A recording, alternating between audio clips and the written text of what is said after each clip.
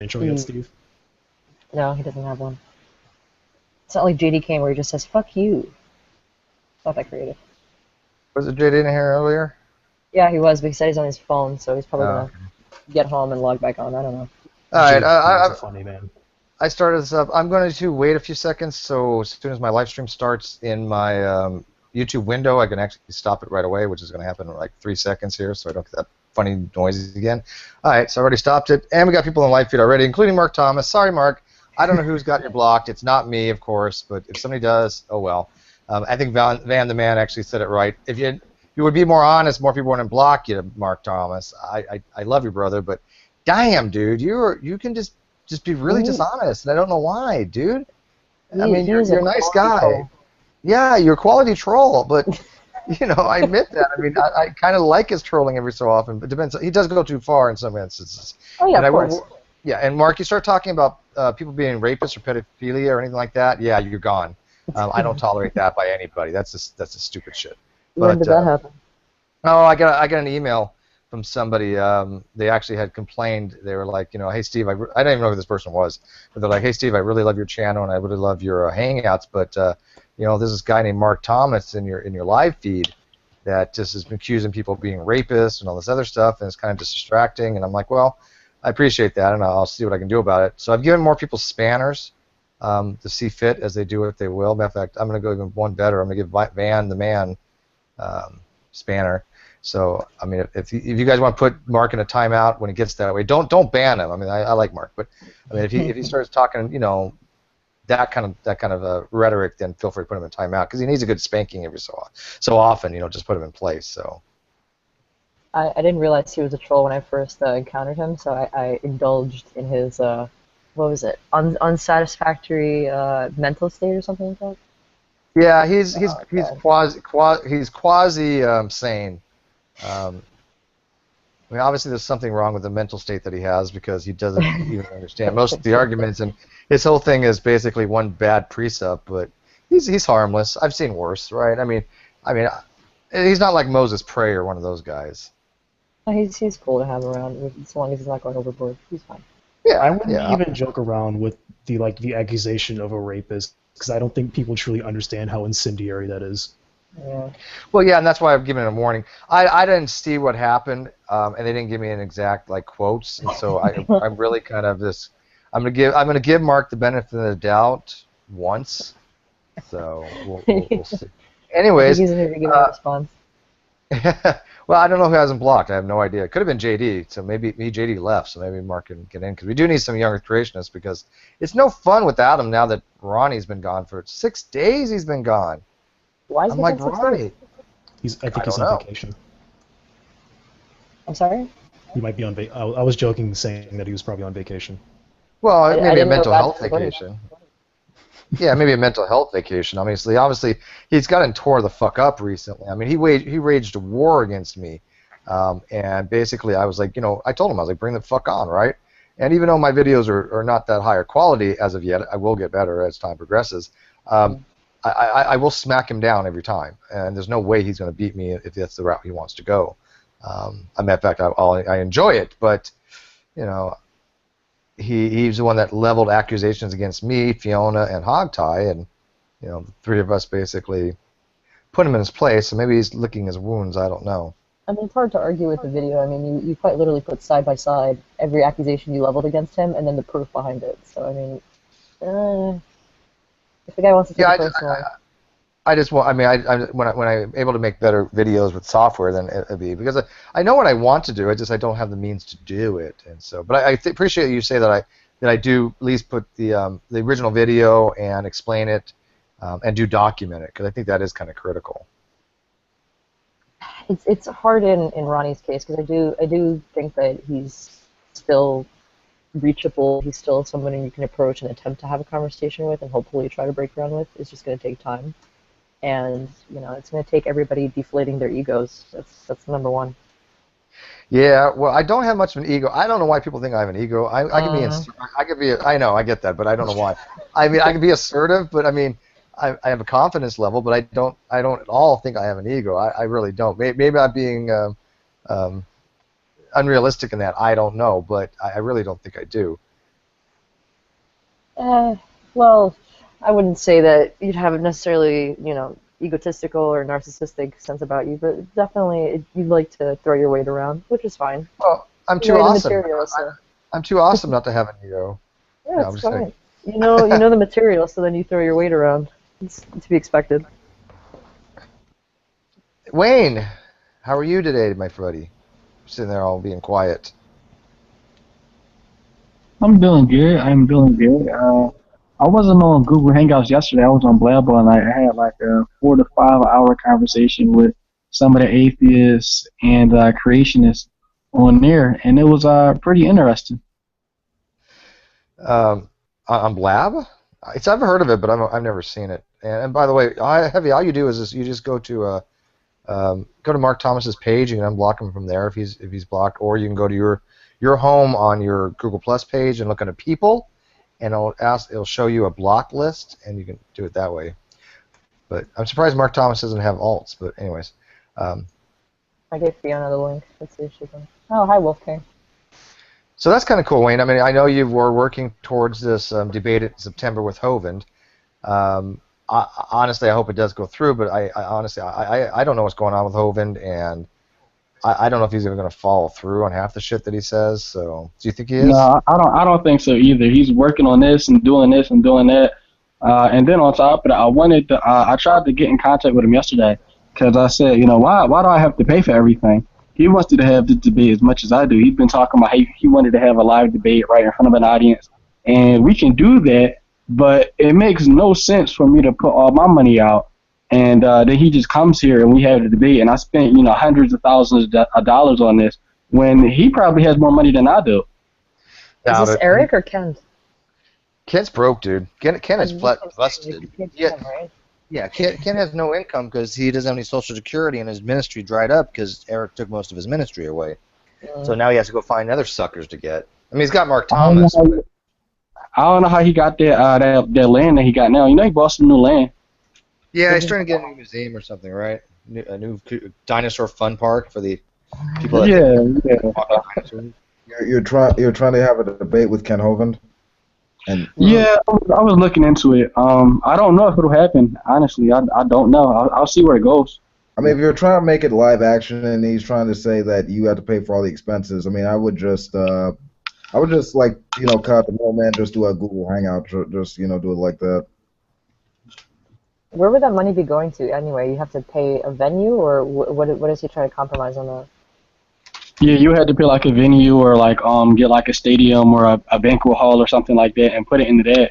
But then there's other expenses, like it would need to be filmed, so I need to hire like a production company so it can look professional. And so money would need to go into that, So he wouldn't split it 50-50 at all. It's just like, yeah, you need to do this if you want to debate me. Right. Yeah, he's only interested in the publicity, and that's it. He doesn't give a shit about the topics. Well, that's kind of really dishonest. Whatever. He probably just wants the free hotel food. Yeah, I mean, the guy's hurting right now. He needs the publicity. He needs to get back his base because Eric took a lot of his suckers, right? So. What is Eric doing now? I've not even heard a peep out of him recently. Not that I've been looking.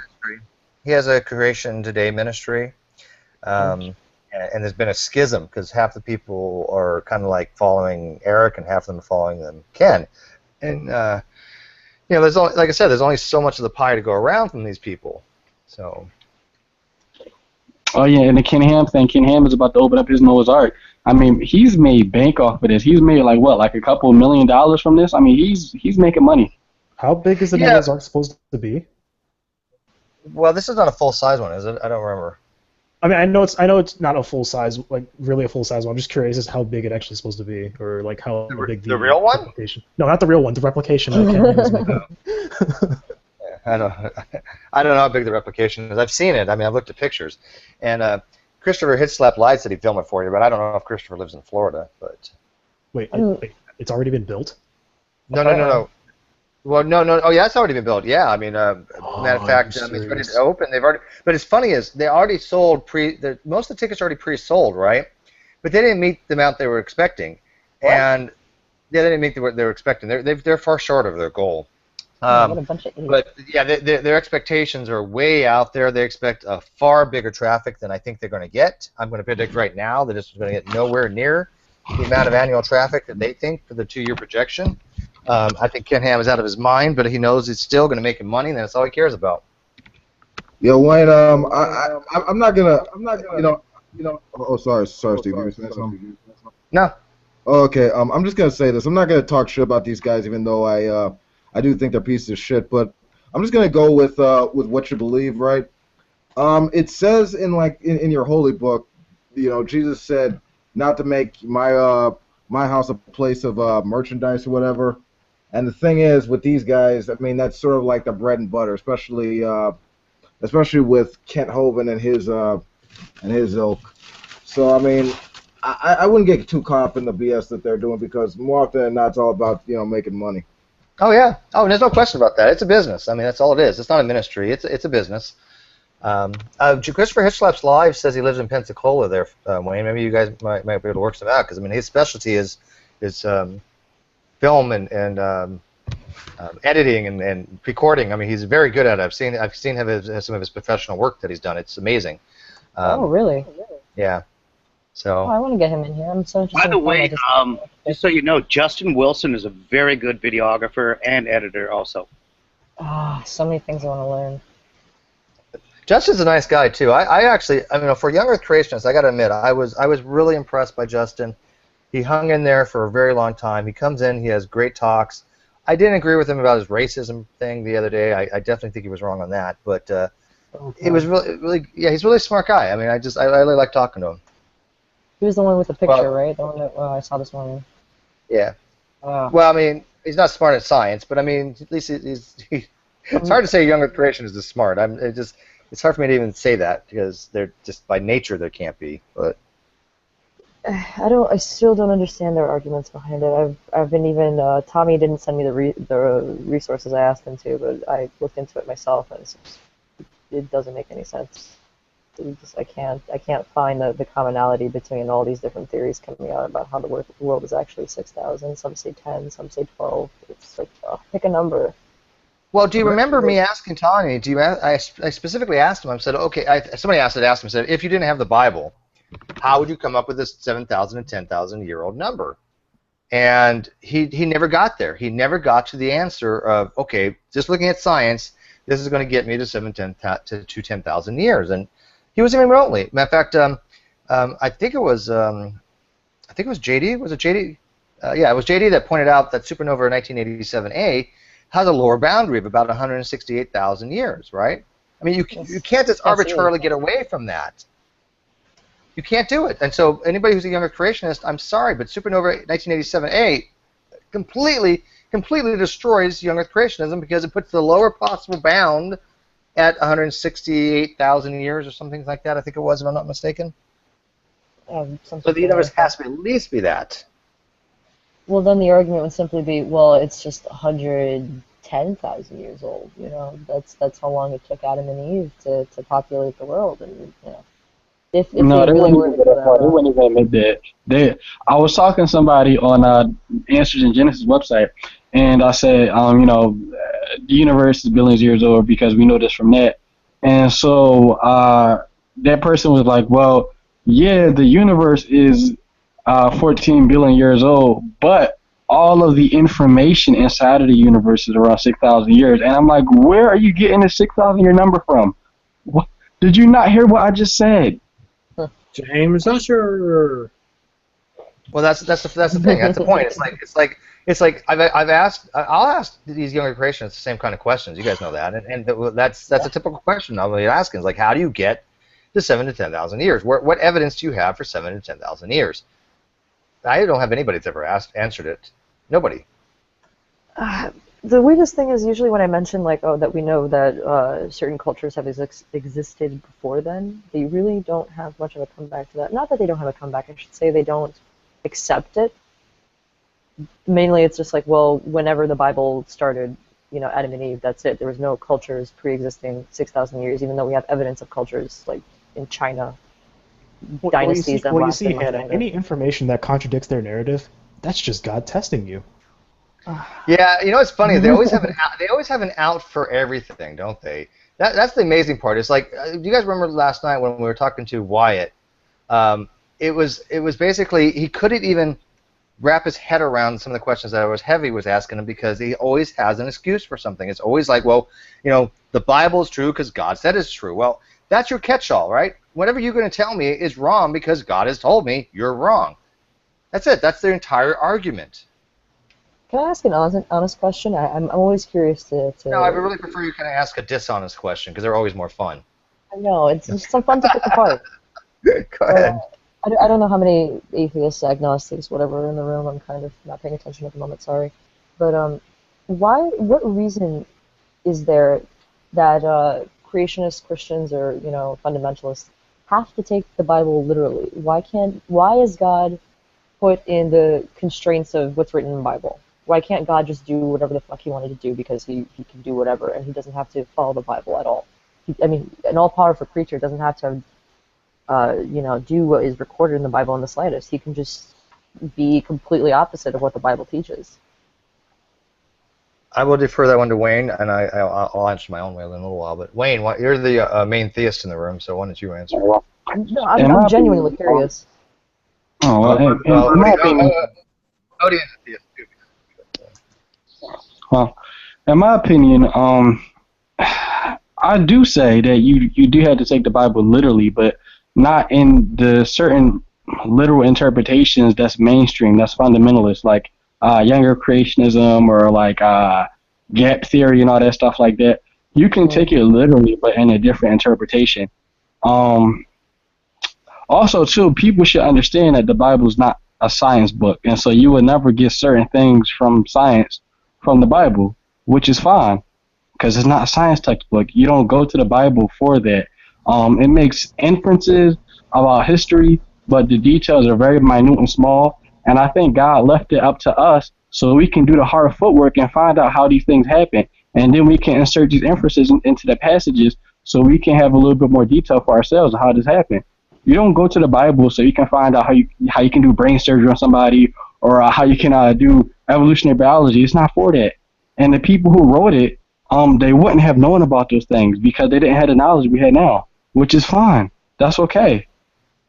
Yeah, are you a concordantist though? I mean, do you believe that there's a concordance in the Bible that it was worded such that it would make sense to them back then, and that we can extrapolate some kind of information from it today that would apply to science? Because that's what General does, General Han Solo, and God knows I love him. I do disagree with it. That's the worldview approach. I was like, there's the concordance approach, there's the accommodation approach, and then there's the worldview approach. So the worldview approach says it works for both times. The concordance approach is like the young earth approach that says that the Bible has scientific truths in it, and the people who wrote it knew about these scientific truths. They wrote it like a textbook. That's the concordance approach. And then the accommodation approach is that it has no scientific information in it at all. It wasn't meant for that. And, even though it makes scientific errors in that interpretation, it's okay because it's not for that. So. Is that the one you adhere to more? I would like to mix accommodationalism with worldviewism, because I do see like bits and pieces like people were formed from the dirt to ground. Then we found out we're dirt and stuff like that. But then there's some other parts of the Bible that says the Bible is held up on pillars, or that the earth is held up on pillars. And so like I really could care less about those things because that was their interpretation at the time. But that's not. That's irrelevant. My Christianity isn't based on a scientific framework of the Bible. Is based on the fact that Jesus lived, rose from the dead, etc. So you don't have to deny reality so you can accept the Bible. You don't need to believe in a flat earth so you can say you believe in Jesus. That's irrelevant. Go ahead, Hannah. I just want a clarification on that. No, that's fine. It's just I'm still curious though, because I understand that individuals say that the Bible is the truth, and there are those who don't believe in the literal interpretations that are presented there, but they still believe the Bible to be true. So wouldn't it be sort of, I understand where the contradiction comes in for some Christians, where they feel like they have to turn to fundamentalism because they have this belief that the Bible is inherently true and not fallible. So for those that believe that it is truth, but there are still things that, that is written down that are not to be taken literally true. I guess how do Christians navigate that without going to denying reality? It Okay. seems to be difficult. Can I speak on that? Oh, there you are. I can hear you now. Yeah, you're fine now. Awesome. Okay, so I just started practicing Christianity, and there's a lot. I know there's a lot I need to learn, but from what I extrapolate,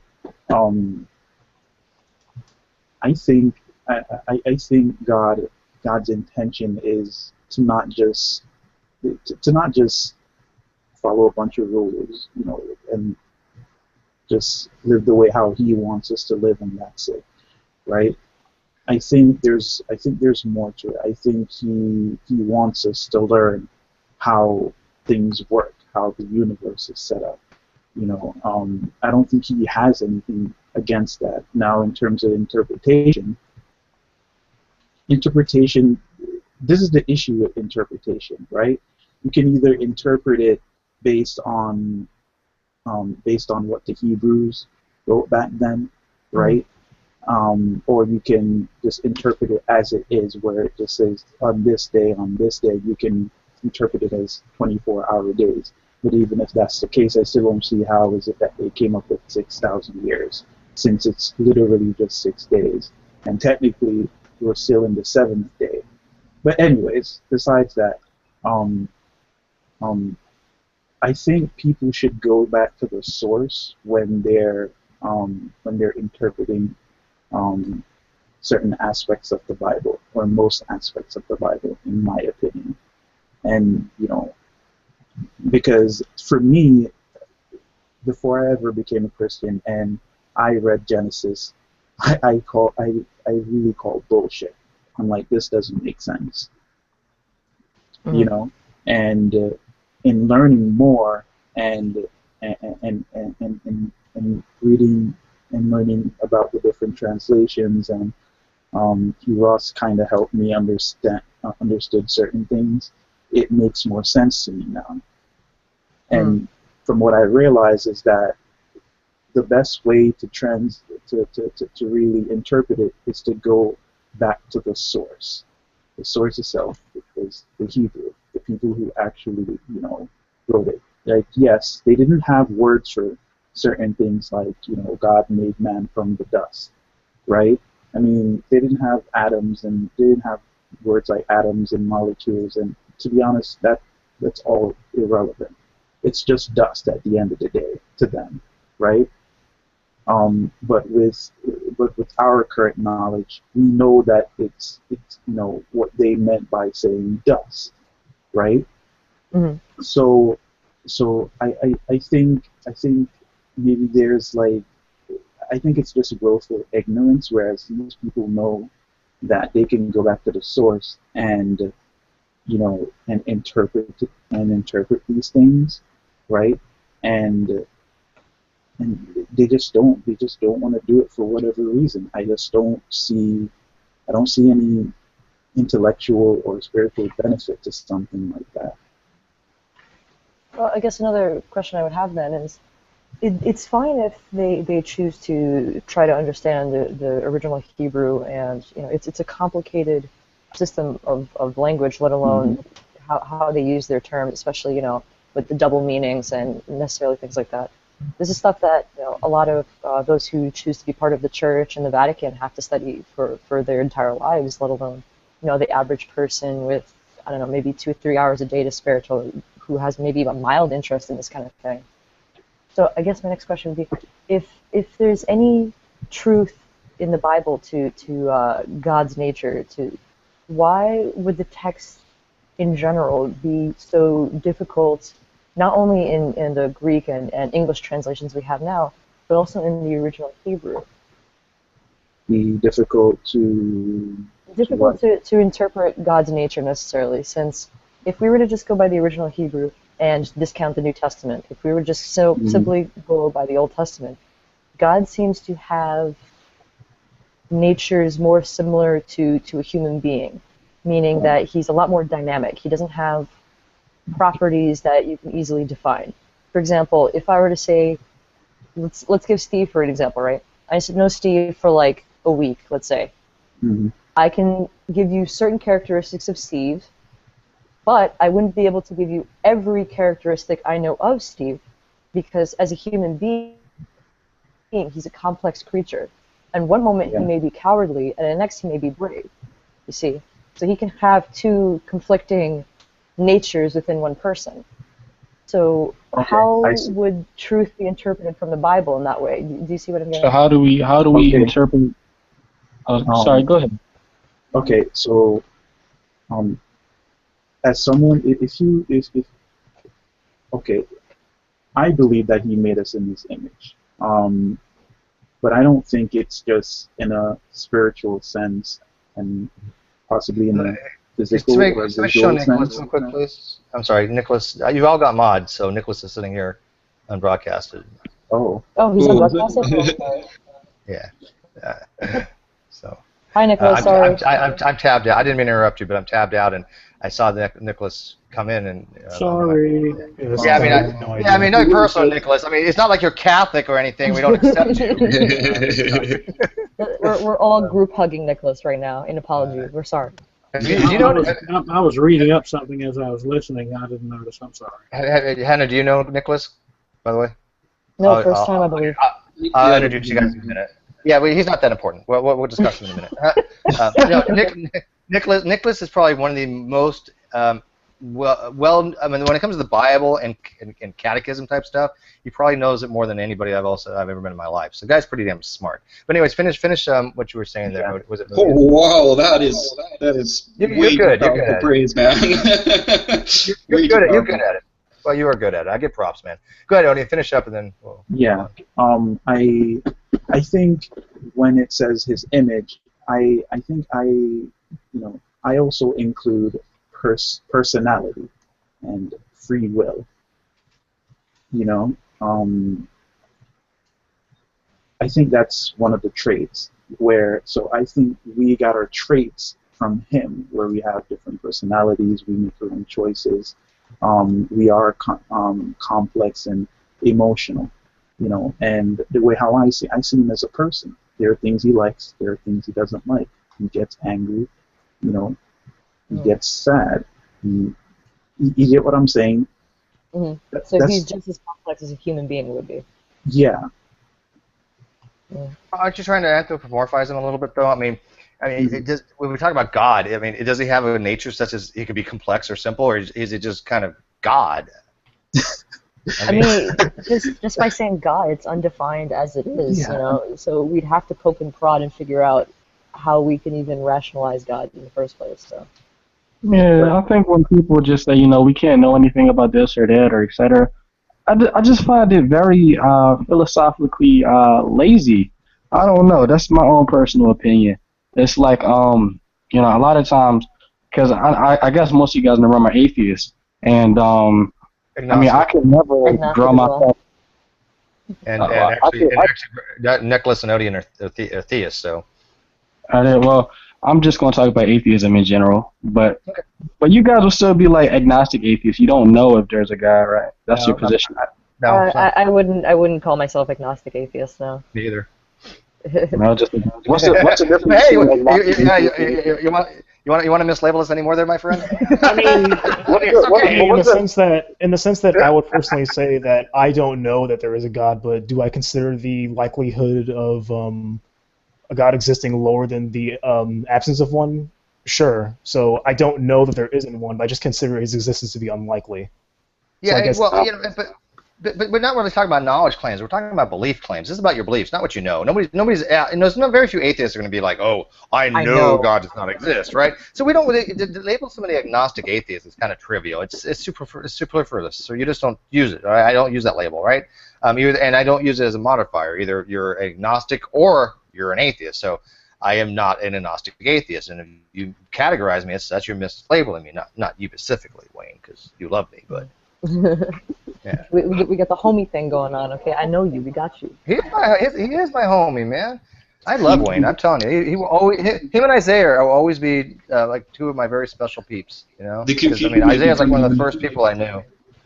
The confusion might be coming in the definition of atheist. If you guys define what an atheist actually is, I think God, don't do it. Don't do it. Don't do it. Please, yeah, don't do it. Not this right Unbroadcast him again. right now. Just don't do it again, please. Items. Just don't do it, please. Item eject. We're We just had a week or more of that. losing altitude. You literally just got out of this. You don't want to go back in.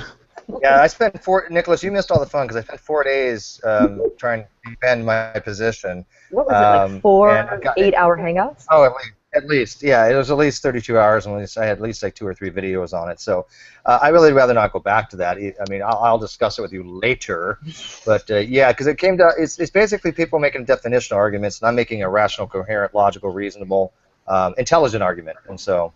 Right, I win. But I mean, like, I'm pretty sure, Steve, that you and I are in agreement in terms of the definition of atheism. And if you understand what the definition of atheism is, calling somebody an agnostic atheist doesn't make any more sense than calling somebody an agnostic theist. Right. Well, if I remember correctly, I would say you probably agree with me, and you think you probably go by the positive atheism. The atheism is the acknowledgement that there's no God. Right, I there's no God. the Christian. Philosophical, academic, historical, etymological definition. Yeah, the actual definition, not the one that's sort of passed around on Google+. Yeah, I'm down with. I found it was most. I found it was most effective whenever talking to somebody about that. It's just to cite sources and ask them to cite counter sources, because you'll have people argue with you day and night that you're just totally wrong and that you're trying to change the argument and everything. And it's just better just to say, okay, well, here's a dozen dictionaries, here's philosophical journals. Please prove me wrong somehow. Well, that's the problem. You know, okay, obviously you agree with me 1,000%. You and I understand that philosophicism is the more academic version. That's the formal version of it. The problem we run into is that because definitions are out there that are very, very sloppy, and they do use a lack of belief as a definition, I'm okay with that, right? If you're an atheist, you say I lack a belief. It is what it is, right? But you have to understand that you're not being very philosophical, so I agree with you on that. But I spent like 4 days on that, so I kind of like moving on. Let's sort of get back to where we was a bit ago. I would just try to make the point that I could never draw myself to the conclusion. Like, even if I came to the conclusion Christianity is the truth, I would never be an atheist because it's philosophically lazy in my way of thinking. For you to just say, oh well, you know, there's no God, and every time you ask people any questions about anything, it's a joke or a snarky reply, and it's just like they don't really have deep philosophical answers for everything. They just hide behind snarkiness and pettiness. Well, actually, that's not true in a lot of cases because I take offense a few of us used to be Christians. We used to be believers. And I find snarky and pettiness among many different positions. For a different reason. But I wanted to back up before we get way off of Young Earth creation. I got curious, and I'm looking up that the idea of a young Earth goes back like to 160 AD. Some guy, and I can't pronounce these names. he was doing a thing on the Jewish writing through the Old Testament, and he came up with a date back in 160 AD of 3751 BC, and there's been different dates from different people down through the years, and then we come up to James Ussher and his thing, and then we come up to the creation, younger creation as we know it now. Yeah. And back then, when people were saying that, it wasn't that big of a deal. Oh yeah, the Earth was created in 3000 something AD, BC, fine.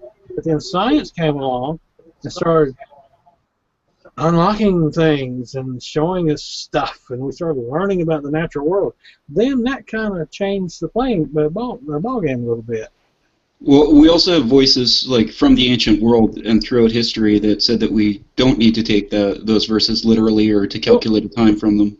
From what this says, and from what I've understood from a few Jewish people I talked to, a lot of the Hebrews or Jewish people, whatever, they don't believe in a literal Genesis either. Right, yeah, most of the people that lived around that time wouldn't have taken those stories to be literal. They, No, I mean, and they would have been familiar with the stories they were based on. So, I mean, even now, they don't take it as literal. Well, even the Exodus isn't taken literally by most biblical scholars. I mean, Yeah. there's been how much evidence out there to support a biblical Exodus? Zero. I mean, literally zero. There's not been a single evidence that they ever wandered the desert. we have evidence that can support a hypothesis of a Exodus, but we also have a lot of evidence that supports that it's not as literally told. And we also have literary devices. Well, we have like literary devices that could make the number seem like a lot larger. I could pull up a couple articles in terms of how they counted people, and just examples in the Bible where like they said, oh, there's like 40,000 people here, where it's like quite obviously they don't mean 40,000 people. They use that number. You're talking about the base 10 number system and how Adam didn't really live to be this old or whatever. You gotta convert the numbers according to their number system, so you can get the most accurate estimate. There's a lot of Jewish numerology involved in the Old Testament. And I believe that too. And in general, obviously, he has a really good argument for that. I forget the base that he uses for that, but I mean, there's obviously evidence to support that. But yeah, I mean, I think the Exodus was like 5 people that just got lost on an overnight. Hey, let's go camp out in the desert, and they say, how do we get back?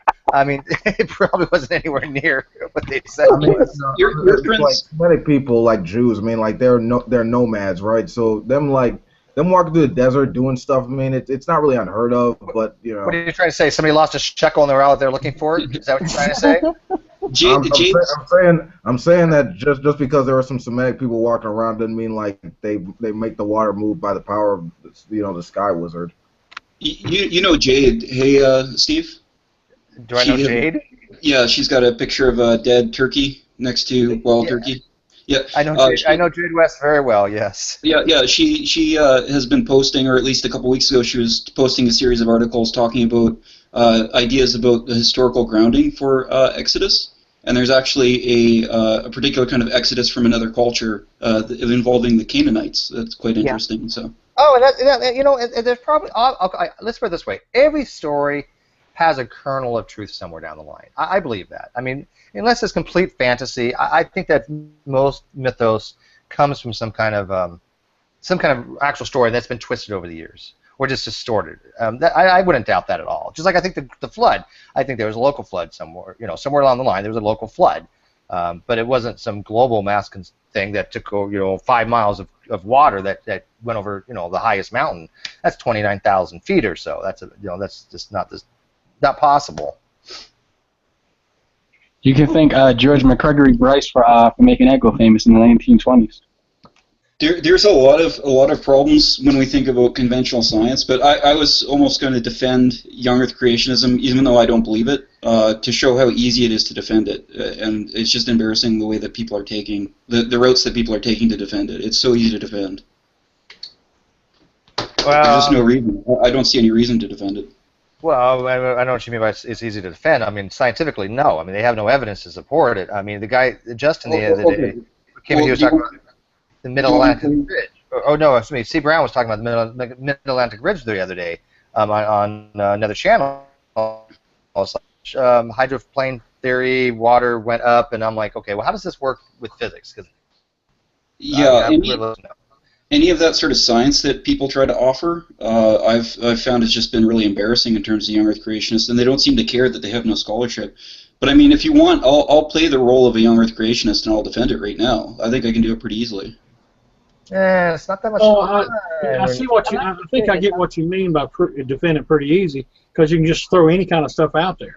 Yeah, that's true. That's what you mean. I thought he meant easy in terms of like there's actually like a logical reason to defend it. That's why I was kind of having trouble pronouncing it. Yeah, no, I think I know what he means. That he could basically say whatever he wants, and then I mean, you can always say, hey, you know what? You can always default to, hey, God did it, and that's my explanation. Yeah, that's the thing. It's really easy. It's been revealed by God, and it was a supernatural event. So physics didn't work the way that we typically understand physics to work.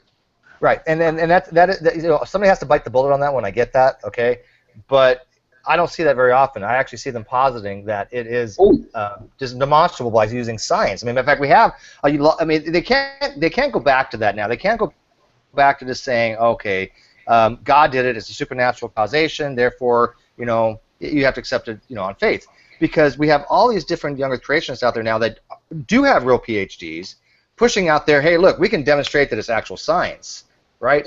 Now we're in the realm of science. Now we're in the realm of methodological naturalism, so they can't just go back to that. Gentry tried to do that with the polonium halos. See, what do they always do at the end? What do they always do at the end? They always move the goalpost to the last goalpost, and they say, oh, well, you just don't believe the Bible the way I do because my God is a God that doesn't need to go by physics. But wait a minute, in the beginning, you said that you could prove it with physics. So what happened? That's what I'm saying. That's exactly. Remember Gentry? Robert Gentry was a physicist or geologist that he came up with the polonium halos, saying that they're indicative of a young Earth. Well, after they renormalized everything and they actually looked at the data, they realized that no, it wasn't. And he just said, well, it actually really is. God just made it look old to us. I don't understand that. Really? But the thing is that, I mean, people can offer bad arguments for a position, and that doesn't make the position any less defensible by good arguments. So I can understand how culturally that might be a struggle, but there's no reason that I could have had the 10 worst arguments for evolution any people had ever heard. Evolution must be true because monkeys exist or some crap like that.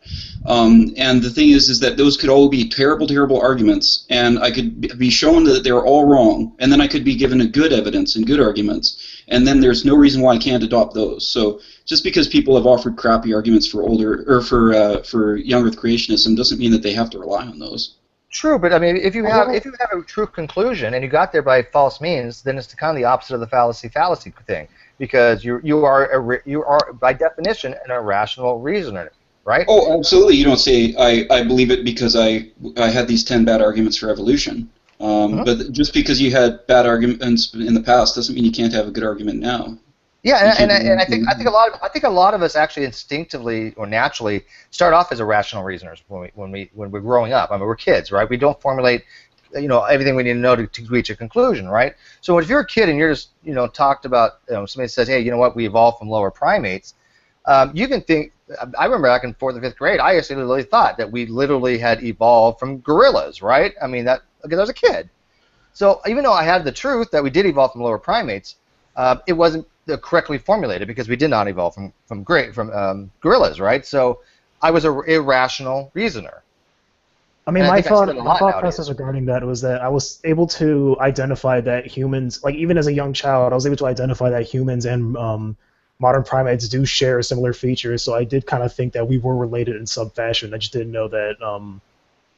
I just didn't know to classify it both humans and that modern primates as both primates. So that was my logical process in regards to it. You know, the funniest thing I deal with when I'm talking to different creationists, like yesterday, I had about like a 2-hour discussion with this one order creationist. He said he went down to Reasons to Believe headquarters. You guys know Hugh Ross and all that stuff. So he goes down there, and you know they accept modern astrology and modern geology, but they don't accept evolution. And so this guy I'm talking with for about 2 hours straight, I'm trying to go over evolution with him. I have a PhD evolutionary biologist in the room. You guys can look it up on Blab. This guy knows Neil deGrasse Tyson, which is pretty awesome. And so this guy is trying to explain evolution to the guy, and we get all the way to the end of one of the best explanations I think I've heard. And so put simply, the explanation was, would you agree that a car today has a common relationship or common ancestorship with a Model T car? And the guy said, yeah. And so, you know, he said, before the Model T, what was there? And he said, well, people were pushing carriages with horses. And the guy was like, well, wait, the buggy, right? The carriage buggy wasn't a car, right? But somehow, some way, the carriage evolved into the car. You have two different things that are not the same, but one evolved into the other, nonetheless. And I think that's a pretty good explanation. And I disagree. It's a bad. I wouldn't use that. Like the dangerous thing about that is that the true empiricists will take that argument to say that there's no way evolution is true because inanimate objects such as cars and Model Ts don't breed or anything of that nature. Well, actually, it wouldn't be true empiricism they'll say that. It would be me or Fiona or anybody else. We've actually ran across that argument. True empiricism using that argument with skateboards and motorcycles. Because they're not biological systems, right? I mean, that's one of his arguments is that, you know, a motorcycle is a skateboard. whatever the hell it is. Nonetheless, I think you know what I meant though, because like Yeah, I do. But I'm just saying, Is it literally true or is it literally comparable? I think at that point it's okay. This kid has no understanding of how it happens organically, so I need to illustrate in a way that's easier for him to understand. Yeah, I get that. You have to. And so at the end of everything, the guy says, well, we do share common similarities with them, but that doesn't mean we're related. And then I did the whole explanation. You share common features and common genetics with your sister, your cousin, and you guys are related. But you also share the same exact similar genetic features with these primates, and you don't think you're related. And he said, yeah, we share common parts, but we're not related. And I said, all right, now what about you and your sister? He said, we share common parts and we are related. So wait, what is it? I think there's a really easy younger creationist answer to that, and that's common designer. Yeah, well, no. I mean, I see a distinction between younger creationism and common design. I mean, they can't just they're trying to incorporate different worldviews here, okay? Because common designer, you have to have evolution. You have to have it, right? I mean, you look what they're trying to do is they're looking at the evolutionary model and looking at phylogeny, and they're saying, okay, how related?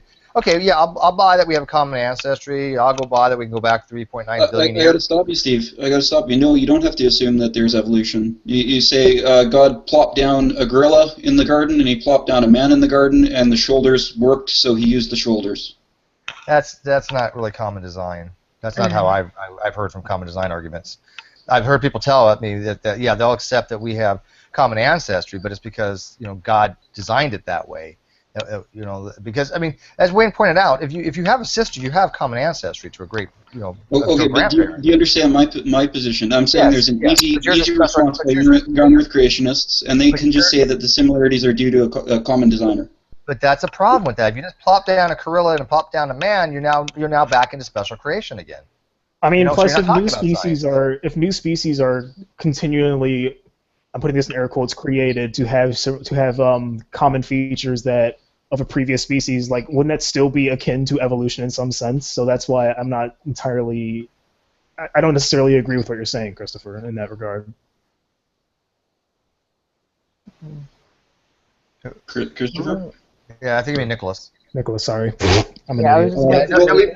He doesn't know. Nicholas is so drunk half the time, he doesn't know where he's at. It doesn't matter. He doesn't even get his name right. Evolution refers to like the process, right? And so we don't say that a car has evolved because we're talking about the biological process where there's change over time. Like I'm not the evolution expert in the room here, but you don't you can have them all plop down at the same time. You can have a gorilla created at the exact same instant as a man. Why is that a problem? Because we're talking about science, right? Well, the whole thing of this is to describe science, and you can't just arbitrarily say I'm going to posit supernatural occurrences when I want to. That gets rid of the whole reason why they have intelligent design. Intelligent design is actually trying to look and say, okay, yeah, we have all this science, and I don't agree with intelligent design in any way, but I mean they're trying to at least say, okay, yeah, evolution looks like it's all true. We can go back and have common ancestry, but it also points to the fact that there is common design or common intelligence that made it all happen. I disagree with it, but it's at least it has to apply the evolutionary model. Now you're just saying, oh well, young Earth creationists could just say I do want to plot down a gorilla and a chimpanzee and an orangutan and give them all the appearance of age because orangutans go back about 13 million years, right? Gorillas go back about 8, chimpanzees about 6 from the where we diverged from them. So, you're saying, well, God did it, and so that gets rid of the whole reason why we're trying to find scientific explanations. I'm just saying that the easy response of a young Earth creationist to these similarities show that there must have been an evolutionary relationship. It doesn't follow. I think it's a good argument, but I don't think it's not deductive at all. Or it's not like it's not framed in a way that it shows the conclusion to be true necessarily, because there can be other explanations. I would call it inductive. It makes the conclusion seem likely. But it's not. But the problem is it's not a scientific argument. You can't have a scientific argument that begins with some kind of being had a special creation. Okay, well, what was the being? What was the mechanism? How did he do it? Give me the physics and how he did it. You have to have some kind of So you don't think that somebody that appeals to last Thursdayism could employ science? Well, there's a difference there. First of all, like again, if you're going to put that, oh well, we already were created last Thursday, that you're not dealing with science anymore because there's no mechanism to get you there. What in science allows that to happen? Well, no, but you can use observation, and you can generate hypotheses, and you can test them, right? You can do all those things, even if you have a supernatural origin. Not in science. Yeah, but what would be the observations that you're making? What can you observe that will lead you to the hypothesis that we're creating? You make the same observation that the evolutionist says when the evolutionist says, look, the gorilla and the human have similar shoulders, so they must be related, like ancestrally. And then you respond and you look at that same evidence and you say, well, yes, I agree that evidence is there, but I don't think that we can infer that they're evolutionary related because a common designer can also explain this. I'm still wondering how you would see something that would indicate last Thursdayism. because again, you're positing by inherently positing a supernatural reason, and science doesn't allow for that. So if I asked you, Nicholas, and I know you're playing kind of devil's advocate here, but if I asked you, I said, okay, give me a scientific reason other than evolution to why things appear similar, you're barred at that point from saying, well, God did it or a creator did it, because that's not falling under methodological naturalism. Would you agree? Well, then we're talking about methodological naturalism, and I would say that you can proceed with methodological naturalism from a standpoint where you already have certain supernatural assumptions.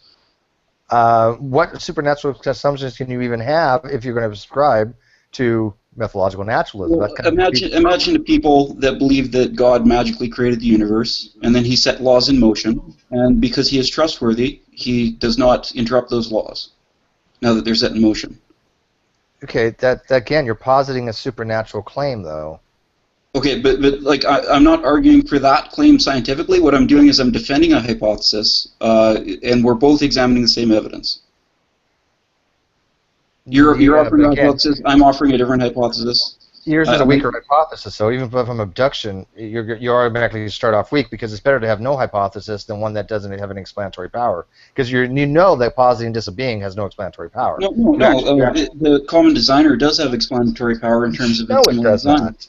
For similar designs?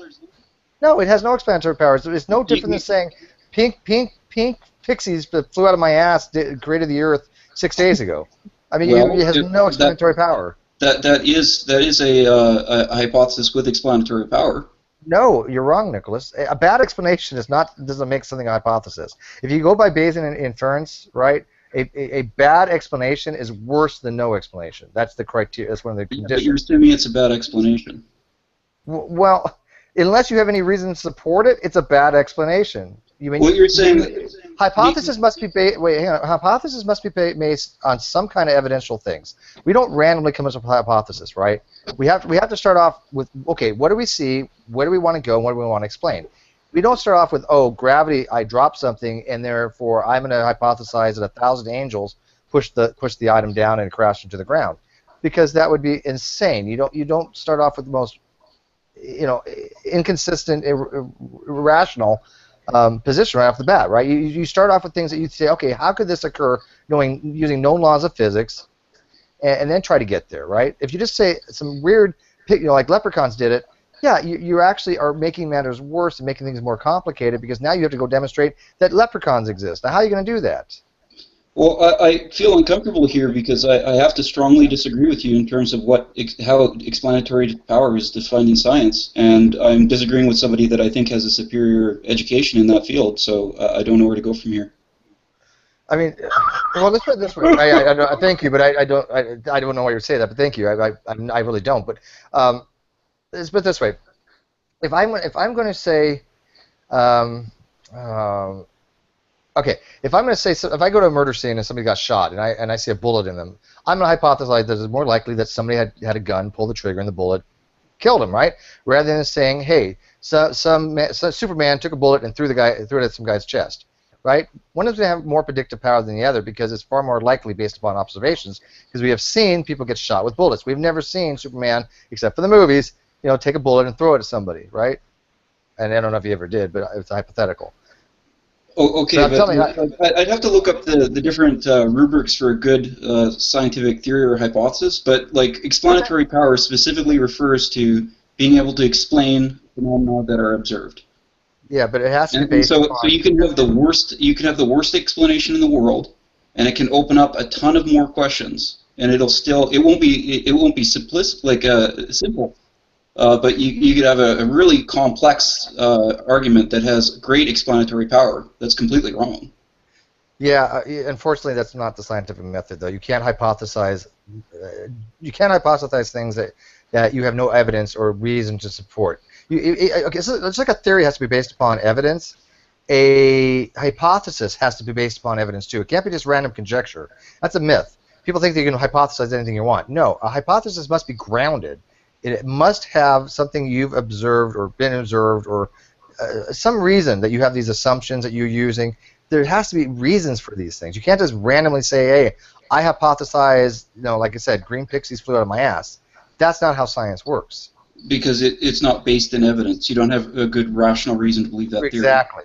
Yes, but, exactly. But the theory still does have explanatory power. Not according to science. They don't consider that having explanatory power because it doesn't explain anything. You can change it to blue pixies that flew out of my ass. You can change it to blue pixies that I spewed out of my mouth. Either one, or both of them have zero predictive powers, right? They're both completely absurd because you've never seen either one of them. So what's the difference? What's a better hypothesis? I would say that if you have a theory that one pixie did it versus 10 pixies did it, that's equal explanatory power. Yeah, both. Well, equally bad. Equally, if you, like I said, using Bayesian, they're both negative. They both fall below a no explanation, a null. Well, you wouldn't have a theory. You'd have to start with hypothesis and then build your way to theory. Well, we're talking about hypothesis. We're talking about conjectures more than anything. Right. I mean, obviously, pixies flying on my ass are not going to be incorporated into a theory. I mean, unless they do. Now, rainbows, maybe. Perhaps, yeah. Perhaps you never know, right? Yeah, I could actually. I might be actually burping rainbows and farting pixie dust. I like to think you're special enough, but I think we can all disagree on that. So what do you think explanatory power means, Steve? Because obviously that's where our disagreement lies. Okay, well, Bayesian is not my thing. Joe is much, much better explaining this. But Bayesian, what it does is it takes various variables. And one of the probabilities and variables that it uses is past observational knowledge, okay? I believe it's in the denominator of the Bayesian formula. So what it does is it says, okay, if you have no prior experience, no prior observations, you start off with 0.5. And so having some type of prior experience with something that at least you experienced before will actually change the ratio such that it'll give you a higher probability of that being more likely the case than less likely the case than positing something that you say, okay, I've never seen this before, and then the model itself just puts you at a it actually comes out to be a negative, but I don't know the math well enough to tell you exactly how. I just remember it comes out to be a null, 0, if you at least posit something we've seen before, but you don't have any good evidence for it. It's basically it's your likelihood based upon previous experience. But I'm not a Bayesian person. I don't get it that much. I can look at it and tell you it's Bayesian mathematics, but you would have to defer to Joe on that one, man. I'll just repeat my question. Explanatory power, how do you define that? The ability to make predictive modeling and explain. That's predictive power. Right, but to explain something, you must be able to predict it. If I say, okay, I'm dropping something, and my explanation is that a force called gravity acted upon this, and if I predict that if I keep dropping it, it's going to drop every time. And then I could use mathematics to actually make the model to show the space-time, curvature. That's what an explanatory model is. It explains by having some kind of a relationship that comports to reality. But I'm a scientific instrumentalist, right? So I don't think the scientific theories actually are the way they are per se. They can be, but I think they're more just a representation. Okay, because this is how I define explanatory power, and I'm pretty confident to that, and maybe I'm wrong. I hypothesize a good explanatory power if it successfully explains all the phenomena in question. For instance, imagine I'm playing the shell game and I lose 99 times out of 100 rounds. It could be that I'm just very unlucky. However, the odds of that are very low. According to chance, I should win 1/3 of the time. However, the explanation that the street vendor is hustling me and slipping the ball into his sleeve better explains my high loss rate. It thus has greater explanatory power. Well, isn't that kind of what I said? I mean, not sure. Well, I don't understand how pixies don't explain things. Because we've never seen pixies do that. We have no reason to. You can't just. Again, you can't just assert some kind of random hypothesis that you have no reason to assert. That's not how it's done in science. I would say that you don't have grounds to do that, and you're in extreme danger of ad hocness. But I would say that such a theory, even though you don't have good grounds to establish it, still has good explanatory power. No. Again, pixies have no explanatory power because you have no predictive modeling, nor do you have any mechanisms. How do pixies do what they do? They just do it through magic. Okay. Can you? How does the magic do what it's doing? How can you demonstrate the magic? So you have if you have an explanatory model, it explains things. So you have to demonstrate. That's how a theory works. A theory is an explanatory model, correct? The scientific theory of gravity, general relativity, is an explanatory model. So that has to be demonstrated. It has to be confirmed. We don't even really understand how time and space work. And so if that were true, that we had to fully understand every aspect of the theories that we work with, then that would mean that none of the theories are good.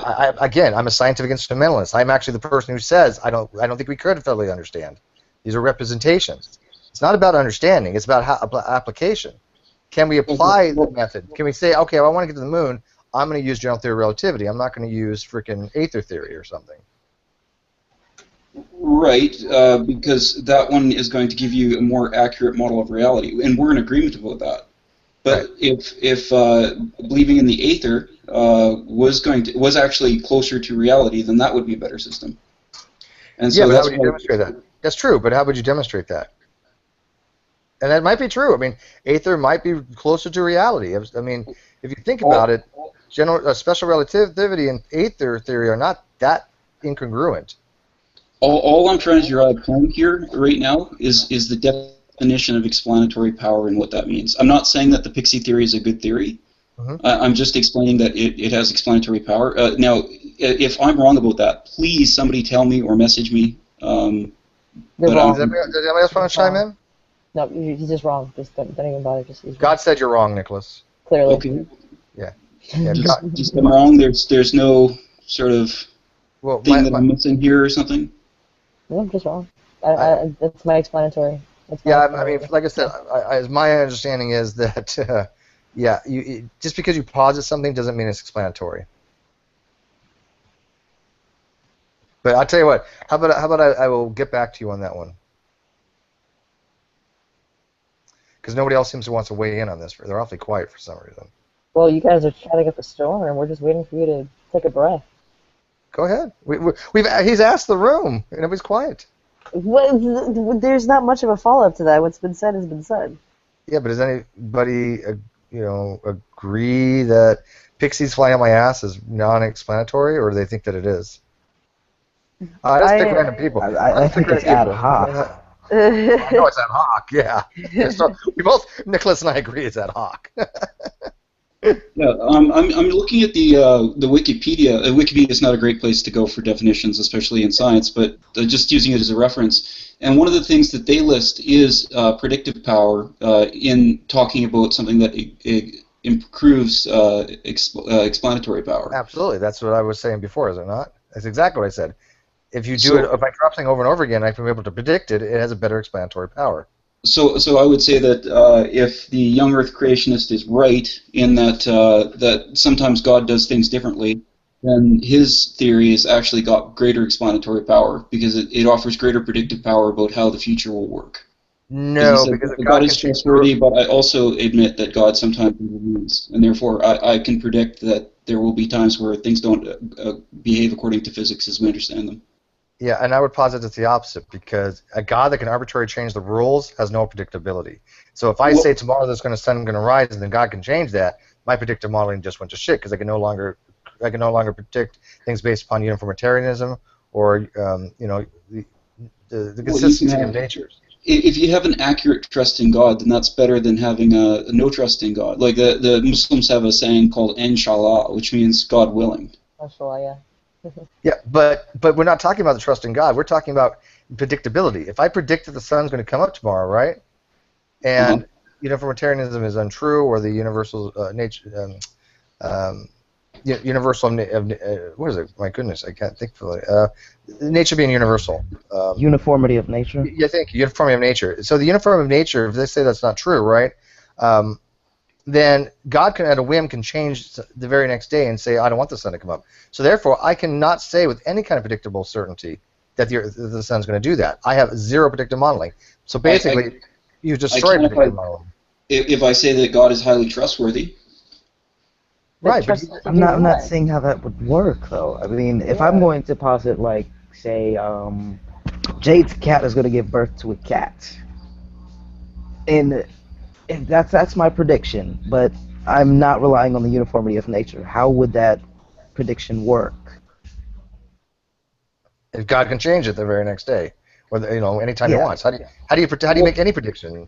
Because so God have a dog. Basically unpredictable. Yeah, God could arbitrarily. They say, I'm going to make him have a dog.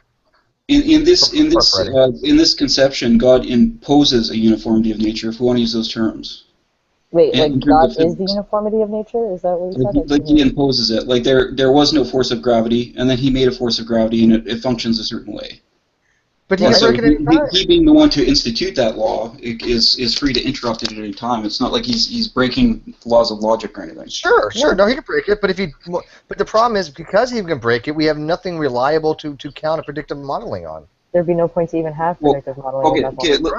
You and I would agree that the assumption of uniformity of nature, if the uniformity of nature is true, is better than just a belief in a high trustworthiness in God's reliability, right? Oh, I definitely believe it. I accept the uniformity of nature. Okay, yeah. So we would agree that uniformity of nature being true, the trustworthiness of God is actually, it has less explanatory power, right? God as an explanation for anything, I think, is less explanatory. But that's going off the rail there. But can I point something out? I think I see a disconnect here, because I see what you're saying, Steve, completely, and I also see what Nicholas is saying, and I think the reason is because of the different parts, the different components of how we kind of do science. The explanatory power, that's more of a philosophical and less, I guess, evidentiary. The basis of it is more of a philosophical basis, and therefore it's like a little bit more of a, I hate to use the word vague, but comparing explanatory power is way less cut and dry, I guess I could say, than explaining or evaluating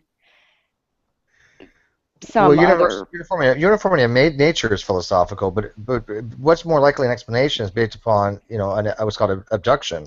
So what's more likely the case based upon prior knowledge, based upon prior instances, a priori understanding of things, right? I mean, I'm not. If I've like the example with the shell game, right? I know that people have done the shell game before, and I know that people usually cheat. So if statistically I'm not winning at it, I can say from prior experience, right, that the person's probably more likely cheating. That's an abductive argument. Right. That the explanatory power is more that he's cheating than aliens from the other reticular come down and taking my money. Right, but I mean the way that we make judgments of explanatory power is kind of layered. I mean, there's a lot of different elements to it, and a lot of them are a little bit more subjective. Pardon? You mean like the logical process to get to that explanation, like based on the evidence? Right, right. Like there are different ways that we could make a judgment and evaluate explanatory power. You know, like there are a couple of different avenues we can take, and each avenue, like there is a route we can take that is based on more concrete evidence. But you know, you can, if you go another level, it could be based on social ideas or like logical reasoning or something. Right, right. I mean, it's just kind of, I don't know. It's a weird one of the different ways that we evaluate, you know, a hypothesis or whatever. The idea of explanatory power does have this element to it that's a little bit subjective. But you do agree that to form a hypothesis, it needs to be grounded in reason. It needs to be grounded with justification. It needs to be grounded on scientific evidence, right? Absolutely. And we have no evidence to support pixies, right? We have no evidence to support right, God. right. So that's why we don't hypothesize things we have no evidence of, because in science we just don't. And by saying, well, God explains things, then they're automatically violating one of the basic tenets of science, which is not to postulate things that we have no evidence of their existence. And yeah, people can start getting into, oh, well, dark matter, dark energy. No, we do have evidence of their existence. We just don't fully know what they are, but we do know they exist. I guarantee it, they exist. But I'm just having a hard time following Nicholas's. They do exist in your world, Jade. We understand. I was about to say I'm having a hard time following what Nicholas is trying to suggest. So is it essentially? Oh, go ahead, Nick. Sorry. I was just going to give another example to try to drive home that explanatory power can be based on supernatural explanations, and if we live in a universe that has a supernatural aspect in it, then hypotheses that account for that properly actually have greater explanatory power. I was going to use the example of somebody rolling a die or a random number generator, and having somebody that believes that there is no supernatural. Let's imagine a world where there is nothing supernatural, and we have the person that says, oh, there's a supernatural thing, and I can choose to make that number whatever I want, but I don't like to do it too often. And so you can highly trust that it's going to be really close to that accurate, but it won't be accurate in the way that you'd expect statistically. And then you could have another world where you've got the exact same two people having that discussion, but that's actually a world with supernatural natural stuff going on. And so because that person does actually sometimes change it, any hypothesis that takes into account that they're highly trustworthy, but that this isn't necessarily just the way things go, is actually going to have greater explanatory power. You're positing a modal ontological situation, though, and if you start talking about any possible worlds, then that has nothing to do with the world we live in. I mean, yes, in a given possible world, right? If you're going to be talking about some kind of modal existence, yeah, then you're right. Obviously, I mean, if you have a world where supernatural things can occur, then yes, in that particular world, it would be a more likely hypothesis. But unfortunately, we don't live in one of those worlds because we have no evidence we live in one of those worlds. So you're not saying that pixies in principle couldn't have higher explanatory power. Correct. You're saying that based on the evidence we have, it doesn't. Oh, well, I agree with that. Absolutely. I agree with Absolutely. that. Yeah, I'm not positing that pixies could not be an explanatory under certain conditions. If we have reason to, sure. And it might be a world that exists in, right? If you want to play the possible world scenario, right? Sure. But that's not the case here.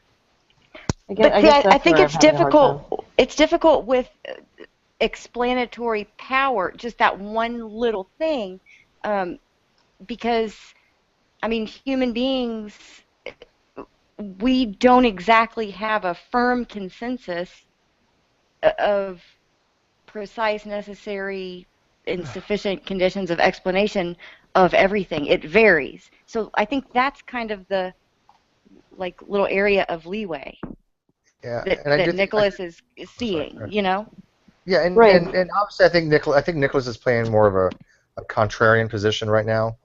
I think so too, but I think I see the in he took. Yeah.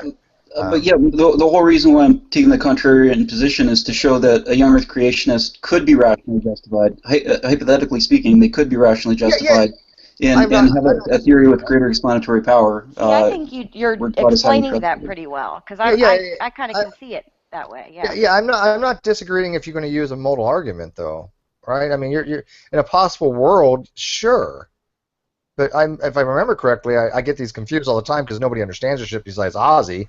I'm kind of a moral anti-realist. I don't know. It's really confusing when you talking about counterfactuals and all this other stuff.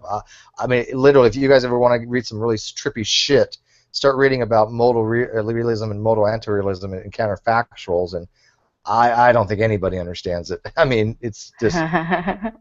Have you guys looked into that stuff? Ozzy seems to be the person to get a hold of it, but he has a handle of it. Nicholas, do you understand modal realism? I think I understand everything you just said, but to compare my knowledge to Ozzy would be like somebody that's in grade 8 talking about evolution to somebody that's like got a college degree talking about evolution. Yeah, he's the only one that seems to understand it. And when he talks about it, I'm like, oh, okay, yeah, I'm going to go with that, but yeah, I don't fucking know.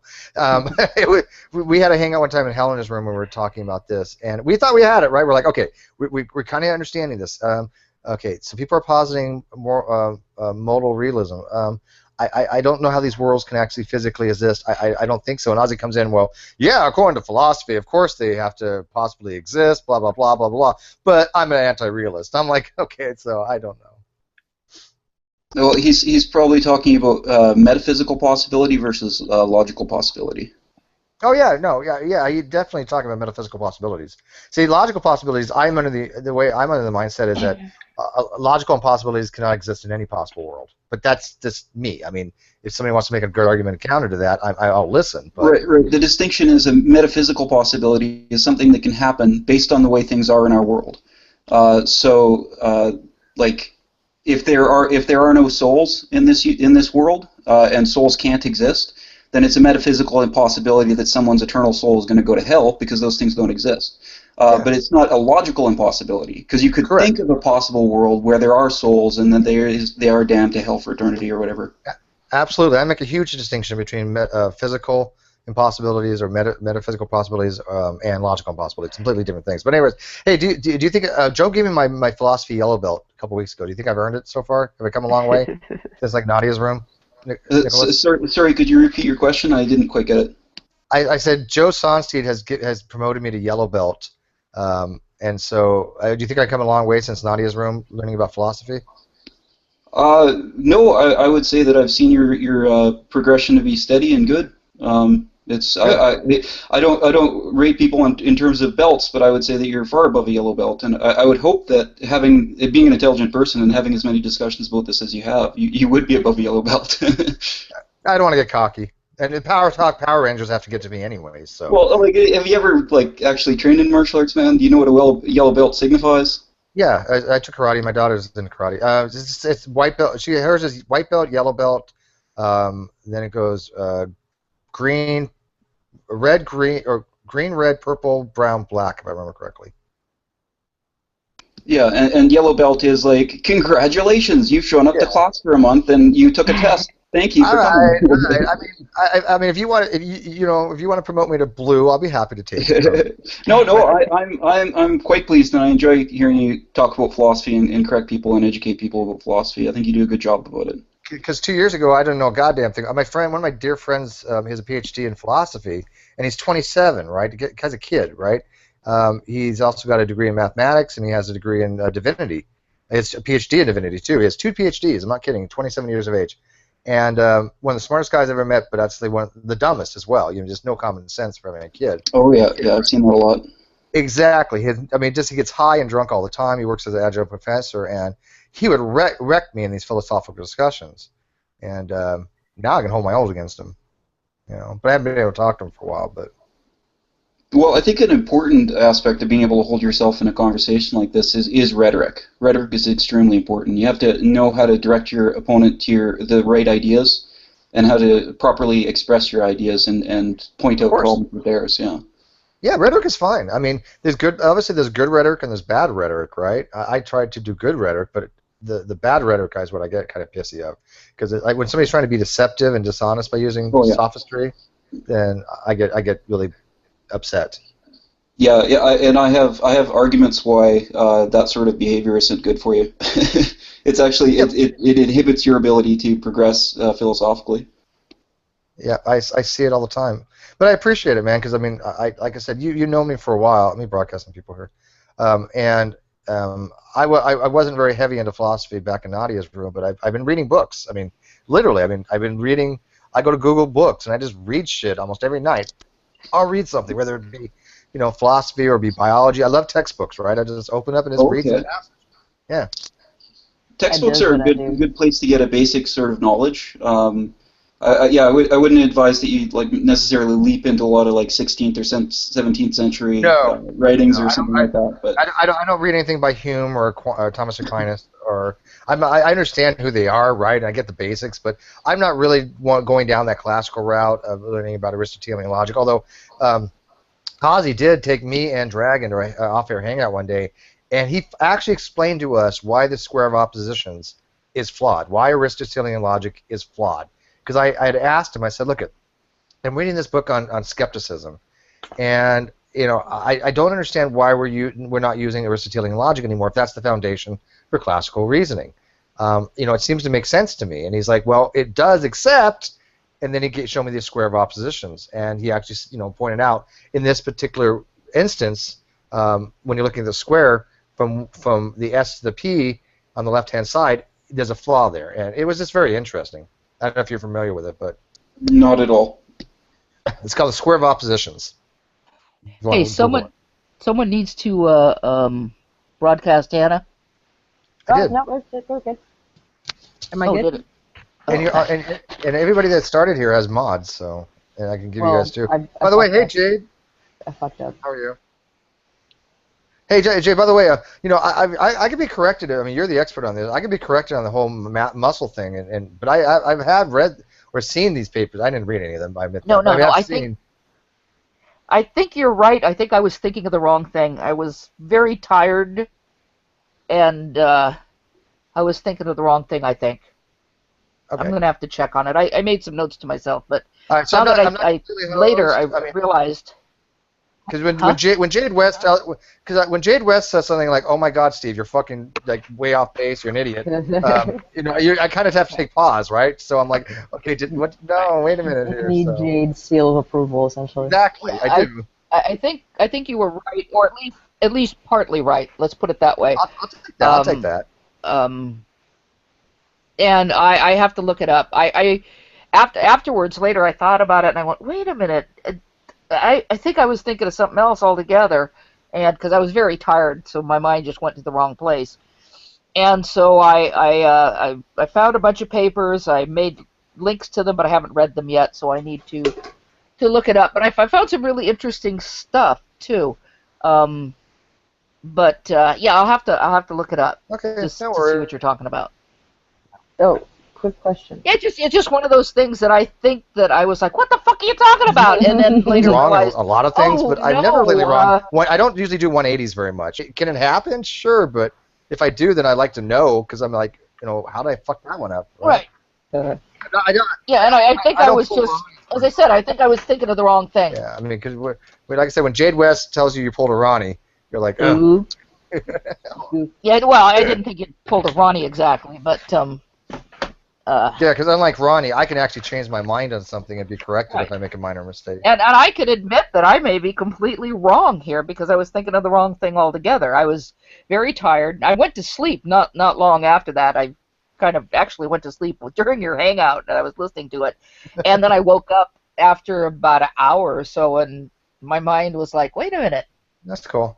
Jade, I think you're wrong. Jade, I think you're wrong. So, yeah. It's just so funny because in my Hangouts, right, because we have such an eclectic group and so diverse, that we all kind of have our own little knowledge and stuff like that. But we don't mind correcting each other. We don't do it, with malice, right? We were like, you know what? I think you just made a mistake on that, and let's fix it, right? Nobody has a problem with that around here. No.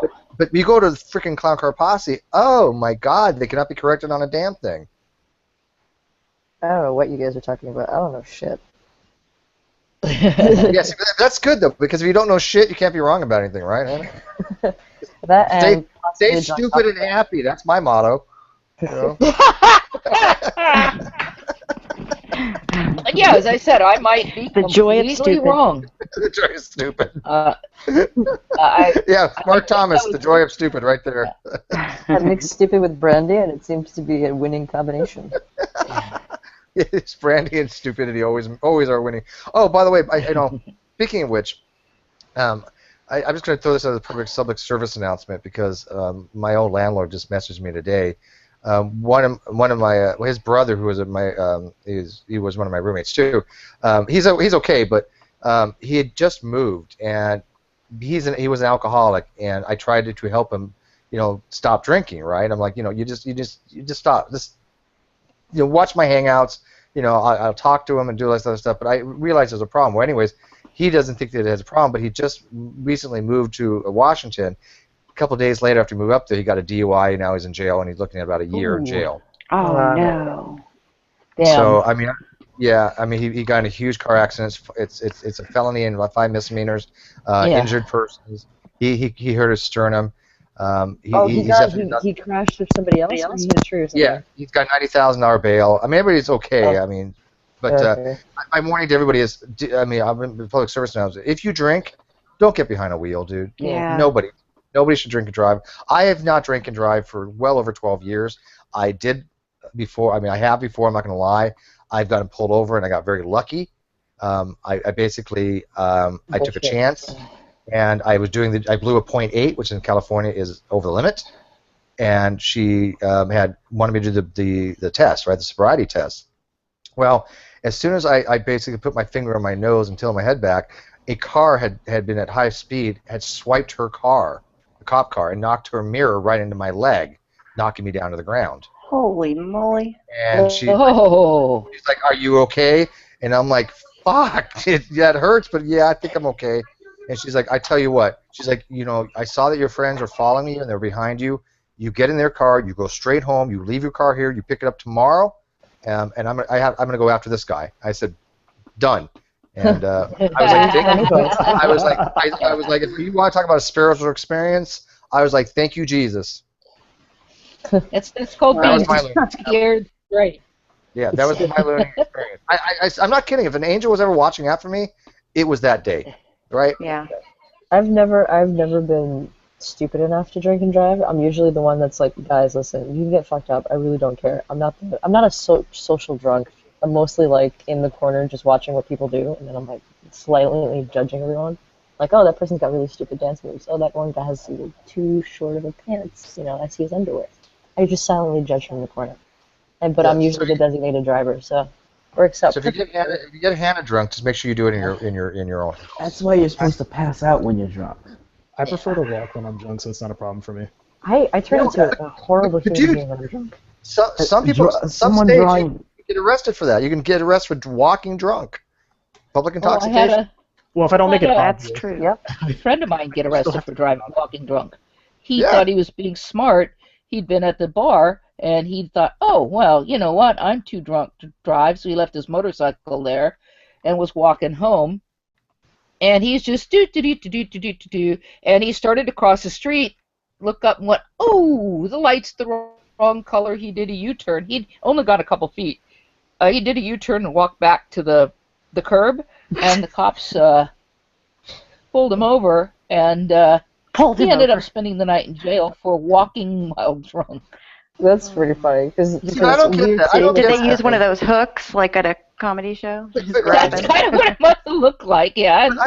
But I don't get that, because if you're walking home drunk, that is a far better option than driving home drunk. Yeah. The issue is that you become a hazard then for people who are driving on the road, because like that guy did, he's just walking into the middle of the street. Well, and then they should be cool, and they should be like, let me give you a ride. Yeah, to be clear. Shouldn't there be like some sort of a free cab service for that kind of thing? There is. At the bar I used to go to, there was always one, and then the bar itself had actually bought a van to do it, and the driver would just get tips, and it increased their business like tenfold. I mean, people were like using. Yeah, I mean, people were using that shuttle all the time. It was free. It's a free shuttle, but of course the guy worked on tips, and of course he always got tips. He made good money. But it was a brilliant idea. Yeah. Oh, fucking But I was everything going to say, to be disgusting. clear, the police that pulled him over were not nice guys. Yeah. Where I used to live, there were a group of police officers who were thugs, basically, and he just had the bad luck to be pulled over by the thugs. That happens, sadly. It's same thing like in New York City. It's depending on what precinct covers your area, but some of them are just ridiculous. Like the 114th over here, and by where I live, nobody looked that up. Nobody. Steve, you heard me? Nobody looked that up. Yeah, I've already got your address, so it really doesn't matter. Okay. Sorry. I used to do the Explorer program with them, which is like, oh, take urban kids and make them do community service so they don't grow up to be pricks. Didn't work. Everybody that ever took that thing grew up to be a prick. Mainly because they gave us ridiculous power to tell other people not to do anything or to do what we want. So they would give us these little polo shirts with like the police insignia and a fake badge. A fake badge. And we would go out into the street during like festivals or wherever and pretend to be cops because the real cops were too lazy to do anything. So at one point there was like a disturbance at like a street fair or something, and I'm like the second oldest kid there and I don't give a shit.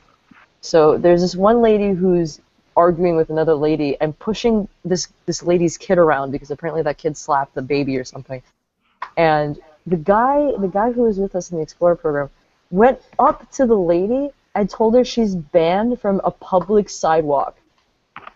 And she left in a hurry. She comes back with like her husband, and it's us versus this big brawly Spanish guy and this chatty woman.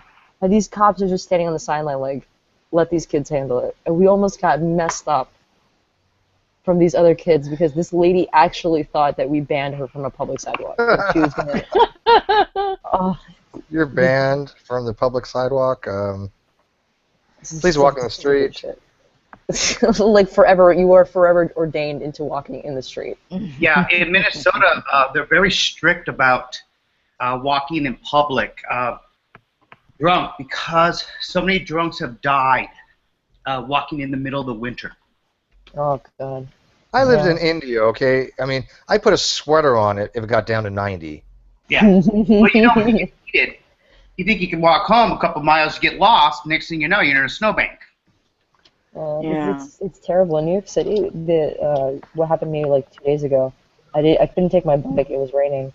A drunk guy actually got into the above ground train, because right before the train goes above ground, there's like that break, you know, where the underground train and the above ground train tracks kind of intersect to let the two trains go their separate ways. The guy walked down this like 5-story, you know, train tracks to go into the underground tunnel area, and he held up like 3 or 4 trains. And this guy was just like completely drunk out of his mind, and he could not have been older than 25. Hey, by the way, why I'm thinking about this because you know I lose my train of thought real easy. I couldn't tell. Yeah, I get derailed, right? If you're in the side chat or the live feed or watching this video or watching us or whatever, start like hitting thumbs up on my videos because I am having people having a conservative effort just to thumbs down my video, and I don't really care one way or another. But what it is that people just see a bunch of low things and they're going to think the video is, they're going to think the Hangout is like, you know, crap or something. And we know that a lot of these things have a lot of good informative value. So I mean, we guys start like going through my videos and start thumbs up them. I would really appreciate it. Okay. It's not like we're pulling what we pulled last night. I mean, this is quality shit here. All right. Yeah, this is good. I thought we weren't supposed to talk about that. I thought we weren't supposed to talk about that. I made that video private. Didn't happen. Sorry. As far as I can tell, it didn't happen. What happens in Vegas stays in Do you Vegas. guys know that I got the notification to join that Hangout this morning at like 7 o'clock? That was weird. I get this message from I guess Hannah we're not at 4 a.m. supposed to talk about it, Hannah. I don't know why you brought it up. Because that's the only video I made private. People are like, why is this movie private? I'm like, you guys don't want to know. You don't want to know. Can I get an invite or something? I need to catch up. But I get this message from Hannah at 4:30 in the morning, my time. That's like, what you guys doing? I'm like, I'm watching Person of Interest, but thank you for asking. Hannah, where were you when I needed you? I don't know. My phone was just like, oh, hey, by the way, you're invited to join a call. I'm like, like, wait, Yeah. he's in I California. was like, that was over hours What ago. time is it? That's I was funny. there in spirit. I was there in spirit. I didn't notice. I didn't feel your presence. Christopher's like, it's called a like spike. Yeah, you know, it's weird though. I'm telling you. I mean, some of my videos recently where I talked about that whole religious stuff. Yeah, they got like half and half, right? But all the ones that I bashed on Ronnie, oh, loved it. The one that I did, you know, bashing on Ronnie got my highest likes ever. It was like 104 likes, right, compared to like 3 dislikes. And I fucked up that video. I made some major mistakes on it. There was a lot of grammatical errors, and I didn't take my time on it. I admit that. I made it in the middle of the night, and I just uploaded it. Right? I didn't even watch it. I swear to God, I didn't even watch it. I was just so tired. So there are people out there that watch my shit, and I can't get 100 likes on a video. So I don't know why I'm not. Oh, because you know, likes Ronnie equal sucks. popularity. Oh, well, that too. Well, again, I mean, if something's liked, then it's more likely to be that somebody will watch it later on. I mean, I do. Or you can SEO your shit, so it makes it easier to find. Yeah, well, I mean, once I maybe get better software, I might like start doing more of a highlight thing. I mean, like this would be the highlighter of the video. Listen, get vidIQ Pro. Type it in. Open a tab or some shit. And vidIQ Pro, it's like $10 a month, and you can see all the tags that people are putting up on their videos, and which ones get searched more often by users of YouTube and other sites or whatever. Yeah, So I don't doubt you can that. actually tell what to do that. I just put it. If you notice, my tags are the same. I always put creationism, religion, young Earth creationism, and occasionally I'll put intelligent design. But yeah, I don't use that many tags. I thought Hannah was drunk for a sec when she made that hiccup. No, I I'm. did I am. This is my second glass of brandy. Yeah, I'm not drunk. This scotch is really good. That was definitely a drunken hiccup I heard. Let me tell you something. No, because I went to the doctor and I passed out at work. You So okay? my idea is if I can get my heart rate up, I won't pass out. Chris So is like, oh, sorry, go ahead. brandy seems to be working just fine for that. Yeah. Chris says, yeah, I like brandy every so often. I'm not over Scotch Buchanan 12-year-old, but Christopher says every dislike is your target audience. I don't know about that. I would have to agree. Those are the people who are watching your videos and saying, you know what, you fucked up today, Steve. You fucked up. Yeah. Well, I mean, yeah, no, I like that more than like, okay, there's like some night that I'm off, then yeah, then I would like the feedback, but you know. It's like a restaurant, you know. They don't have to give you a bad review on Yelp. To let you know that they're not going to come back. They just don't come back. They vote with their feet. So Well, in it was funny. YouTube's way. Yeah, but it was funny because people were bitching yesterday. They were like, oh, not very many, like 4, but they're like, oh, we're talking about this again. And yet it was my highest rated video. I mean, as far as I had almost 60 people watching. So people were entertained by it. And now that we've gone back to science, we're like, you know, talking about Ronnie and whatever, down to 20 viewers, which is okay. This is about what I get for this time of the night, because all my European people don't watch it now. My best time is to have a hangout at about 10 a.m. Because I listen to you going to work. I think it's about 10 a.m. Let's see. Well, I actually be about 8 o'clock at night, maybe a little bit earlier, but something that ballpark. Yeah, or maybe about 4 or 5 in the afternoon. That's pretty good time. But Ooh, before I forgot, I had a question. Where did I write it down? You and Nicholas were on such a tangent. I didn't want to interrupt you guys. Where did I write it down? yeah, and I'm begging for likes. Yes, Oscar, I'm begging for likes because I want to feel all popular and special because I have no friends. He's prostrating himself and inviting likes. I am proselytizing myself. For 50 shekels, you can get a piece of this.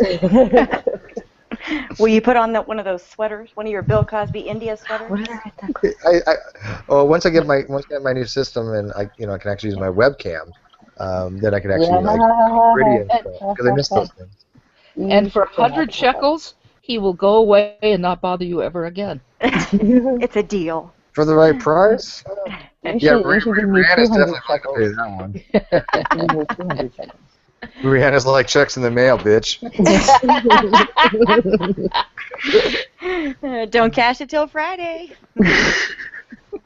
Just What did you floating. say? Oh, here. so back They'd be back like, to the people that make are like, what's a shekel? Rick and Morty. Watch it. Very good. Was your question about the Aristotelian logic thing? I don't even remember half of that shit. I'll be honest. You made a little noise when they started talking about that, so I surmise maybe you were writing your note then. No, I have like sticky notes everywhere, and I don't know what they're for.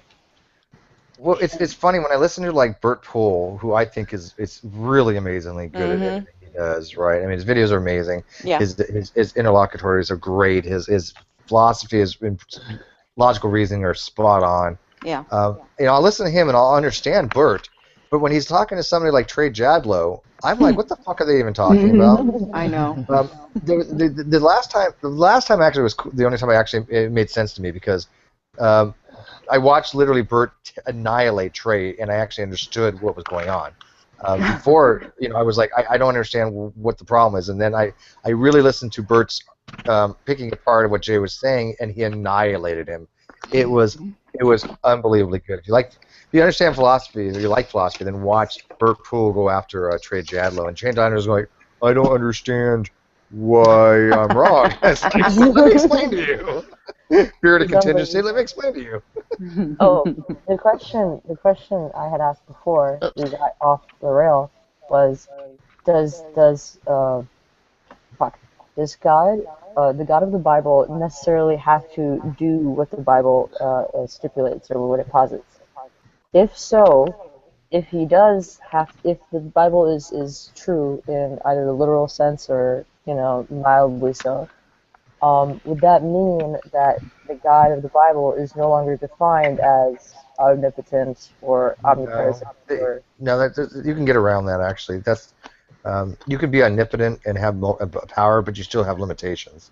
It's not internally inconsistent for a being to be posited that is unable to do certain things against nature or logically impossible and still be considered to be omnipotent. Right. But, Ozzy pointed out something to Darwin's deity that I thought was actually, I don't know, I had never really thought about it before. He said there's actually no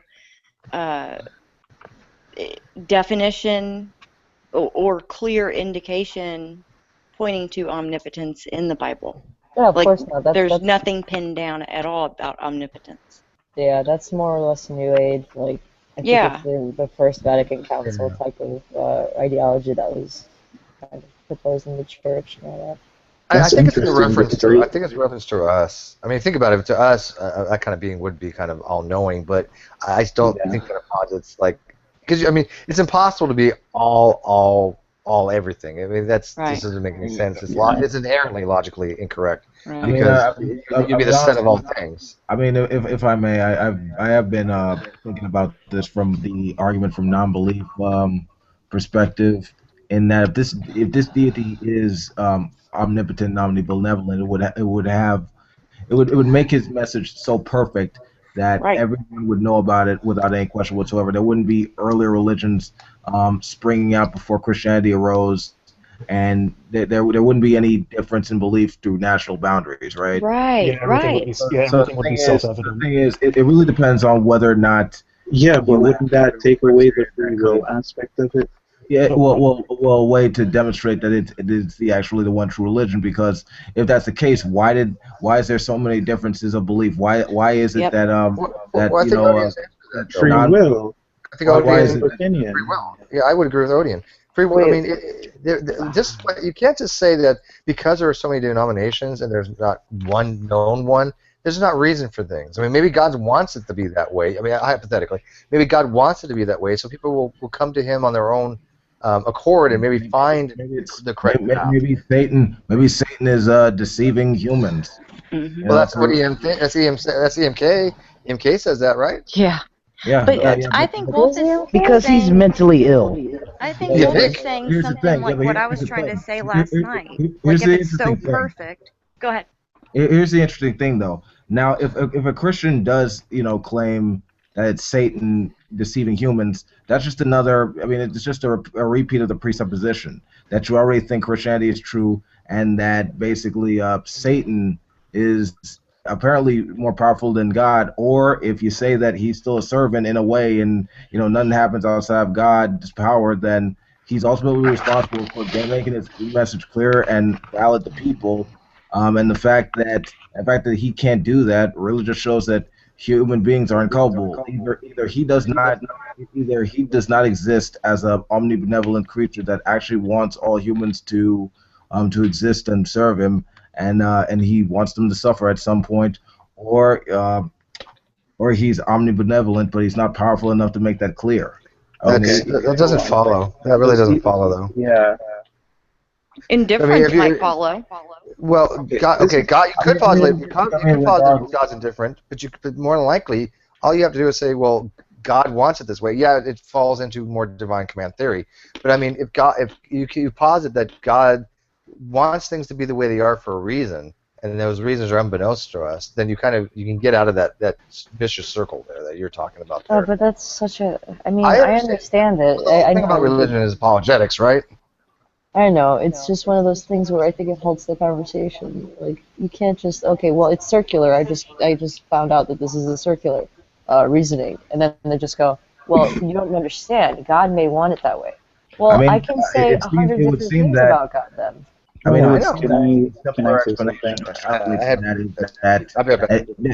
okay, I think, in my view, that the simpler explanation to derive from that is the God that at least Christianity is depicted in, or at least professed by some Christians, does not exist on a logical basis, just given the evidence that we're seeing in the real world. That's what I'm saying.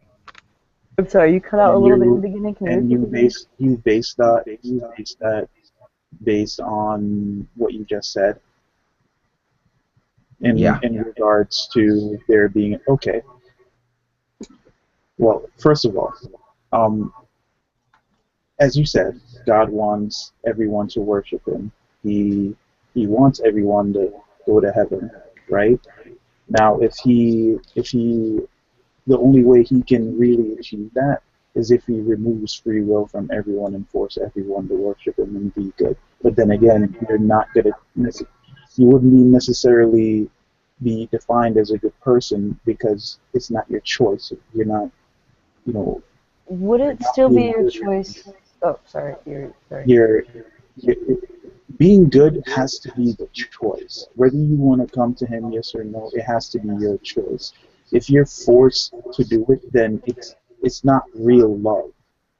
You get what I'm saying? Now, in regards to the devil, I'm not saying that him and other fallen angels haven't tempted humans or deceived them or anything like that, right? But keep in mind that we do have free will. We can do and say whatever we like, whenever we want to say it or do it. So you got to take that into consideration as well. So what he wants, he wants everyone to be happy and be in heaven and all of that stuff, right? But that's just what he wants. Why does he want us to worship him? Why does he want it that way? I just want a quick question. That is his subjective desire for humans to worship him. But despite being, do you not believe that nothing happens outside of his will, regardless, because he's omnipotent? Yeah, I guess you can say that. Then that means that he's ultimately responsible for everything that happens in this universe, including the people that he sends to hell. Well, technically, if I believe that he created everything, then technically, yes, he is responsible. Okay, so humans are inculpable. They're without blame, because I wouldn't go that far. I wouldn't go that far. Because you're taking away you're ignoring the fact that we can do whatever we want. We can choose to be good people or bad people. I didn't disagree with that. Like, I granted you that. The problem starts coming in where it's like, okay, you have the choice to do good or evil. However, is it really a choice that if you, let's say, either were ignorant or you, for whatever reason, you chose to do what was considered bad, you will be punished severely for it? So the consequences outweigh your choice, because if you knew that this was the end result, that if you chose bad, that you would go to hell, or whatever place or existence that would be, that it's suffering, eternal suffering, flames, unbelievable torture, all this other stuff, you probably wouldn't say that that's much of a choice. I mean, if I put a gun to your head, ultimatum rather than like a legitimate choice. Yes, thank you. I'm a little bit fucked up. But anyway, the point that I'm making is, if I put a gun to your head and I said you can either drink the Kool-Aid or I shoot you in the head, it's not much of a choice. I don't, drink the Kool-Aid, it may or may not kill you, but if I shoot you in the head, it's definitely going to kill you. So my question is to you, should bad or evil people be rewarded for their deeds? Rewarded by God or rewarded by society? By God. By God, since he's the topic. Well, if should he's there so not choosing, be any form of punishment or anything like that? Well, I don't see how punishment enters into the equation anyway. That's weird to me, because I thought the whole thing was like, if you believe, that's it. You have to believe and accept, and works really don't mean anything, much of anything. The Bible says the demons believe and tremble. That's not enough. Yeah, I mean, belief has very little to do with that. That's I mean, true. but belief. Okay, look at. First of all, if I read the Bible, I don't believe in a eternal hellfire, damnation, whatever. I don't get that. I've never read that in the Bible. I think that's added on much later on. I was just giving you an example. I would be much more of an nihilist than that. But as far as punishment and reward, I don't think that that God's going to punish people like that. I would go for more of a universalism type position. Yeah, me too. That's just me. So. I mean, for my personal view, it's just one of those really complicated things where I think he understands that we're gonna do bad things. We're not morally perfect or anything like that, right? Let me go ahead, finish. And I think him understanding that and understanding the reasons why we do the things we do, whether they're bad or whatever. For example, if my family is starving, and I see the opportunity to go steal a loaf of bread, and I go and steal it, I'm stealing it. And according to your faith, according to your faith, one of the worst things that can't be forgiven, according to that doctrine, is non-belief. Yeah. No, that's not true. The only thing that can't be forgiven is blasphemy against the Holy Ghost. That's the only, according to the Scripture, that's the only non-forgivable. No, just the only unforgivable thing according to the Bible is blasphemy against the Holy Ghost. Okay. That's the unforgivable sin. And to be honest, the way how I see it is that God has a personality. He can do whatever he wants. So, and at the end of the day, realistically, he's going to be the judge. So whether he deems you to in general be a good person and lets you go to heaven, that's completely up to him. Well, it's funny, Odian. Yeah, and that would be fine. But let me tell you that I guarantee it, though, and this is going to sound bad, but this is the truth, that if that's the case, God gets to, say, you know what, y'all make it up here, right? You're going to have people that they're in this community, okay, G-Man, and Nephilim Free, and a few other people, right? They're going to sit there going, how the fuck did these atheists get in here? What the fuck you doing, God? You know that's what happened, right? Because G-Man actually kind of said before, and I'm not going to quote him verbatim because it's the paraphrase, but basically he'll sit up there next to God, and he'll be laughing at the atheists, burning in hell. And I'm like, that is a sadistical motherfucker right there to say something like that. And if that doesn't happen, they literally be like, hey, God, why you letting these atheists in here, man? And they're going to question him on it. That's they want to see people punished. These people are, some of them are, masochistic when it comes to that, Odian. Well, sure. I don't see it that way. I do. You may not see it like they do. Like him. Yeah. I mean, it's sort of manifested in the culture. Anyone who doesn't necessarily agree with those ideas, they're seen as completely morally depraved and worthy of destruction. But I mean that's sort of the thing, right? That I'm trying to get here. I mean that's sort of the mindset that. I mean, just going with the argument, yeah, the greatest sin is non-belief, not accepting the message, and that is considered to be evil, or depraved, or not consistent with morality. At least that's that belief. You've repeated that, Wolf, but I don't believe that's true, and other people have given you scriptural reference why that's not true. So you don't believe that people who don't accept your religion will go to hell? No, not necessarily. No, everybody that's saved is saved through the church and through Christ. But no, being on earth and not knowing that God exists is not a sin. Yeah, I'm saying not specifically. But apostasy supposedly is. Sure, you could deny theism, but here's the thing: if you don't necessarily accept your religion, they'd go to hell. Like they just disregarded Christ or whatever. No, there's not all religions are like that, dude. I mean, like the LDS, the one I'm most familiar with, they don't believe in hell. They believe in different types of heavens. The teleological, the celestial, the terrestrial, and the telestial. But they're all heaven, but they're not. There's no hell. There's an outer darkness, but that's not. I mean, that's the equivalent of hell, but that's basically reserved for, the worst of the worst, the complete denier of the Holy Ghost, the people that actually blaspheme against the Holy Ghost, which is never really fully described in the Bible otherwise. But Satan's minions, right? His followers, 1/3 of the host of heavens. So not all religions have that. I mean, they don't always accept a hell. I mean, I'm not necessarily denying that, but I feel like that's getting off topic to what I'm criticizing. I mean, I used to be a deist, or I didn't necessarily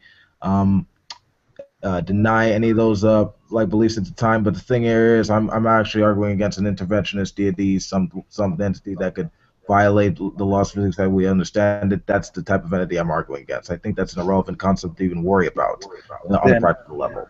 So that's why I'm making the argument. That's why I'm criticizing the idea. So you're against a deity that's personal. I'm against I'm disregard with the idea of theism at all. Okay. And that includes deism. Deism is a subset of theism. Yeah. Osborne, Odium, sorry. Huh? Could I just ask you something really quick? I don't know much about what you believe, so that's why I'm kind of trying to be a little bit inquisitive. So you believe that God takes personal interest in your life, or does he, is he like the watchmaker, or I'm just curious. No, he's personal. He's personal, so he actively intervenes in your life, whether it's favorably or unfavorably to you? Sometimes I think he does. Okay. Like right now, he's intervening with him because he's saying, "Go to Steve's Hangouts. Go to Steve's Hangouts." He's intervening with me too. He's saying, "I think Steve has pixies up his ass." That's gonna be the new thing. Steve has green pixies up his ass. I mean, before I became a Christian, I experienced some really weird things, and it's like if most Christian people would experience those things, it'll immediately kind of shout, divine intervention or something along those lines. And I understand. Growing up, I still didn't. I still wasn't interested. Like it was just recently that I started to believe in God, and it wasn't because of like any crazy incident that happened, in my life or anything like that. I almost said like 4 or 5 times. But you never had any manifestation or anything like that? You mean recently? Historically. Yeah, I told you about that one of those events, really weird events that happened recently, where it was when I was a boy, and I used to dream about some blind lady, but for whatever reason she always knew her way around the house, and she would cook, clean, and do all of that stuff and take care of me. Like she had her sight, right? But I didn't know her personally, so so I spoke to my mom about this person who I'm seeing in my dream, and she told me that it's my grandma, right?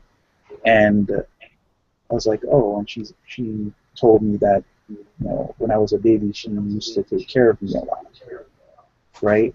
And it's like one day, just out of nowhere in the house, it just got really, really hot, and to the point where like the glasses, like the mirrors started to smear, and doors started to like shake, and you can hear knocking on the doors or whatever. And for whatever reason, I was burning up. I couldn't breathe. I couldn't move. I couldn't do anything. And then my grandpa, he was in the house at the time, and he came around and he opened his Bible, and you know he did his thing, and the person, I guess I don't know how he knew that it was her, but he called her name and asked her to go away at, you know, at the end of his prayers, and like everything just stopped. Yeah, but I mean, how do you? Okay, and I get that, right? And that definitely happened to you. But how do you get that to God? Huh? Right. And I totally believe that happened to you, right? I'm not discounting that anything you just said, right? Honestly, I'm not. I've had situations similar, so I get what you're coming from.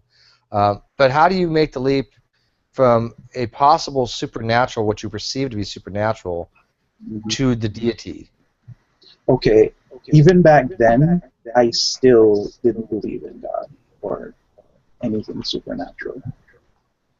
It was when I was a grown adult, and I really started to look into just how things in the universe work. You know, I started to read more into science and some philosophy, cosmology, and all of that stuff. And I guess it just made sense that to me that there is one. Now the question that I asked myself was, which one is he out of all the other religions, and is he personal, right?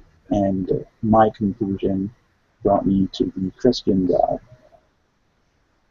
Long story short, basically. Which Christian God? I mean, how do you determine which denomination works for you? I'm pretty sure he means Jesus. Well, I get that, because there are a lot of types of Jesus out there. I'm saying which denomination that has Jesus. You said I'm gonna stick with this particular belief system. Apparently, the individual that said to have performed like ancient magic acts. Well, if that's what he did, that's what he did. But at the end of the day, I attended like a ton of different churches, and none of them seemed like home. Some of them was just outright disturbing. But I found my home. It's named Emmanuel Baptist Church, and you know I guess they're not like one of those crazy bigoted churches or anything like that. You know, their main focus is helping people, educating, and just spreading the word and spreading love, and that's it. They don't preach hate or anything. So a Baptist church, a Baptist denomination. Okay, but I think you kind of skipped the part where you explained the methodology by which you were demonstrated that Christianity was the true and right path. Like, what made you think the Christian God was true? I read the Bible again. Okay. And I attended church. That's not true to it. I mean, I did other research on it, but I mean, that's pretty much it. Could you elaborate on that other research? Like, was there anything specific in the Bible that helped you reach that conclusion? I don't remember, to be honest, because I read like the whole thing multiple times, and there were a few things that didn't make sense to me, like going to church and you know, speaking to my pastor and all that stuff. You know, like kind of made sense to me. Was there a specific chapter, like, I mean, a book, like Genesis, or? I did, for example, one literally, or did you like some others? Genesis was one thing that didn't make sense to me at first, Another thing that didn't make sense to me was the whole oneness versus Trinity thing or duality thing. Another thing that didn't make sense to me was, why did Jesus need to come to die for us in the first place? Right? So, Why did he choose it? so let me ask you a question. So you disregard some parts of it and just focus on some other stuff like the moral aspects of it? What do you mean disregard? Hmm? What do you mean by disregard certain aspects of it? Like do you take the whole thing literally or not? Like not like in the way general will take it literally, like literal You're KGB asking. only literally. You're asked. So what? So let me. I'm asking, if I can get take this like correct. the You're whole, asking me. like including like miracles and stuff like that, like like oceans parting, snakes talking, Wolf, I think In you're his asking. defense, volume of act, that like they take the whole Okay. thing like Yeah, I literally. believe those things happen. Hmm? Yeah, I believe those things could have happened. Okay, Well, but how about Noah's Ark? yeah, no, like Noah's Ark or like humans living thousands of years old, like that stuff. Hundreds. Yeah, Oh, hundreds. I believe I believe those things could actually have taken place and happened. I don't believe in a global flood or anything, crazy like that in regards to Noah. But I do believe he did exist, and he just might as well have built an ark. Okay, but what led you to believe that that it was true, the things in the Bible?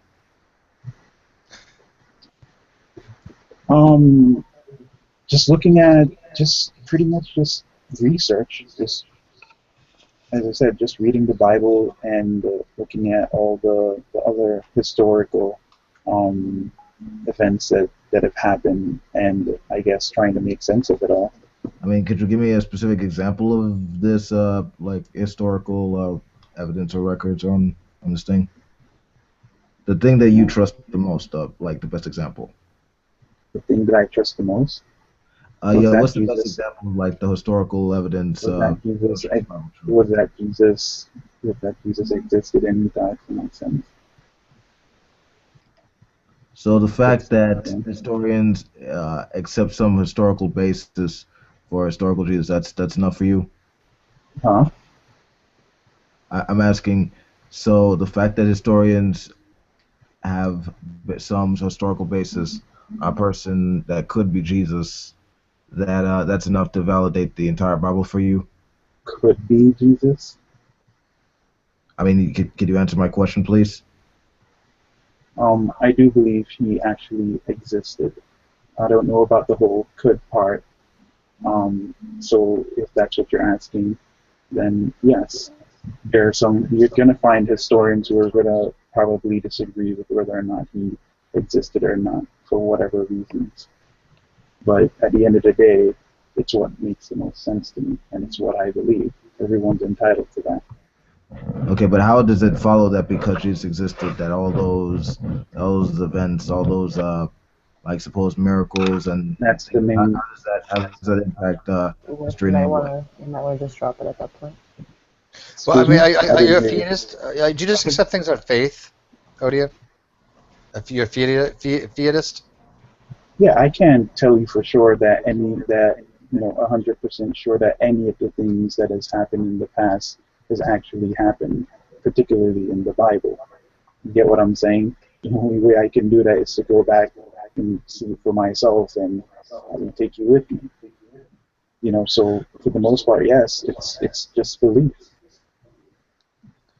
But okay, so when if somebody would say though there's like no scientific evidence for the flood, no scientific evidence for the Tower of Babel, the Exodus, and things like that nature, would you agree with that or disagree?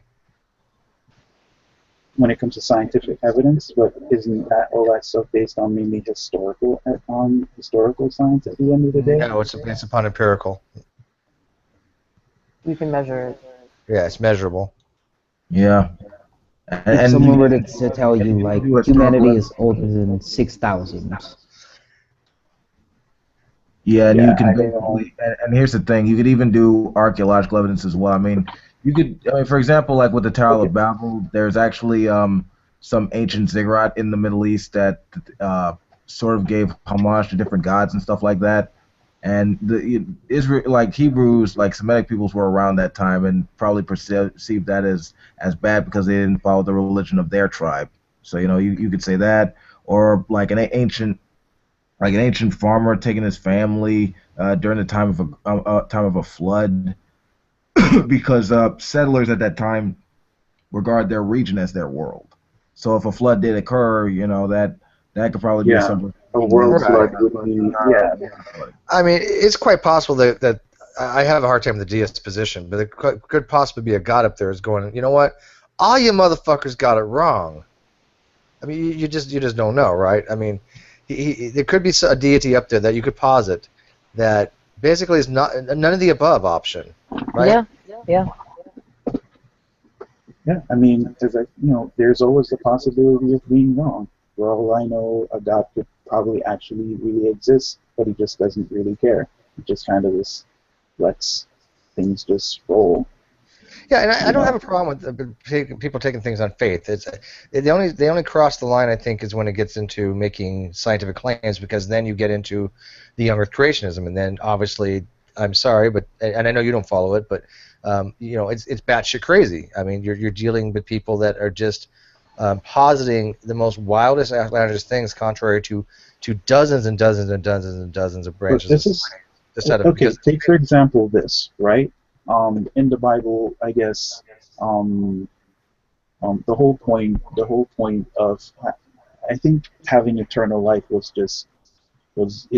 was more to it from what I've learned recently. Like, for example, Adam was covered in glory, right? And I also learned that there wasn't just a tree of knowledge in the garden. There was also a tree of life, right? Whether it's symbolic or not. But the only tree they weren't supposed to eat from was the tree of knowledge. Now, I think it's safe to assume that the tree of life, they could eat from it. They weren't told to not eat from it, and maybe the tree of life made them live longer.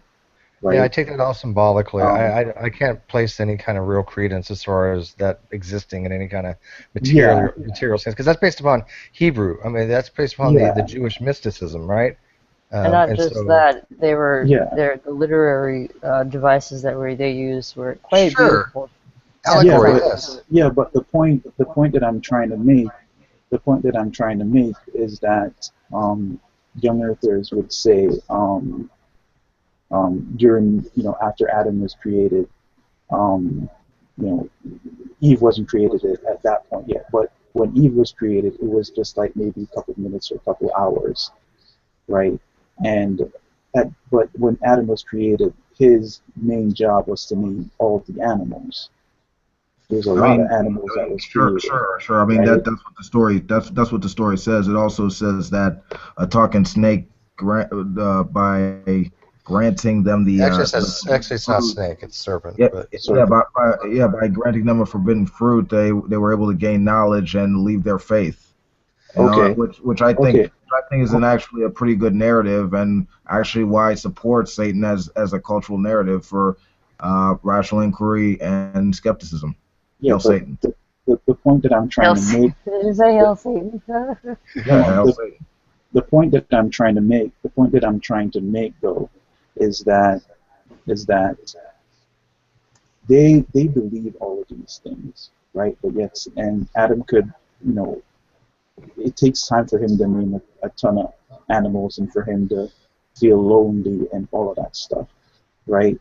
And if he had eternal life, he knew how long he could have lived before Eve came into the picture, and even after Eve came into the picture, right?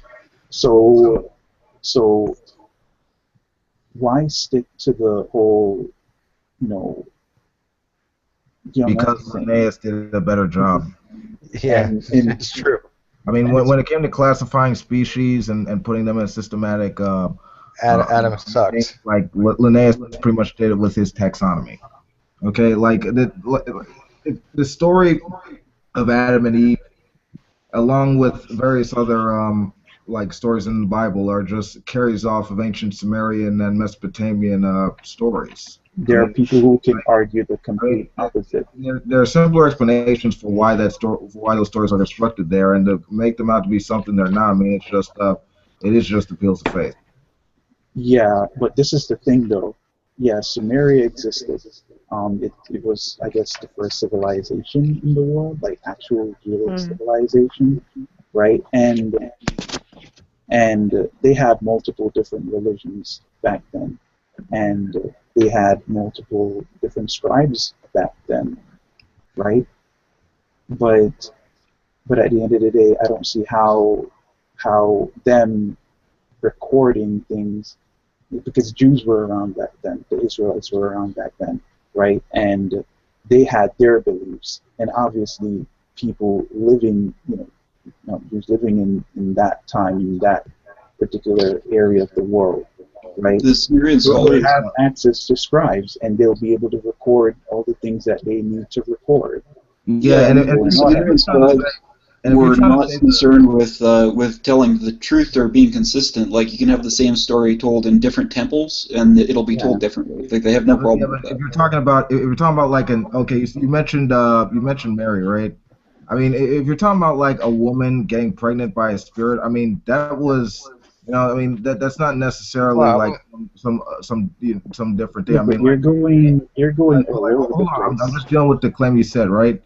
Like, I mean, like a woman getting pregnant in ancient time. I mean, it's just a basic taboo. I mean, like usually in those times, like they had relatives raping each other or like incest and wanted pregnancies. Anytime it happened, they just say like a spirit ingested them, which remind me of a great story that happened to involve a virgin getting pregnant.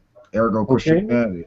Okay, but that doesn't take away from anything. Just because something like that might have happened back then in the past, it doesn't mean that the same thing happened in this particular situation. I'm saying that the greater miracle than that is that it wasn't just Mary getting pregnant, having an incestual sex or a nocturnal remission. Do you get it? I mean, yeah, but Odion, where do you differentiate between science? Because I do know you like science, and where the science stops, and you're willing to accept a supernatural causation. So this is the thing, right? If I'm to believe that a being created all of this, right? And I guess can do pretty much whatever he wants in his creation. Why would it be such a far-fetched idea for him to come in and do things that I guess would be considered supernatural? Well, I don't think it is. I don't think it is. But that's again, if you posit though some things that actually occurred that we can test for, right? We can't test for the virgin birth. There's no possible way we can even validate one way or another that story. Okay, yeah, let's be realistic. That's fake. I get that, and I don't go after that. I mean, that's something that's I will never disparage somebody's faith. I will go after them, however, when they start positing things like the ark and these animals lived on the ark and then ran around the world for like a year and then all of a sudden they started mating again, because I know biologically that's impossible. Okay, it's not going to happen. So that stuff seems to be what he's less comfortable with, though. It seems to like he was. Odin, it seems like you were trying to answer the questions and kind of be accommodating, but that you're less comfortable in that realm, and you're more comfortable with accepting these things as by faith. Yeah, I think so too. I mean, if that's you want what it seems like to me. Because Jesus rose from the dead, a faith-based claim. If you want to say that the virgin birth, faith-based claim. But once you leave that area, and once you get into, the Earth is 7,000 years old, then we have a problem. Then we have. The reason why I went down this line of questioning via the Socratic method was basically just I wanted to have a better understanding of like where he came from as like a believer, believer type. And the thing with like the stories you said as well as the stories in the Bible that he cited. I mean, sure, but to say that you can like trust the supernatural explanations, there'd have to be some rationale by which you do believe them. And based on these experiences, it would really seem that they could be reduced down to simpler constituents that we could understand. Like, yeah, you cite the Bible, and these are just a bunch of extraordinary claims that, when you actually measure, they're actually very simpler explanations for why these tribes actually wrote these things down and how they were inferred. You know, I mean, so supernatural is by definition unknown, and for everything that we've claimed to have unknown at the time that was claimed to be supernatural, we ultimately understood the simpler, more material explanation relatable to the real Yeah, but hold on. Knowing how, but understanding how things work or how something might have occurred, it doesn't get rid of the agency though. Because say, for example, say one day, just hypothetically, one day another woman on the planet just, you know, she gets pregnant, but she never had sex. She's a virgin, right? She somehow gets pregnant, right? I'm sure scientists are going to go ham and find out what exactly happened, why she got pregnant. Parthenogenesis. Right? Okay. But my point is finding out how learning the method of how the agent did what they did, it doesn't take away from the agency. I mean, it would depend on like how would you infer agency to a woman being pregnant, other than she had sex with a man or that she had a nocturnal remission. You're not getting my point. Yeah, Steve, I don't think mammals go through parthenogenesis. I know. They don't. Think so, too. Reptiles can, but I mean that's what it would be called. But no, you're right. Yeah, obviously humans can't go through parthenogenesis, but it would be cool. Hypothetical. I wasn't trying to imply that they could, but thank you. I mean, that we would have to have some way to understand how she got pregnant. I mean, to say that that's knowledge. I mean, whether we claim it was the result of some supernatural influence or some agency or something. I mean, we would have to come up with something. Either she had sex with a male, or something happened that night. I mean, come on. I mean, in all those stories, a common thread in those stories is an ability to move that fits well with like sleep paralysis. Well, and I'm totally down with that, right? You know, I suffer from sleep paralysis, right? And I get that. But again, you're talking about a faith-based thing, Wolf. And yes, there are more likely explanations from a naturalistic standpoint of a lot of things, right? But I don't have a problem with faith. I just don't, okay? And if somebody wants to believe something, and they make it a doxastic claim, and they don't make it an epistemic one, and they don't make it something saying, well, I'm going to promote this in schools, and I'm going to, then I got no issue with it. To me, that's the harmless thing that I don't want to. That's a route that I just don't want to go down, because I'm fine with that, because let people be. Yeah, those are the ones we kind of want, because we want people to at least not be the active radicals, and not be the true empiricisms and the Nephilim Frees that use bastardizations of science. Because Odian here, he's not going to bastardize science, right? Well, I mean, I'm perfectly fine with him. He's going to actually. Steve, well, I mean, you know that I don't. I mean, I really don't care what any person like. I mean, we live in a secular nation, right? A free secular nation. Right. We have freedom of religion. I mean, people can believe whatever they want. Everyone else has the right to be skeptical, to actually measure how far these claims go, and if there are explanations for them, then there's no reason to regard these things as really sufficient when understanding the real world. That's my point. And I'm not disagreeing with you. Yeah. But each person has to make that individually. Each person, that's up to each individual person, and we can't blanketly establish it across the board, because that's why we have religion for separation of church and state. So I think you guys actually agree with each other more than you probably realize. Yeah. Wolf, take for example, right? For the most part, I grew up in Jamaica. Jamaica is very conservative. Like, and every morning we say prayers. Our national anthem is pretty much a prayer. The pledge is pretty much it's a prayer. Like, religion is like embedded in the country. Now, do they teach, in the sciences, does it interfere with it? No, it doesn't. they separate these things there. But even though I did all of those things growing up, like throughout my whole life, I never believed in any of it because it didn't make sense to me, and to be honest, I just found it to be stupid. I mean, I honestly, even went to Sunday school, and it still didn't do anything, I'm So- sorry, I talked over you at the end there. Could you repeat that last bit? No, I said I even, as a kid, I was even brought to Sunday school multiple times, and it didn't help. I found Christ on my own, and I think that's the route that people should, whichever faith you want to ascribe yourself to, you should just do something personal. I don't believe that. Yes, you can tell kids about your faith, your kids about your faith or whatever, right? But at the end of the day, I think ultimately, you should just leave it up to them. Because my mom, she's a Christian. My dad, he didn't care about all of that stuff. I guess he would be considered an agnostic, right? And I wasn't forced to go, to go to church. They didn't indoctrinate me or anything like that. I was free to make my own decisions and do whatever I want. And believe it or not, that's how a lot of Jamaican parents are. Yeah, well, like I was saying, you're the kind of person I want to have around, Odian. You're the type of theist that actually helps my case, right? Helps my cause, because I think we're on the same page on a lot of things. And yeah, we got to fix this intelligent design thing, but yeah, we'll work on that. Baby steps, dude. Baby steps.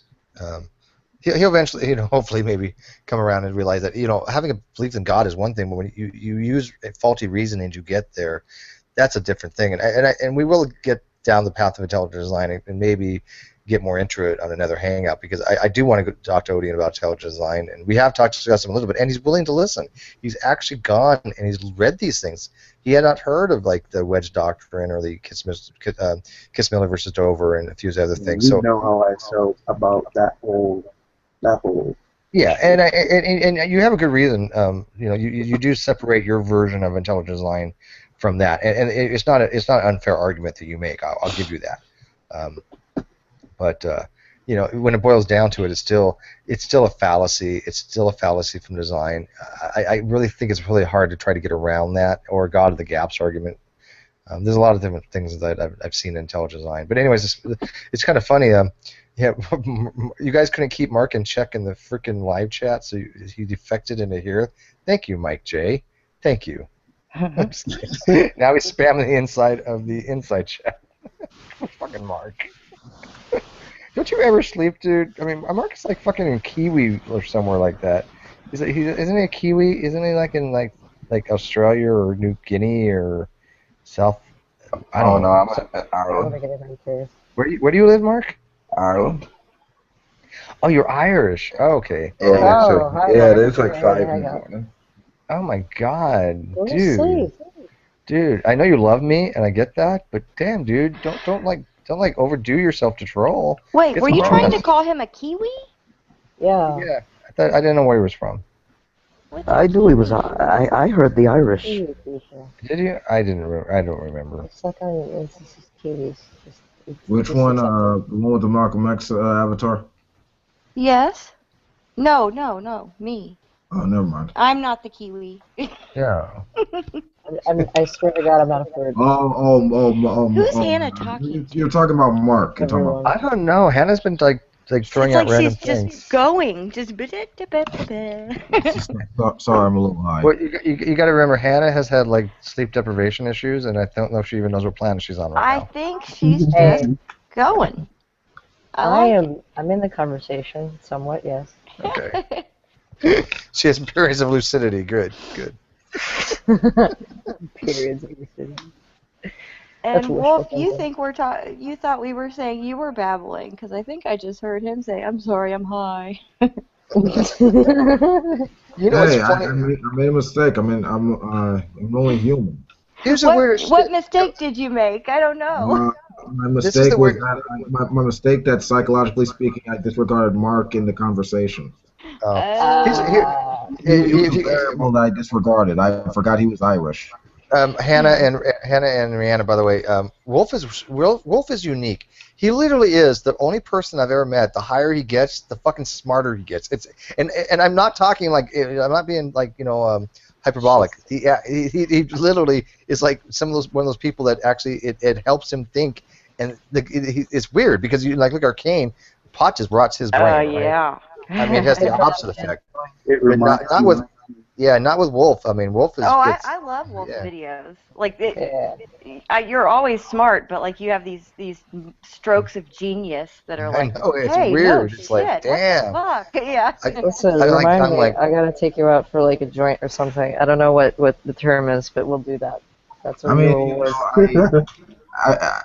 it's sort of like that. The stuff that Carl Sagan was talking about, like, actually made sense. I mean, like once in a while, you just take it, you just calm down, and things make sense to you. Like, yeah. I read a lot. I strive to make sure that I'm at least fair with the numbers and the evidence I show. I mean, I can't go out there in a discussion, make like a broad generalizations and not have any sufficient data to back it up. I mean, if I'd be no better than some batshit conspiracy theorist, so I have to say it to make sense. I mean, Socrates said the unexamined life is not one worth living, so I got to follow that to the letter. I mean, I do follow a correspondence theory of truth, and that is the basis for how I hold my views on the world. I have to make sure that they're congruent with them. Therefore, I'd have to make sure that the empirical evidence matches along with my measuring of it. Why do you pick correspondence? Because I tend to go to pragmatic. I think pragmatist theory of truth just kind of seems to work for, or of knowledge, just seems to work for me better. Looks like you need to go over to his channel. He explains it.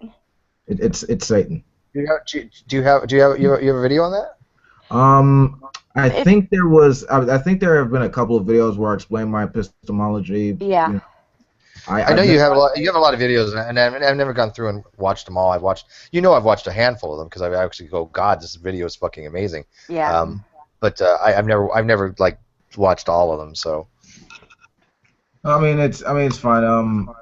I do look at science as the most reliable way to understand how the world works, and a lot of that basically it basically relies on statements being consistent, coherent, and predictable with the things around us, and you wouldn't be able to predict. It's funny.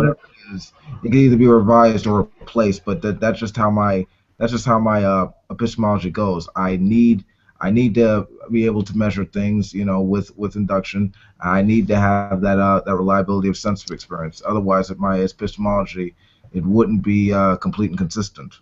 So, right. I mean, what's interesting? Those things are necessary. Right. I need to start smoking again. See, and this might seem just really odd and inconsistent, but I think I kind of share Wolf's views because I'm the type of guy, like, I want to know how. I don't know. I just have this weird hunger to know how things work, and I just don't want to know the generals. I want to know the specifics, And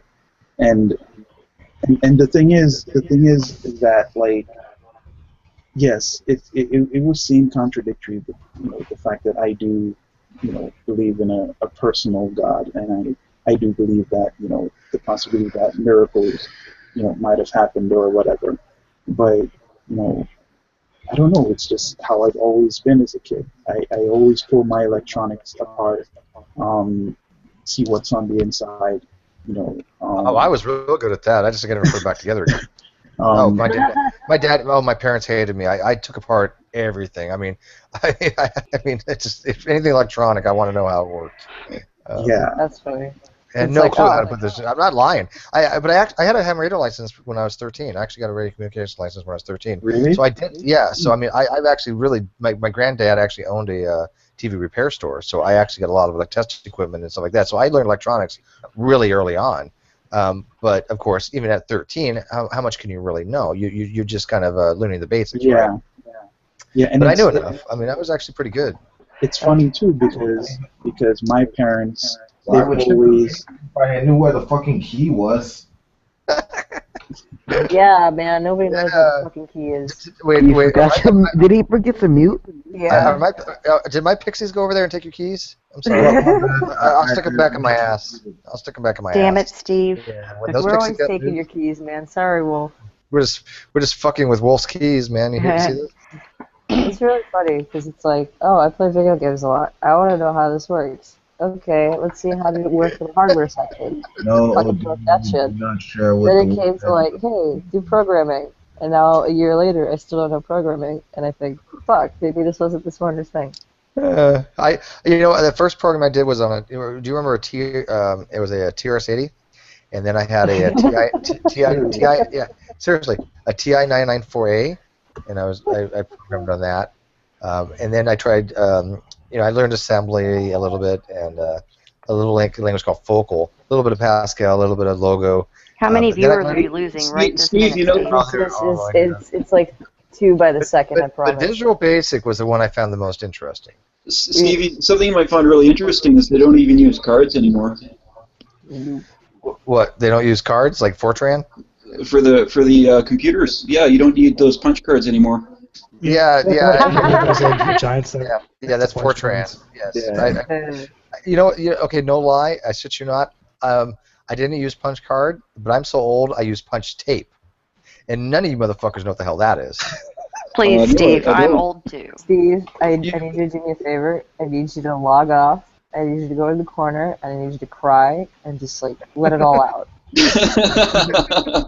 Who here worked with? I worked with a mini computer system using a language called Focal, and these there were three kitty little spools of. I've never heard of Focal before. It's so old. I have it in my textbook. Okay, so I'm not making this shit up. So I mean, how many of you guys have ever programmed in Focal? Okay, it's like one step above COBOL. Is Focal a procedural object-oriented language? It's not an object-oriented language. Is it procedural? Yeah, if I remember correctly. Dude, this was literally in oh my god, what was it? 1981, don't say it. 1979, I don't know. Somewhere in that ballpark. Listen, life did not begin until 1994. Okay, you can't go pre-1994. The world is only 22 years old. Okay, you can't. I was already out of the Navy by 1994. My daughter was born in 1994. I get it. I am 22. So I was born in 1994. Oh, Rihanna has a single 22-year-old daughter, and she announced that in my Hangout. Oh, that was dangerous. Absolutely. You have no idea the hell you have just wrought upon Steve's brain. Yeah, I'm so confused now. Stay away. Let's not delve into what happened the other night. Yes. Oh, damn it, again? It is bothering me. Everybody's like, why is that private? Oh my god, why did Steve make a video private? Steve, I actually think you should give me permissions for that video. Patreon perk.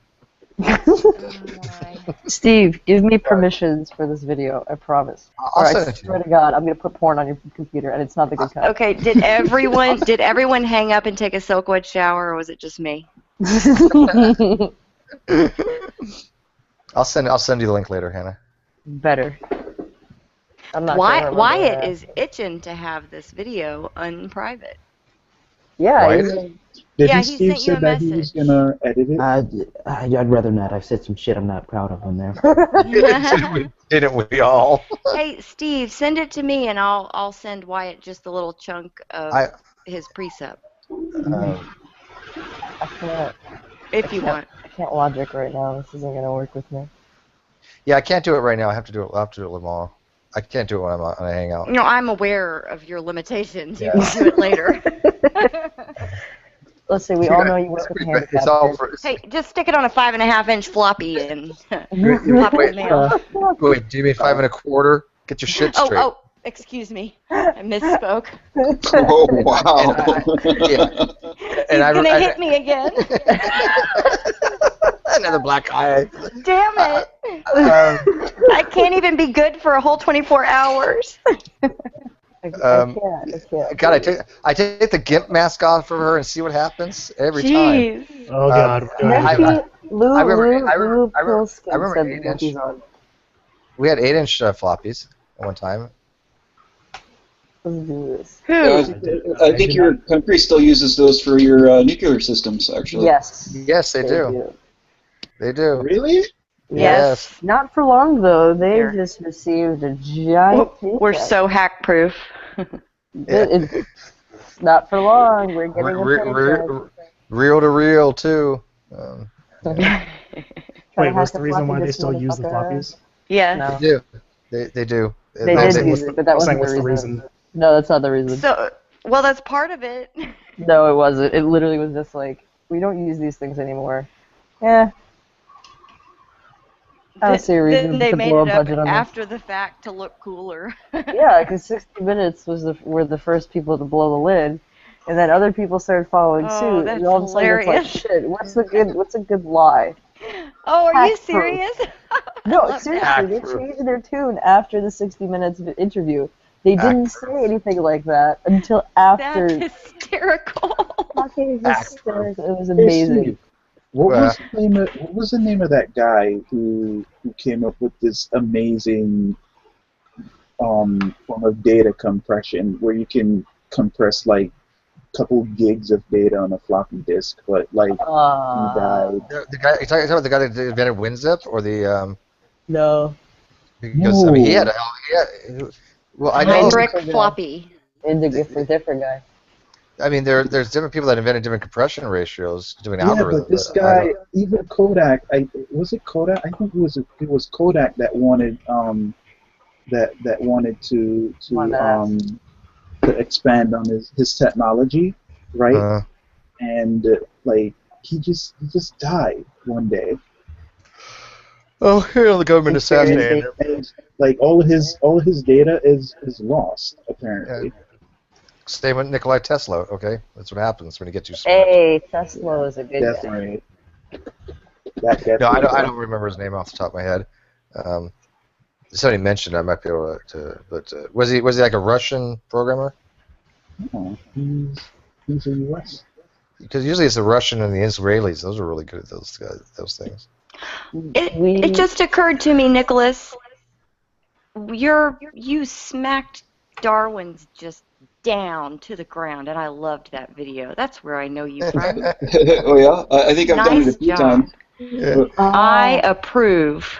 Thanks. I think I've done it a few times. What topic were we discussing that day? Presuppositionalism. I remember I seen that, and you answered it 3 different ways, and you just didn't like your answer. That's the one. And why I got Nicholas here? Hey, Nicholas. Darwin's the other day, I was in a hangout with Antonio, and Darwin's came in, and he was running his bullshit, right? And I'm like, look, I'm not going to do this in here. If you want to go to my room, fine. But if I'm going to have a level playing field, it's going to be in my room where you get to answer some questions, because you've seen him avoid questions like I have. He won't respond to you. He'll just interrupt you immediately and then ask you more questions and just try to railroad you or move the conversation on to another topic. Right. Let me finish. He was telling these other people, he's like, well, I've been trying to get in a hangout with Steve forever, and he's never engaged with me. And I'm like, motherfucker, are you lying your ass off? How many times have we all engaged with Darwin's in Narnia's room, including myself on multiple occasions? There's 3 videos of me doing it on Darwin's Greatest Hits. And he actually was telling people, I've never engaged with Steve. I'm like, what the fuck? He's like, I tried to, but he always runs from me. He always runs from me from Nadia's room. Listen, Steve, you were a pussycat. You just keel over the moment there's a challenge. Tell me about it, man. I just like a reed on the wind. Well, he's like a lot of people, and he's horrible to discuss anything with. And then when you basically drive him through the ground for 3 hours, and then you're finally like, okay, I'm done. I'm not going to have this conversation with you anymore. Or you're in an environment where you know he won't give you an equal opportunity to speak, and you say, I'm not going to engage you. Him and a lot of people like that are really bad at arguing will take that and say, oh, victory. Yep. I know, that's what he does. But I mean, it's like here, we like you and I and everybody else. We kind of like to argue a little bit. We admit that. But you and I can have an argumentation, right? What we just had when we first got here. That's a good argumentation. That is 2 people having really good argument and working towards something. Whether you agree with the position or not, that's how a good dialectic should be done. Okay, Darwin's is incapable of doing that. And uninterested. He's uninterested too. No, it's beyond that. He's just like, well, you can't know anything because you suppose everything. Mark's like that too. Mark starts off with the dumbest things. You well, can't Mark know is anything. a troll. There's a difference. He is well established. Mark is a troll. Darwin's Use is your actually imagination. teaching other people. Well, I think was Nephilim wanting a structured debate, Steve? Well, definitely always wanted a structured debate. Yeah. Oh, invite him in the room. I'll leave. I'm drunk. Oh no, he can come in this room anytime he wants. He won't. Every time he keeps to come in this room, he gets his ass handed to him. Okay, Well, you is can there have a room? structured debate in this room. Go back. Yeah, go back to any of my Hangouts. I was going to make a collage of it one of these days when I get the new system. I may do that. Yeah, he's been. Hey Isaiah, how many times has Nephi been ran into my room with his ass in his hands? Well, I'll just go in his room and be like, yo, we're calling you out. Let's go. No, because he won't do it. He'll be like, no, Steve, I wrote it. Okay, this is exactly what Nicholas was saying. There was a time when I last went into Nephi's room where he was pressing Jade and I for something we didn't have available. We're like, we'll get back to you on it. We didn't want to pull it out of our ass. It has to do with segmentation and mutations of the Hox genes causing variations in arthropods and cephalopods. And we were fine about it. We're like, okay, we'll get back to you. But it wasn't good enough for him, right? And he's telling people, well, Steve got his ass handed to him in my room. Not so many words because he didn't say that, but he's like, Steve took a pretty big beating in my room. No, I didn't at all. Okay, I mean literally, it didn't happen. Have you ever noticed when you hammer him on a point or debunk his bullshit, he'll start making comments under his breath. The fuck was that? I mean, but I think if Nephilim had Steve from the head, he wouldn't feel it. What was that? I hate to talk over anyone, but I think the problem we're messing with Neff is that, I mean, he's been doing this shit for years. Like That was on my end. Yeah, I mean, he's been doing this for better half of a decade, and people who are smarter than him, who pretty much been with him, like Don X's2, Thunderfoot, even the Amazing Atheist from time to time. I mean, they pointed out his bullshit and basically shown that it's just he gives his own personal understandings of his experience, and it just doesn't hold up when it comes to modern science. Like with the Nephilim being aliens and shit, to like the lunar bukkake theory. I mean, it's just him using imagination to explain stuff. I mean, right down to like female demons molesting him in his sleep. He's insane. He's a Mississippi drunk. I totally agree with you. I mean, I am firmly in your ballpark. In your ballpark, that he is an insane drunk. That's all he is. He has nothing to offer anybody. He's a fun drunk.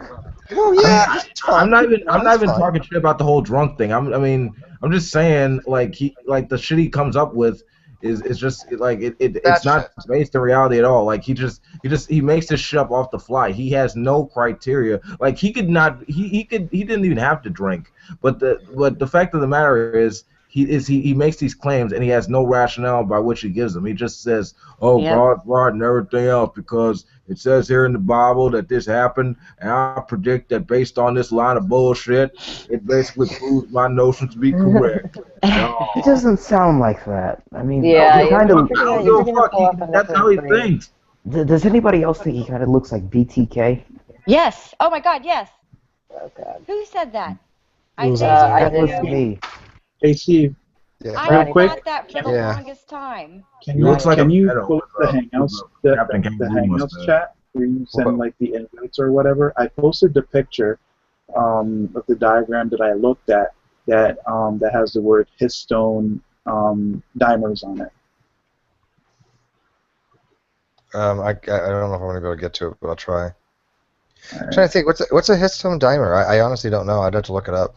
It's sort of a thymine dimer. I know what a thymine dimer is. Thymine dimer is a type of pyrimidine dimer, but and I know what a disaccharide is because a disaccharide is a type of dimer, but I don't think I've ever heard of a histone dimer. Let me see if I can upload it to the site. If Isaiah doesn't know what it is, then we're all in shit creek. I can't look it up right now. I really honestly can't when I'm in a hangout. Why were you not going to debate Neff? Is it because he's a drunk or something? No, I won't debate drunk because I have no respect for affirm it, and he's not worthy of a debate. Plus, the only time I ever offered or take him up on his offer is I said, okay, I will debate you, Neff, on one condition. You use scientific terminology and scientific sources. He refused, and after that point, I'm done. I refused. And as I said like 2 minutes ago, like a lot of the claims that he makes have no rationale behind them, no real criteria. It's just him making a bunch of scientific literate statements. So how do you debate Neffy when he's just basically pulling shit out of his ass? I just got one quick point. I'll make it quick. He's even came into my hangouts from time to time spouting off creationism and shit like that. And every time I've inquired on it, like he usually just spouts something that he just makes up off the fly. Oh yeah, I totally agree with that. For years, man. Yeah, I mean, didn't he at one point say he was undecided in terms of whether or not he was a geocentrist? Yeah, he did say that. I thought he said he was a geocentrist. Like he says that there's evidence that supports this Earth being at the center of the universe, which is retarded. But he's not a flat earther though. How does that? Yeah, he's still scientifically literate. Right. I mean, when you're that bad, right? When you don't have the basis of science and you've never taken any science courses, you're going to end up like Neffy, and basically Neffy doesn't even understand the fundamentals of anything, and therefore he makes completely wrong conclusions. It's worse. He binds, tortures, and kills science. I mean, in case you guys want to see the lobotomy that is Neffy's hangout. And then he rapes the dead corpse. Is he having a hangout right now? No. His escorts. Hey, Steve. No. That's slander. His escorts are alive. Okay? That's right. I hate to know what he does to those escorts. And BTK wasn't. For the record, BTK wasn't a necrophiliac. Yeah, he wasn't. He took pictures. So what are they talking about in his hangout? He bind, torture, and kill science, and then take the picture. They had to be dead when he put on his pantyhose, but he didn't necessarily have sex with them when they were dead.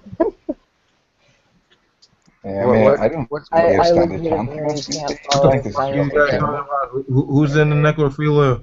Okay, BTK. No, not he wasn't.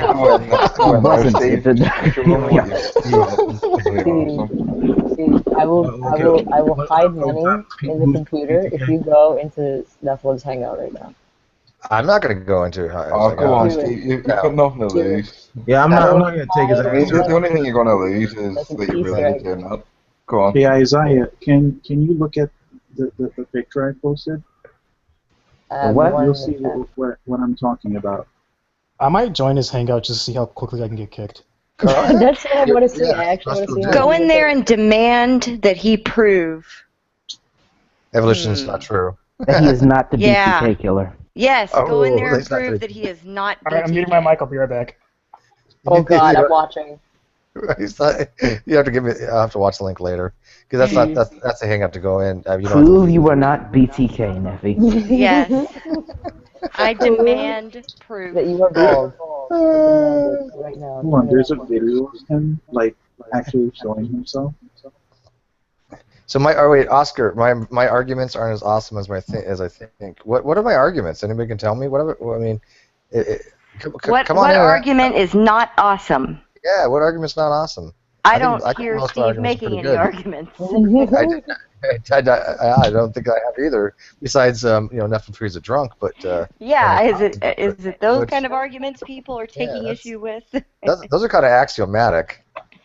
Right. They don't require justification. He does not even attempt to justify. He does not want to make a circular argument. Thank you very much. Yeah. I'm gonna just tip my hat off now. Anybody can come after me, but my God, at least come on in and talk to me.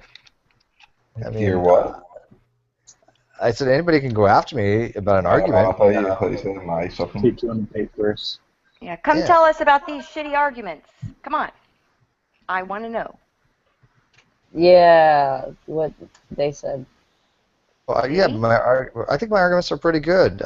But anyways, Steve, whatever. we have no clue what arguments they're talking about. I don't know either. That's okay. I still got Mark. That's okay. As long as I have Mark, I'll be okay. That's all I need. Mark has been. Everybody's wondering why I won't ban Mark, because Mark's been around from like the beginning, and so it's like it's kind of nice to have a little mascot, I guess, a little fundy mascot. A fundy mascot. He's not related to Mac at all, is he? No. Matt is like going through the venting process at the moment. No, you said Mac, right? Like Mac Thomas? No, Matt. Yeah. Because that's the other guy's last name, right, Thomas? Yeah. Right. No, Mac's funny though, because you probably didn't, because you don't get around too much. But I had a hangout a while back, several months ago now. But Mac Thomas was there with Mark Inoya, and admin for teacher, and Mac was doing that would be a nightmare room. Oh, it was wonderful. No, it was wonderful. I Dude. It was think I remember that. I'm pretty sure Mac was fucking up, and admin oh was my God, yes. fucking up. Yes. Yeah, admin was like, I'm not even going down this path. He's like, you know what, Mac, you're on your own, dude, because Mac was saying the dumbest things, and me and Mark were just ripping on him. And he looked to admin, right? They're both young creationists, and admin was like, no, you're sink or swim on this one, buddy. And it's funny is because I got both of them to finally admit that there is no biblical or scientific evidence to support dinosaurs on the Ark. Both of them admitted that, both Mac Thomas and admin for teacher, and I got it on video that both of them were like, okay, we do agree that scientifically there's no evidence to support that dinosaurs were on the Ark, but we still believe it. And I'm like, oh, okay, well, that's fine. But as long as you don't pull this like Ken Hovind shit saying, oh yeah, we can prove this with science that dinosaurs were on the Ark. I mean, like, no, they you had can't. a pink dinosaur egg and a blue dinosaur egg. They basically can't prove that the Flintstones were historical. I mean, yeah. You need the Flintstones. Yeah. Hey, has Matt Flick been in here? How would you prove there are dinosaurs in the Ark? Ever been if I'm here, he's not coming in here because I offend him. And yes, I know you do. You and your horrifying avatar. Yeah. I've never talked to Matt Slick, and I've never wanted to. I didn't think so. Yeah. I don't know what they're I have no interest to talk to Matt Slick. He's not on my radar. Yeah, ever since that one discussion, he has demanded a safe space for me. So, yeah. Yeah, that was some bullshit. Yeah, it was. Yeah, he thinks you're like the devil. That's sort of the nature of secular America.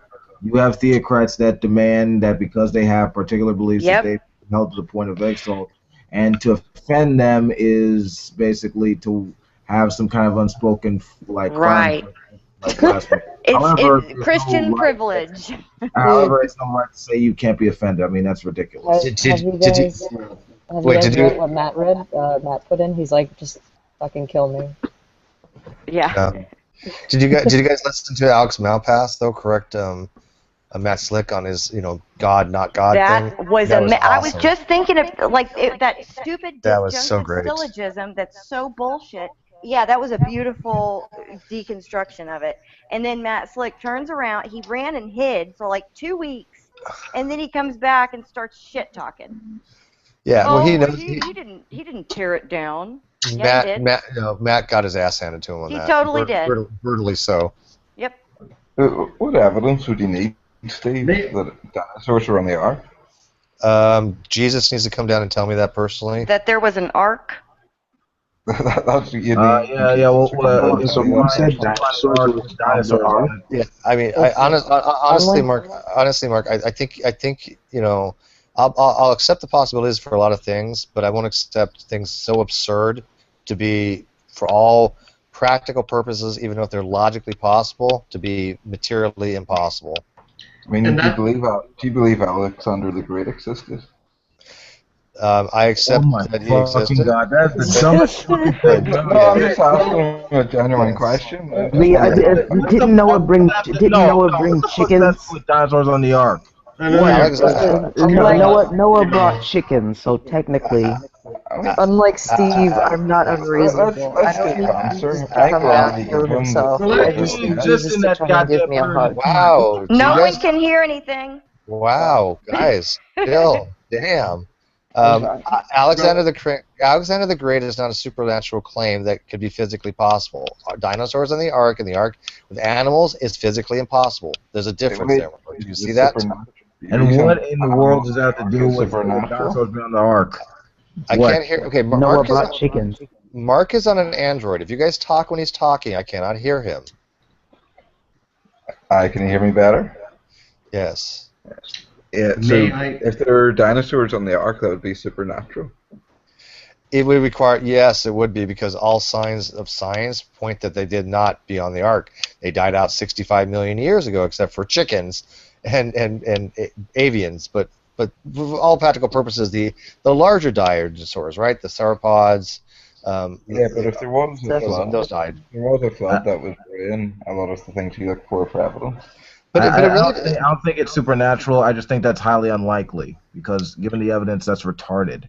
I believe it would be. I believe it, I would posit it would require supernatural causation to change reality, because reality as we know it, dinosaurs lived 65 million years ago. Yeah. Don't you think supernatural causation is kind of the assumption in the story? No, the flood is. There's no indication in the Bible that God helped him in any way with feeding the animals and caring of them and the excrement. There's nothing in the Bible the flood itself. Sure, but I didn't talk about the flood. We're not talking about the flood. We're talking about the Ark. Okay. Dinosaurs being on the Ark. We're examining the exact claim, and how the hell do ancient tribesmen have any knowledge about ancient reptilian creatures existing? Like, how do they know dinosaurs exist if that's the case? Yeah, like, so anything that's recorded in history, that would be like supernatural, like they were inspired to draw pictures or paint pictures. But So we can ask a question? it basically. Yes, Fitz. Sorry. In the last side chat, for the last hour, smiley face. I from your accent, I assume you're from Northern Ireland. Is that correct? Yeah. Oh, is that Fitz? Hi, Fitz. Yeah. So you keep saying, and I'm sorry to derail the conversation, but for the last hour, not fitting, smiley face. What do you, and I keep asking you this question, what does that mean? Can you answer me? That's why I was trying to give you a lot of examples so you'd be able to understand it. But No. Don't give me an example. Do not give me an example. Tell me that what it would means. be an example to do the things not fitting. You're trying to understand something, but you don't want an example. You'd be ignoring something. Well, that's deliberately fucking bullshit. We have no idea what you're talking about, Mark. I have no idea what you're saying by not fitting. Mark has no idea what Mark is talking about. Okay, Fitz Jamie, you got to remember, Mark is just like a not altogether mentally sound troll. He's a nice guy, and we like talking to him, but he's not quite all there mentally, and he doesn't understand the arguments. One of the questions I asked him, Steve, was, is wickedness always wrong? Is wickedness always wrong? Yeah. Was hiddenness always wrong? Are you kind of insane? No. What does that mean? I typed it in the chat box. Oh, I didn't say anything. Wickedness always wrong. Yeah, wicked. W. I'm gonna say no for one reason. I'm not a big fan of moral. I'm not a big fan of moral absolutes. I'm kind of a moral anti-realist when it comes to that. Yeah. I believe there are times when an individual person has to do wicked things for the greater good. Well, there you go. Define wickedness. Fitz wanted to know what a disapproved mental state was. Like, what does it mean to do things not fitting? Steve thinks wickedness is not always wrong. Whereas the very definition of wickedness is that it's wrong. Well, I'm sorry, Mark. You're going to have to define wickedness as opposed to evil, as opposed to anything else. He's defining it metaphysically. Okay, he's taking the metaphysical approach that wickedness, in and of itself, of its nature, is something that is wrong.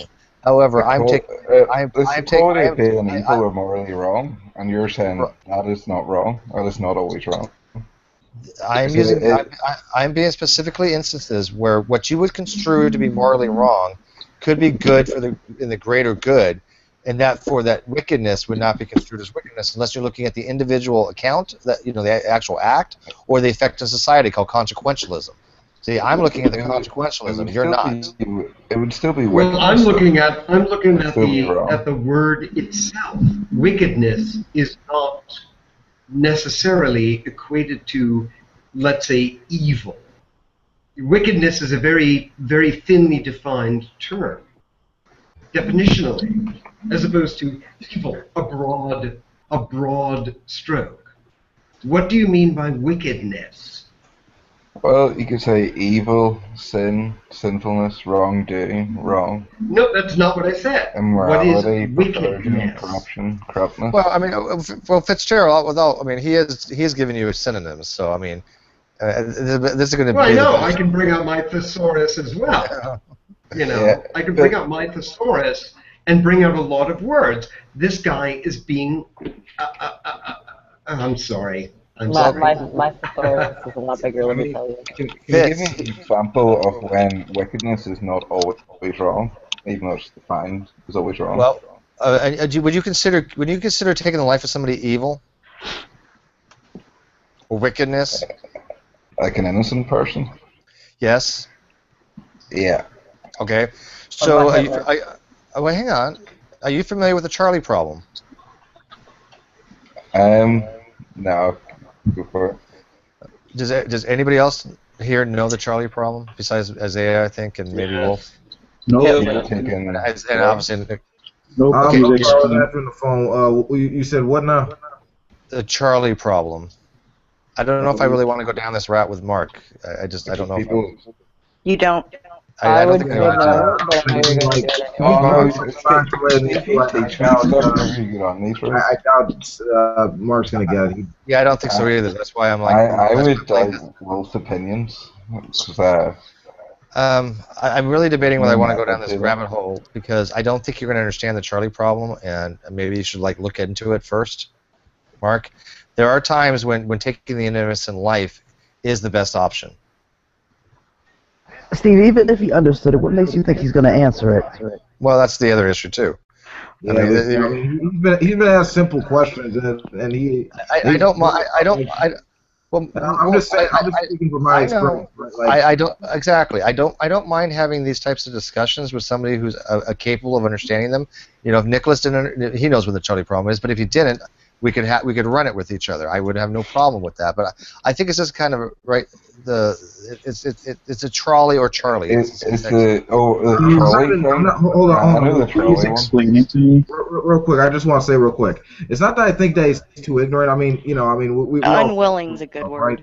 It's just that I think on a practical level, he's just incapable of answering them because he's just unsure about stuff. Like, I mean, I know this because he's been asked simple questions, not even related to science, but just on basic moral or ethical stuff. He's completely dodged a question in every time, like especially in like mental experiments and stuff like that. And by the way, yes, it is. Wait, hang on. It is called the trolley problem because it's based upon a San Francisco trolley that it started, then it got to the subway. However, it's also I've heard we ran this before as a Charlie problem because that was the name of the person, the conductor. Initially starts off being he's the conductor of the trolley. So that's where that's coming from. Anybody asks? That's true. Okay.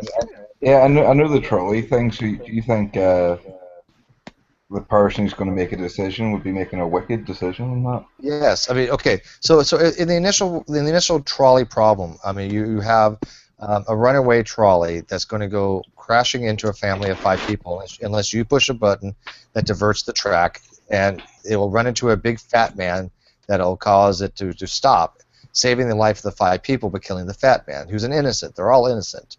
Okay, so you have to make the moral decision. Do you push the button to save the 5 people to kill the fat man? That is. We were talking about wickedness, and wickedness is wrongdoing. So are you saying there is a right doing in this question? Mark, if you push the button and you kill the fat man? What is the right doing? Listen, Mark. This is why I don't want to run these things with you because you don't listen. If you push the button and you kill the fat man, as according to you, you just took an innocent life, which is wicked. Right? It wouldn't be wicked. Well, we did. I asked you before if you take a life in it, and you said innocently. I said yes, and you said that is wicked. Now you're moving the goalpost. Are you going to move the goalpost or admit that there are times where doing a wicked thing can be greater for the greater good? Because if not, all you're going to be doing is committing a fallacy of moving the goalpost. Well, wickedness is wrongdoing. You're giving me a situation where the only 2 options are wrong. So, Mark, did you say that taking of an innocent life is wicked? Yes or no? Problem is he's asking the wrong question. Also, how about we ask everybody else, because Mark won't answer honestly. He never does. Did Mark say that taking a wicked life was innocent life was wicked? Did he say that it was? Okay. So in this instance, you're taking the life of an innocent person, which is wicked according to Mark, which proves my point that there is a time that some wickedness is better for the greater good.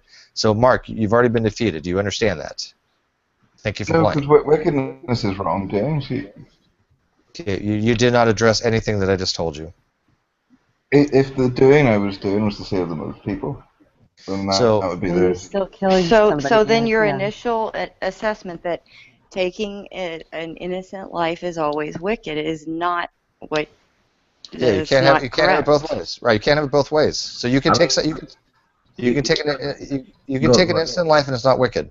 I mean, see, here's the thing. You're asking, and see, Mark, you're asking the wrong questions. It's not just the choices; it's but the rationale by which you make the choice. So, are these 5 people worth saving, or is the fat man is he like a piece of shit? Like, is he a villain? Like, is he gonna go off and do something horrible? Like kill a bunch of people? Is he a terrorist or something like this? I mean, by what criteria? No. I think the definition is what is wicked, as opposed to evil or bad or necessary. Could you try this? I mean, the thing is, when the Bible says God judges the motives, so if your motive was to try and save everyone, but you failed to save everyone, would that be wicked? But that's not what you said before. Yeah, I think that you're already... I raised everything before. So if so I think you need to change your thing there, Mark. Let's change it. Forgive me for changing it. So let's change it. So God's going to look at the motives. If your motive was to save them all, but you couldn't save it, would that be wicked? So that's consequentialism, right? The ends justify the means, right? Yes. Thank you. Yes, it is. And so you can actually say, people can actually use consequentialism, the ends justify the means, to do all kinds of horrific things, right? I mean, why don't we go out and do experimentations on humans, because it might save the greater good? You know, if you have a person who, 5 people that need body parts, right? One needs a heart, one needs the eyes, one needs a liver, the other 2 need kidneys. Why not go kill somebody? Why not go take that person's body parts because it saves 5 people?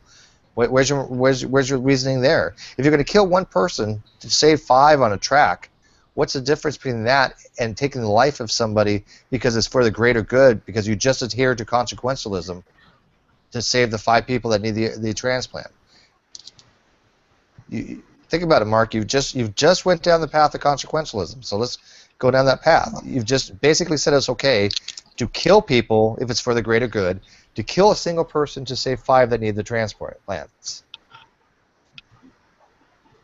Yeah, I think you've got me trapped. I'll have to come back to you on that. Yeah, this is why moral problems and ethical and meta-ethics and stuff like the trolley problem can get really, really, really... you have to think about them a lot. Well, now I could get out of these things because I've ran this problem with I sat there for literally like 4 hours with DPR Jones one night, and we went over all the different. I mean, he had so many different scenarios that he's come up with, and we basically had a lot of scenarios that we ran, and so I pretty much can make a moral decision on any possible trolley problem, and try to at least justify it to the best of my ability. But it's not something that the average person, without having to think about, can do. So take some time to think about it, Mark, because again, it's not. If you've never thought about it before, then you're going to have a hard time answering these questions. Yep. May I ask? I should be able to come up with something. I find with a lot of these things, usually they're like sort of faulty arguments. So that's where. Well, these are not really arguments. These are just moral situations. They're not arguments. Nobody's making an argument. We're asking you we're asking about your morality. What you would do as a moral situation as a moral agent. It's not making an argument which one's better or worse of a decision. That's the whole thing with the trolley problem. Well, it is a moral argument, but the Bible. No, it's not. The Bible's got it covered. There's one which would be motives. The other one is if you do not know that it's a sin, then it is not a sin. So there's that covered. Oh, So, actually, no. The Bible. You still sin whether you know it or not, according to the Bible. I can get you the first. Okay. Well, I think you may. I think you might want to think that one over again. Sin into the eyes of the Lord is sin, regardless of if you have knowledge of it or not. The knowledge, lack of knowledge of the law doesn't exempt you from the punishments of the law.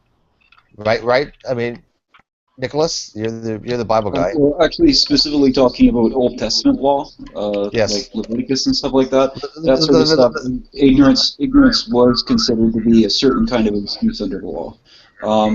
But they still did make allowances for things that they weren't aware of, like the scapegoat was for the sins of Israel, the unnamed sins. Okay, so there was certain ones. Okay, but towards Jesus himself, you basically if you don't know of Jesus, then supposedly you're held to the same counter as you did. Right. Yeah. Like the law is treated differently in the Bible than just rightness and wrongness and sin. Yes. And so I'd be interested to see what Mark's citation for that is, because I seem to remember the passage saying something along the lines of being doubly guilty. Sorry, say that again. It's James 4:17, I think, but my internet browser's going slow. I can't read it word for word. Well, hang on one sec. Let's put that on hold real quick. Odian, did you go over to Neffy's room? No, my app crashed. Oh, no. So it says, therefore, someone knows how to do what is right, and yet does not do it. It is not a sin for him. What is that noise? Wolf's playing a video. Oh, okay. I thought it was my app was acting funny yesterday. I'm sorry. No, I thought it was me. No, I should. I become. We just heard this wah chicka wah. I thought everybody could hear my porno playing, my 1970s porno. Stop. Oh, good. I'm just playing porn in the background here, trying to be quiet. I'll remember to mute before. We're gonna party. We're gonna party like it's 1979. Uh-oh. May I ask you a question? Yeah, but don't hang on. Don't knock a key party until you've been there, okay? That's right. Yeah. That's exactly right. Listen, young folks. You have no idea. Fitzgerald. What's this? Yes. Fitzgerald, go ahead. Well, let's just say, and I don't want to bring up. This may open a bloody can of worms. Don't do it. Let us say. Sorry, I'm gonna have to. Florida. I'm gonna have to. Was that act of this fellow evil, wicked? If you want to go with those very, very fine lines, splitting hair terminology, was it wicked? Was it evil, or what? Both, and worse. When you guys have that discussion, I want to make a comment on James 4:17. Oh, please. Go for it. When there's a chance. Okay. I'm just looking at the Greek, and it says, to him, knowing therefore good to do and not doing it, sin, to him it is. So it's speaking in the positive. If you know something is good to do and you don't do it, it's a sin. And that could be interpreted to mean in certain contexts that it's not a sin if you don't know it, but that's not actually what the words in the Greek say. I'm sorry, but you just said, if it's not a sin for me, then it's okay. Is that what you just said? No, I didn't. Oh, I hope so. Everyone knows how to do what is right, and yet does not do it, is a sin for him. Is that, I'm quoting that right from what you posted? It's saying that it is a sin to know something is good to do, but to not do it. Great. Yeah, so what you just posted. Hang on, that doesn't work. What you just posted. Okay, first of all, you're getting. I think you're getting people confused, Jamie. That's Nicholas talking, not Mark. Okay, I think you're getting to. I know, but what you Okay. just posted in the side chat That's not covers a lot of ground. Nicholas is defending. He says he had a point to make about James 4:17, and that's not Mark. That he just had Mark happened just to have made the reference to the scripture in particular. But I was more responding to Mark saying that what he's saying is consistent with what the text says, but it's not necessarily entailed by what the text says. But it's not logically okay. It doesn't logically follow by the inverse. Okay. Yeah. So if you're in the Trolley situation and you don't know what the right thing is to do, just it would because not you be a say. thing. Just because you say if you know something to be good, you don't do it. The converse of saying if you don't know it means that it is good, or if you don't know it, you're held responsible. You can't make that leap of reasoning there. Okay, it's the same problem when you run into like the fool saith to know God in their heart, right? And people say, well, if you say there's no there's no God, you're a fool. No, that's affirming the consequent. That's a logical fallacy, right? You can't do that. Okay, so I mean, because but there's more to it though. Like there's certain things that would make, like for example, if you do not see fit to acknowledge God, that's what He gives you over to a disapproved mental state. Well, I don't know if this has to do with things not fitting, but whenever you do the things not fitting, that makes you a fool. Yeah, I think well, we need to you get back still to haven't answered my question: what is fitting and what is not? You still have not answered that. Well, that would be, for example, a trolley experiment. You're trying to work it out without God, and you can't. You come to a stop, and your brain malfunctions. How about we do this? How about we? I'm sorry. Stuff. Let's just disregard that trolley problem thing. Let's use a more recent real world example, like what happened in Orlando, Florida, with that Islamic fundamentalist guy taking a rifle and killing 50 people. The reason he did that was because he was a fundamentalist, and part of his belief that gays are bad and he should go out and punish them. I don't think that's true. I have to disagree. The reason hang on. No, most of the reports coming in are actually saying that he was a repressed homosexual, and more than likely he went on a shooting spree because he didn't want to acknowledge that he was actually gay. His father denied that, he did not want to accept it either, and there was probably a lot of emotional turmoil going on, and it probably had very little to do with his religion. I'm not necessarily going against that. I think that is a decent component that we can do to the fact that he did, in fact, according to the data, actually use a gay app, to date and meet other people in the LGBT community.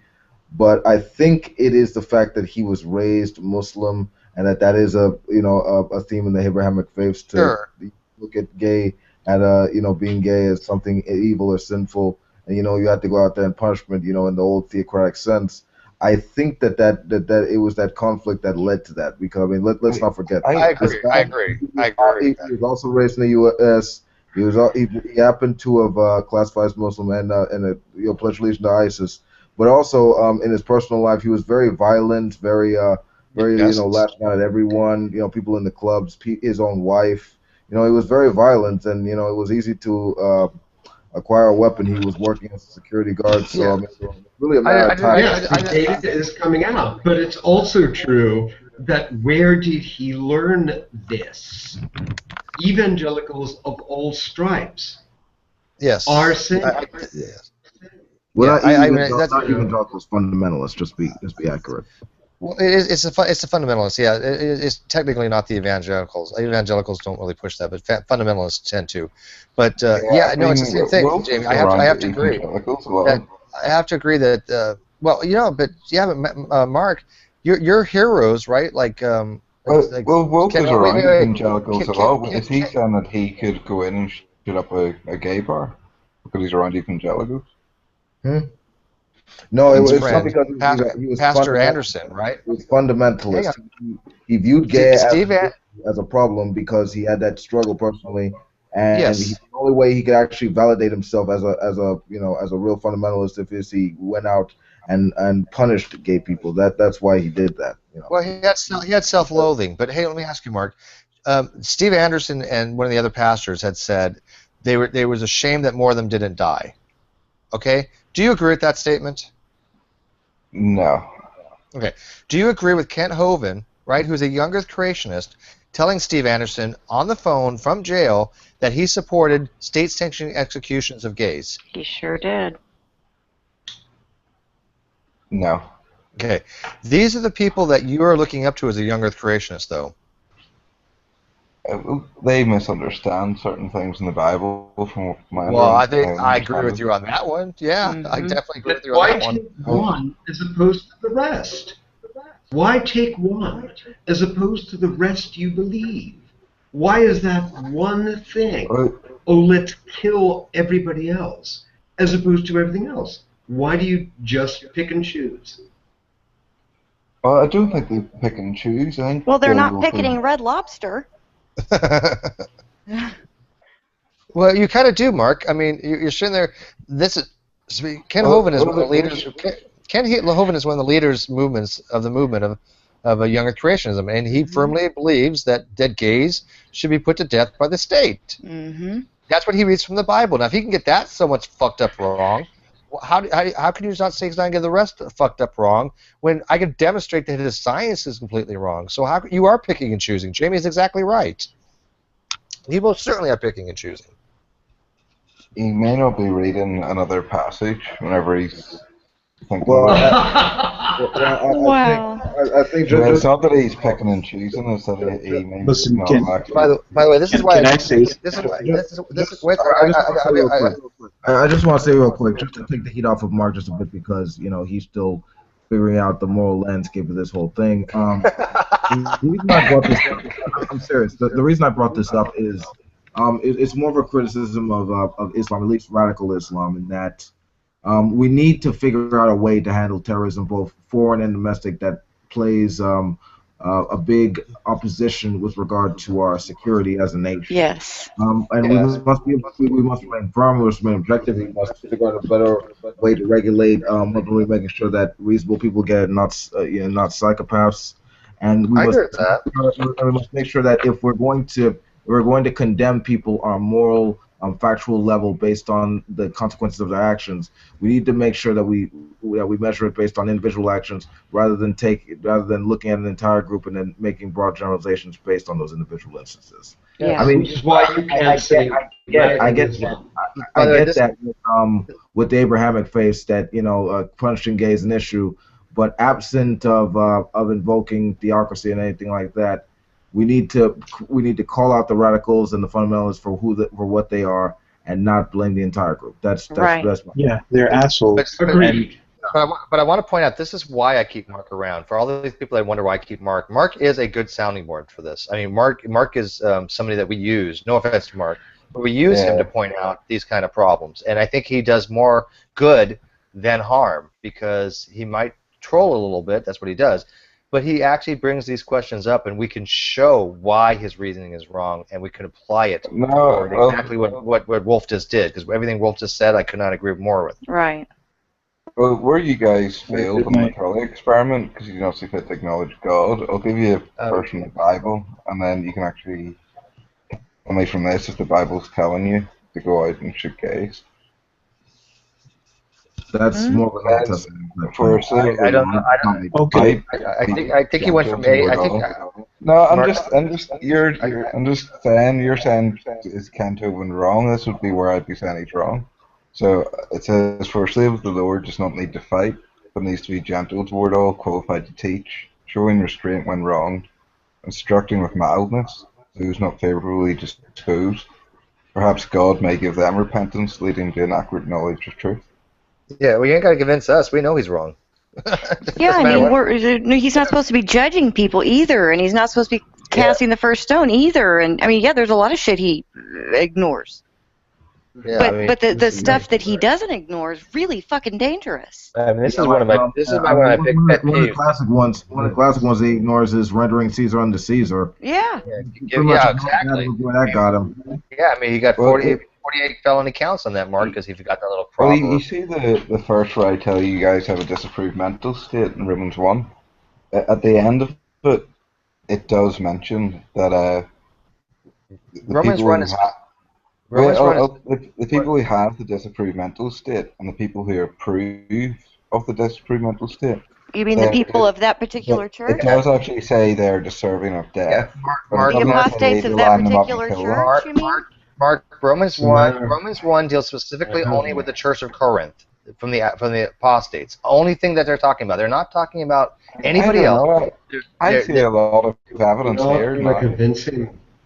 Well, Yeah, you can go to any scholar and you can go to any biblical reference and it'll tell you, Nicholas is pretty good at this too, that they're talking about the apostates from the Church of Corinth. Well, they are specifically I actually want to finish this point because he's saying that. Okay, so you're saying in your holy book that they are deserving of death. So who should deal out that death? Is it humans or is it? No, it's saying they're I'll just deserving say- of death. So I'll but just it's say not real actually quick. saying to kill them. I'll just say real quick because my name was mentioned that the letters, the epistle letters, are addressed to churches, and so they're specifically for those people. Yes. But we have them in the Bible, and we draw things that are certain things that are supposed to be universal from them. But that doesn't necessarily mean that because it says a particular thing in one of the letters that means that that's how all Christians should act. Yeah, I follow that as well. I think that's a good way to look at it. But, Yeah. Well, that's handy. Well, it's sensical. But it's not handy. It's sensical. He just gave the I had context. some friends. Yeah, there's a good context for that. These epistles were written to specific people for a reason. They were directed. They were messages to them. Right. Handy Right? would be like ad hoc, if we Yeah. just kind of added something like for convenience. We Yeah. were just confirming. He just confirmed the context we were trying to talk about. It doesn't say that the epistle to such and such and the entire world, right? I mean, these were specific things directed towards specific people. So. But anyways, I think what it boils down to is, there is until a verse in the New Testament says all Scripture is inspired of God and it's useful for setting things straight. So whenever you're actually looking at these verses, they actually do set things straight. Well, and you can't weasel out of them. The only way you can weasel out of them is by saying that's not very handy for my position, so I will ignore it. Ignore means to not acknowledge it. And if you do not seek to acknowledge God, you have a disapproved mental state. And that is the I think there's someone not fitting. Broadcasted. Could you broadcast Brenda? You guys got mods. I got mods. Mark, I have a lot of friends from Ireland. There you go. And my grandmother came from there. My But see, grandmother came from there, and they let it go a long time ago. They let it go.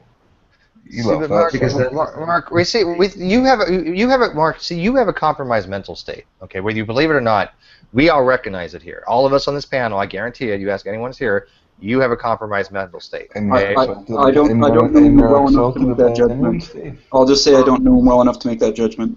Yeah, Well, me neither. I do. I don't know. And that's not a medical diagnosis. That's This is going horribly wrong for you, Steve. No, It's just not I would disregard it. It just sounds like an easy explanation to not answer questions. Yeah, that's true too. But see, the thing here, Mark, is that you've spent a lot of time with a lot of accusations. I solved the trolley problem for you. No, you haven't. Wait, what problem are you talking about? First of all, there's nothing to be solved there. It's a moral efficacy issue. There's no right solution or wrong solution. It's what is you going to do.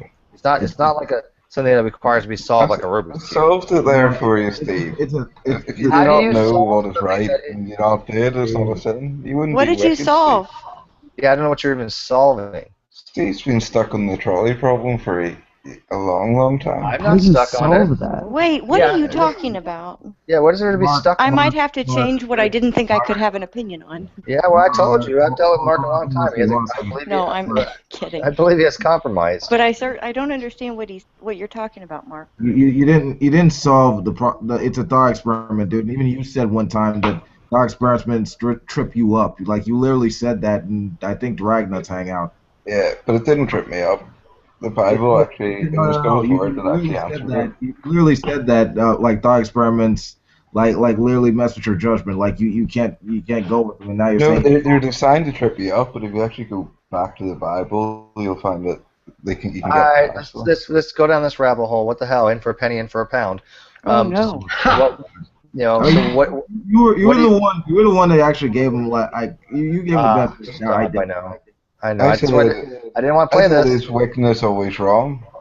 And And you guys are saying wickedness is not always wrong, even though You said the it too. definition You is admitted wrong it too. too. yeah, you corrected Yeah, and yourself, then Mark, you and you give had me to move the goalpost. you give me the trolley problem All and right. said So you're going to have to take what a do you? life. All right. No, So no, what do no, you no do? one. Hold on, If you stop, don't know stop. what the right thing to No do one is, said. and you No one don't do said it, it's not a anything about sin, being therefore it's wicked. not wickedness. No one Mark, said you anything about lived in being wicked. Ulster.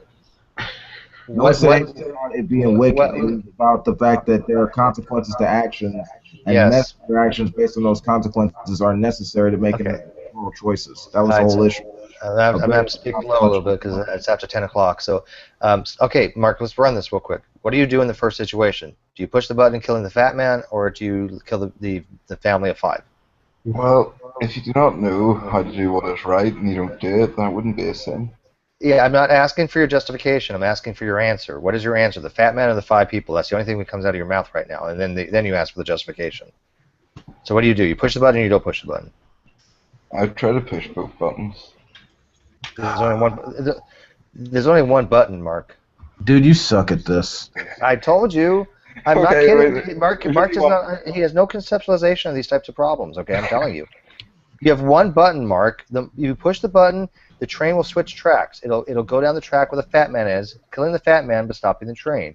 You don't push the button, it'll continue on, killing a family of 5 that are on the tracks. Well, whether I pushed it or didn't push it, you don't know what the right thing to do, so it wouldn't be a sin. Do you push the button? You're not answering the question. Answer the question, or don't even regard this.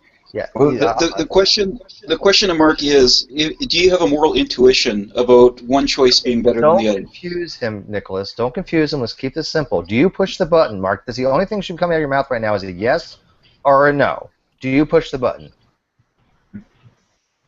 Pushing the button would save more people. Yes.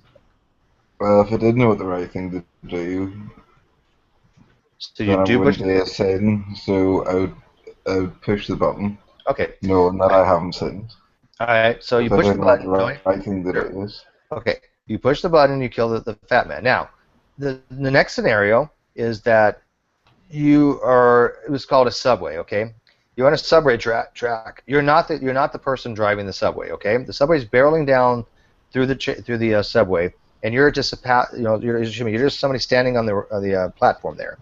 You notice that ahead downstream there's a family of 5 people. Okay. And you see the subway car going to blare into them at any time. Now you see this fat guy, the same fat guy that you killed earlier. He's back alive now. You see him standing on the platform, and you know, contrary to the laws of physics, but you know that if you push the fat man into the tracks, killing him, okay, that'll be enough momentum to stop the train, or at least alert the train to put the brakes on so it doesn't kill the family of 5. Okay, so do you push the innocent man onto the tracks, killing him, saving the family of 5? Do you push him? Yes or no? It would be the same answer as last time. Okay, so you do push him. Okay, no, hey guys, only one person's doing this. This is me. I cannot talk loud, and I want to run this with him. Do you push the him? Last time was if you don't know what the right thing is to do. Do you push him? It Yes wouldn't be or a no? sin. So I don't care if you're a sinner or not. Do you push him? The fact Yes that or we no? have worked out that it wouldn't be wicked either way. I'm not asking if it's wicked. Either option. Mark, listen to my words. This has nothing to do with anything besides yes or no. Okay? It's not about wickedness. Do you push him killing the fat man, saving the family of 5? Yes or no?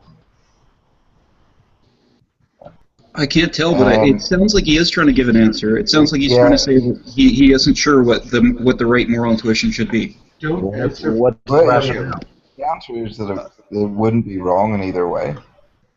I'm not asking for a moral declaration. I'm asking what he does in this situation. This is a situational problem. You have to give an answer. If he was fat, there might be a chance I couldn't push him. Now you're just being evasive. Now you're trolling. Now you're done. Now you're done. Now Okay. the game, Okay. I might try to push him. This is where we say goodbye to Mark. I'm gonna put him in a high broadcast and time him out for a little while until he thinks about this problem. Then I'll bring him back in a little while because he gets a timeout because now he's trolling. I see how that became a huge problem for you, Steve. This is why I wanted you to ask him, because I was willing to shut up. I know I've spoken for some time. What I wanted you to ask him is, what is his rationale behind making the choices for whether or not he's going to either kill the fat man and save the people, or kill people. Normally I would. Oh yeah. Normally I would, Rolf, but I mean, we're dealing with somebody who doesn't even conceptualize the issues. Asking for his rationale would probably be going down a different rabbit hole I didn't want to go down. The reason why I kept on trying to bring it back to moral intuition was because if he didn't have an intuition about what to do in that situation, then he know what he would do in that situation, right? I'm going to bring him back. Maybe he's thought about it now. Right? Come back. And by the way, people will be like, "Oh, Steve's hiding people from podcasts." Well, I have a good reason to. He needs a timeout. Mark. So let's not troll. Okay. Do you want to continue the answer to the question?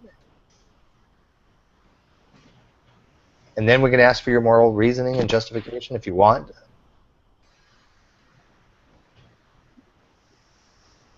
Because the problem only gets worse from here, I'm sure you. Okay, this is only like part 2. Is he talking? I don't. No, he has to unmute himself.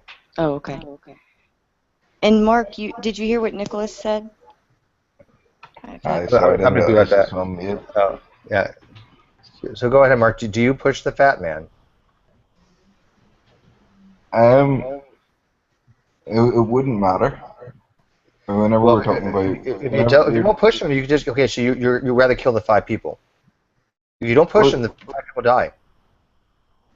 Well, the thing is, that Bible verse has pretty much answered it for you. Is the moral thing would be if you don't know what the right answer to do, then it wouldn't be a sin.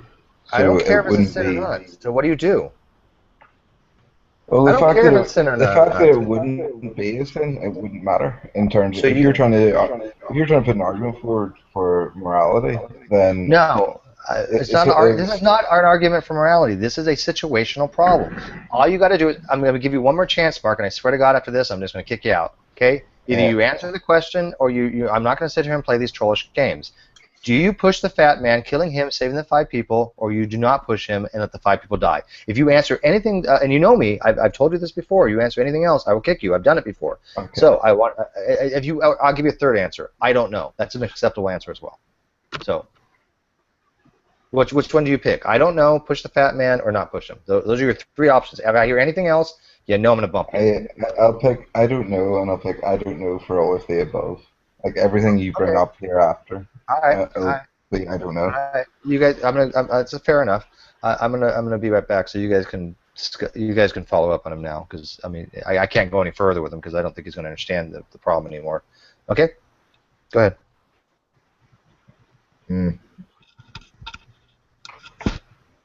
But there you go, guys. Remember in that situation, don't feel you're being wicked.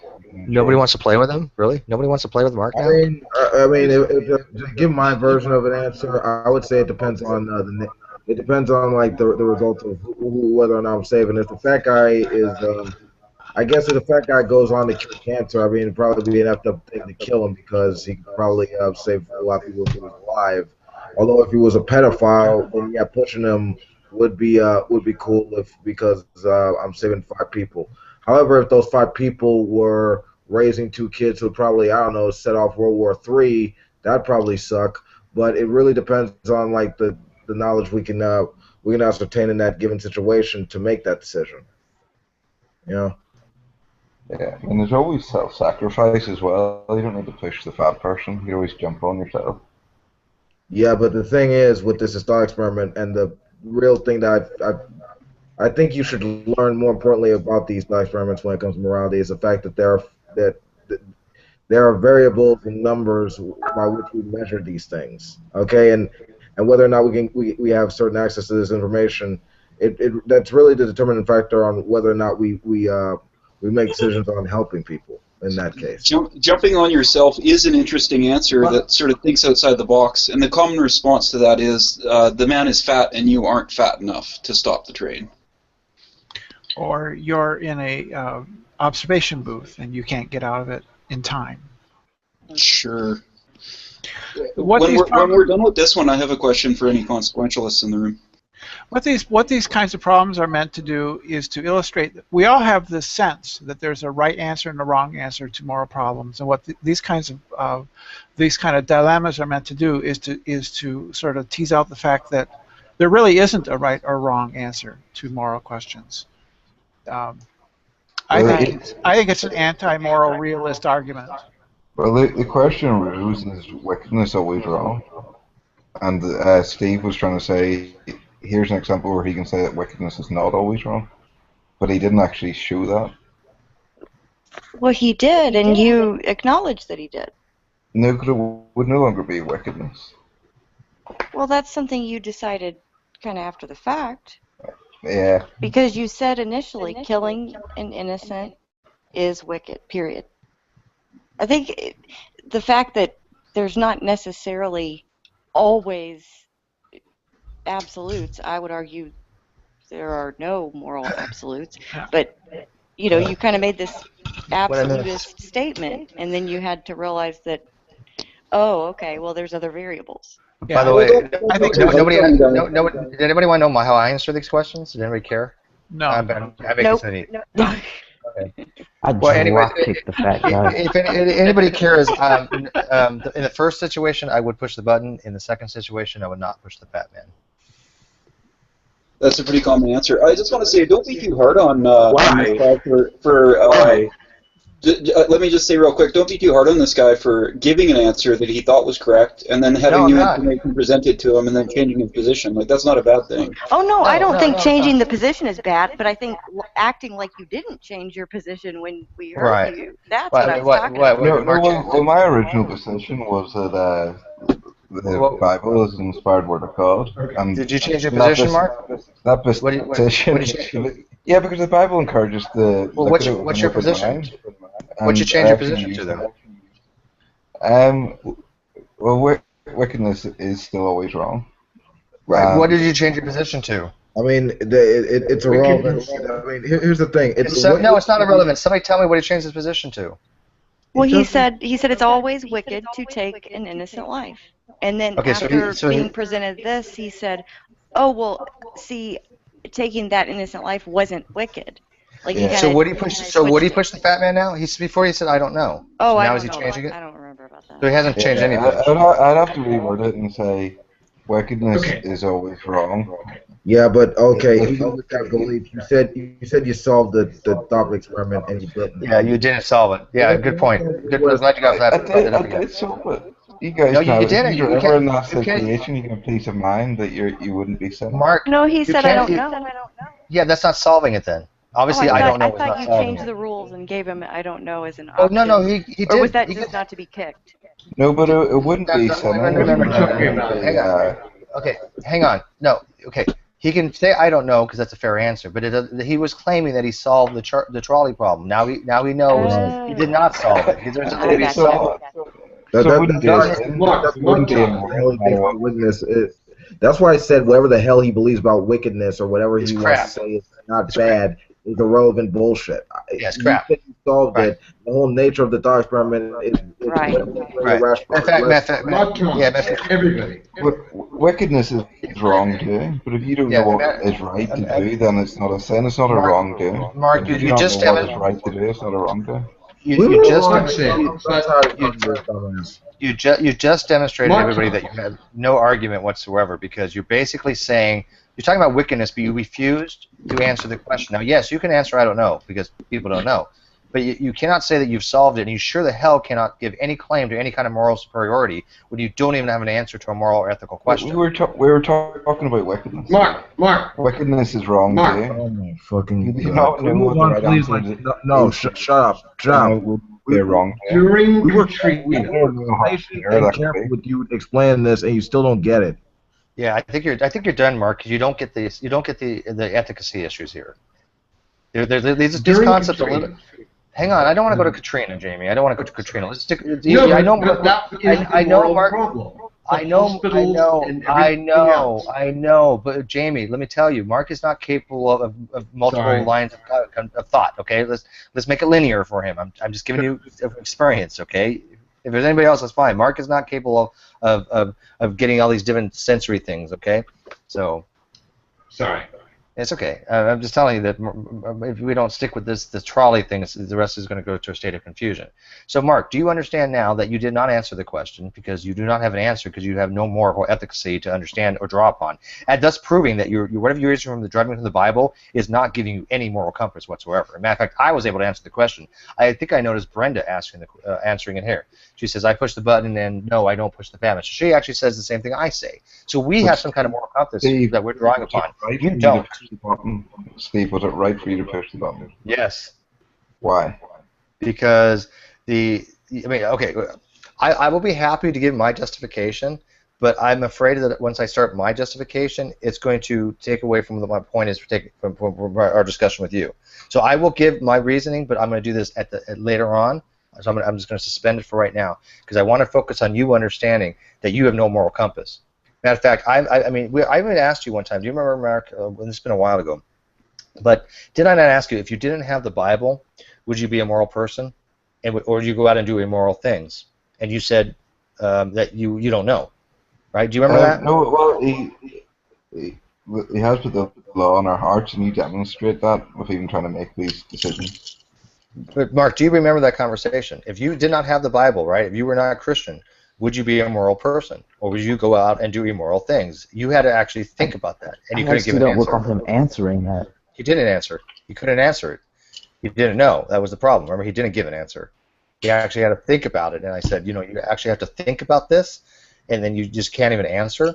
That means that you have no moral compass, Mark. You are the most immoral person here. I'll just give you an answer there. The past, they couldn't give you an answer. Give you an answer. All right, give me an answer then if you want. I mean, you couldn't before, so give me it now. What would you, if you didn't have the Bible, would you be a moral person, or you go out and do immoral things? Yes. Yes, you would be moral, or yes, you would go out and do immoral things? Well, he's put the law in our hearts, and then you demonstrate that. And it would be in my heart, and Mark, you're trolling.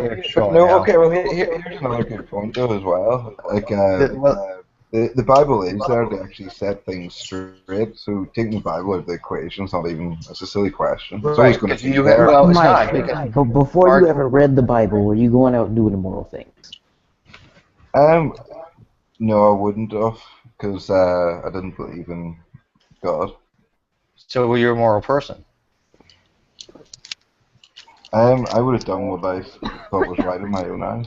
You do realize... Were you killing babies? Okay, you do realize that anytime you pontificate your worldview, you're not really giving a rationale by how you make moral decisions? Right. I mean, Mark, you really are demonstrating that you are the most immoral person probably in this room so far, because you have no morality to draw upon whatsoever. If you have to rely on the Bible for your own morality, then you have no moral compass, because that means you don't have your own ability to have cognitive thought on your own of what's moral and what's not. Well, whenever you read the Bible, Steve, what you realize is the principles are there for your benefit. You would actually not disagree. I'll be back. I gotta go to my quick. Steve, before you go, I just want to say I think you've consistently misrepresented and insulted Mark.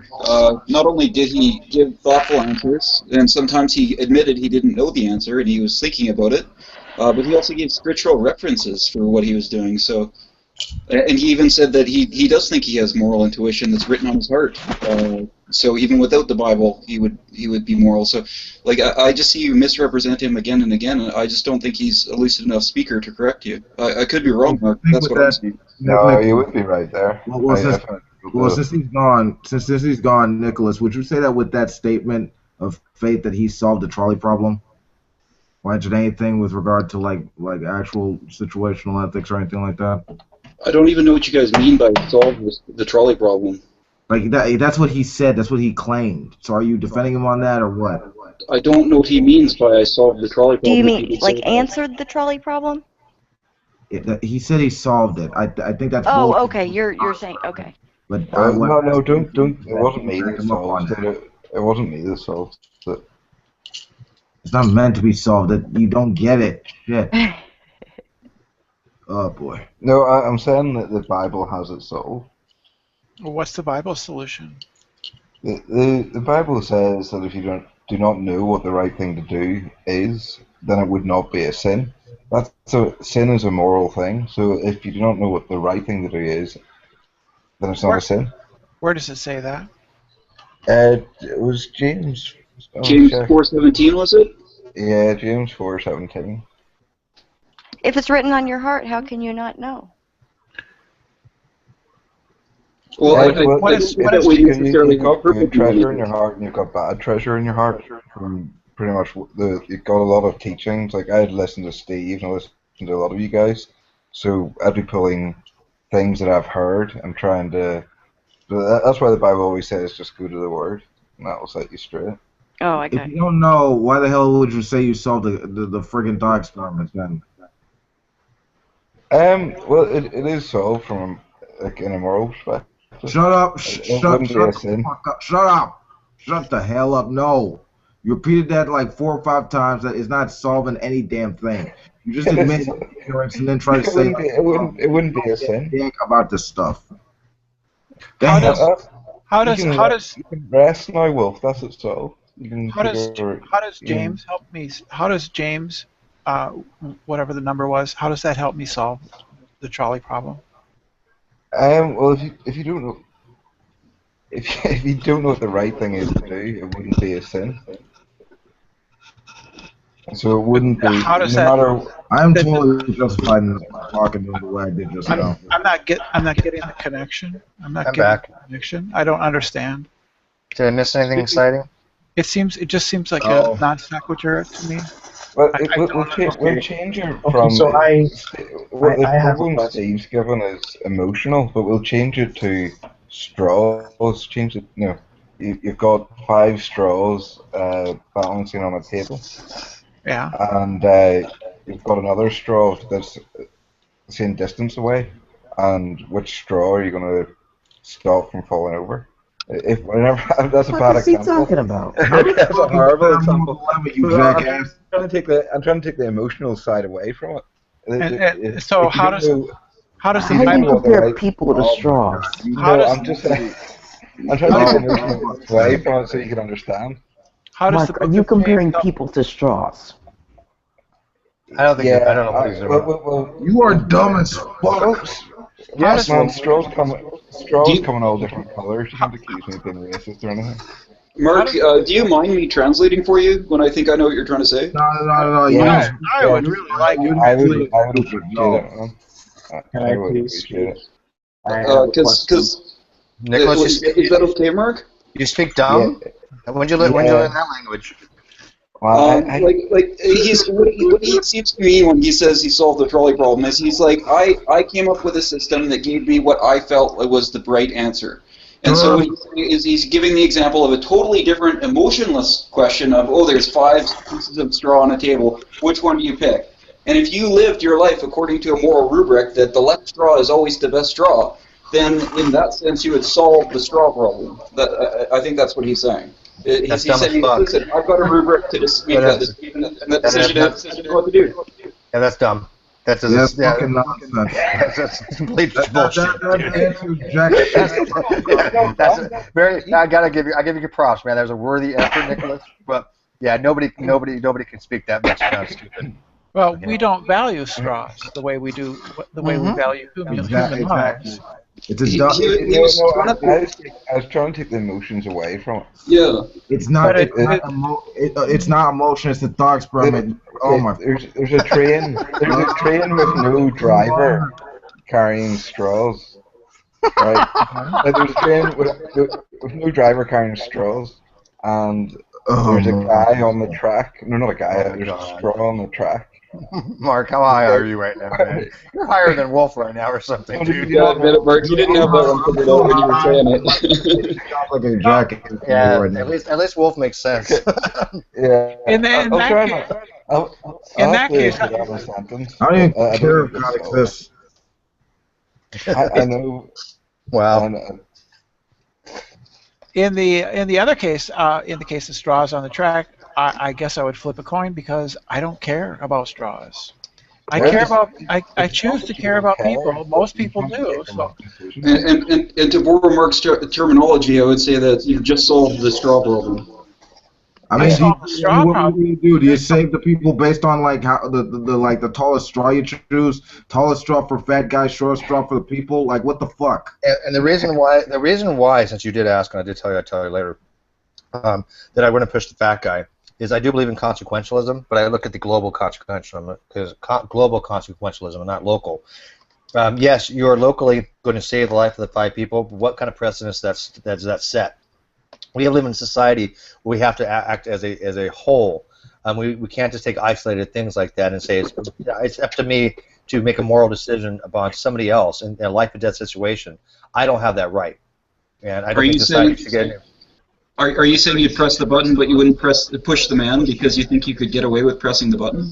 No, you have to push the button. I mean, the pushing the button is that event's going to happen anyways. Okay, you're not physically taking a person and putting him in harm's way. All of them are in harm's way. Somebody's going to die in that instance. Okay, there's going to be deaths. Now it's a mitigation of triage at that point. Okay, because somebody is definitely going to die. That if you push the button, we rather have the one person die than the 5. However, in the second scenario, not everybody has to die. I mean, it's not an either-or situation. You have a situation where somebody is going to live, and then 5 people are going to die. It's not an equal situation. Well, pushing a button and pushing a person, as far as the universe is concerned, as far as Newtonian mechanics and purely mechanical force equals mass times acceleration, they're exactly the same. That's my point. Yeah. Right, but that's not the point. The point is that you're talking the consequential. Well, no. The consequentialism is different. In the second case, you have 2 possible outcomes. The family of 5 dies and the man lives, or the man lives and the family of 5 dies. But there is a situation where you are mechanically pushing somebody in harm's way. You're taking the how should I say this? I'm trying to think how to word this. So would it matter to you who the family is? Yeah, that's also a part of the criterion, and also what if the right. I mean, that's the next question. What if the fat guy's dying or is evil or something like that anyway? Yeah. I mean, there's so many different variants of this fucking problem. Yeah, exactly. I'll be right back again. What if the family was your family? Yeah. Hey guys, I'm gonna jump off. Talk to you guys later. All right, man. Good Take night. Care. Yeah, but I mean, the thing is, absent of knowing all the facts or running some procedural tests to say that you know that it's just flat out either the family or the fat guy. I mean, it's not going to be known absent of applying some facts or criteria to the situation. I mean, that was the whole thing. That's why, you know, to say that it's flat out this or that based on some black and white view. I mean, you're never gonna be able to like get a real understanding of what you might do, let alone solve it. I mean, that's the whole point we're bringing to Mark, but that just flew over his head. That's why it would be. That's why, you know, it was moved away in the first place. Yeah, but it wouldn't be wickedness. So shut up. Yeah, he can rest in peace if it ever happens. Well, suppose the fat guy isn't a fat guy. Suppose he's a great big guy, muscular, in the prime of health. He's 6'5". He's a multi-million-dollar linebacker for your favorite team. And there's a family of 5. They're just nobody that you know. They're poor. Do you push him? I have to know like just a little bit more about the family before I make a decision. Just a little more. That makes a difference?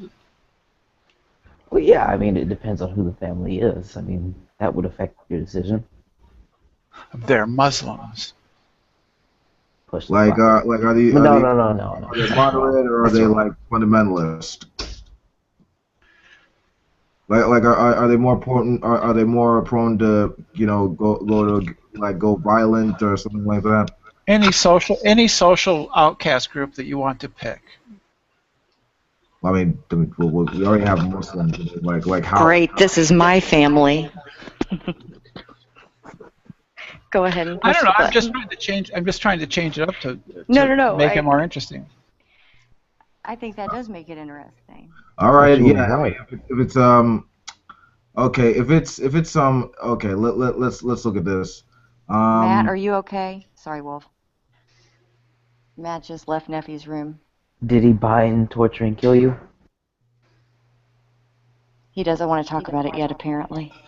Is I'm he- sorry. is he- Please is go he- ahead. is Wolf. Did he take Is Matt pictures? all is Matt all curled up in the fetal position, Look, crying? he's broken. He can't speak. Oh my God, they broke Matt. Holy fuck, Yeah. guys, they broke Matt. Damn you, Neffy. Damn you. Oh, they did break you. He's totally broken. They broke Dear Matt. God. Oh my. Matt, You're robotic. I told Matt. you not to look it in the eye. Look what you've done. Well, you mean the dickhead that is Neff? Do not gaze into the abyss. I'll admit that I didn't feel like I carried myself that particularly well, but that was a night.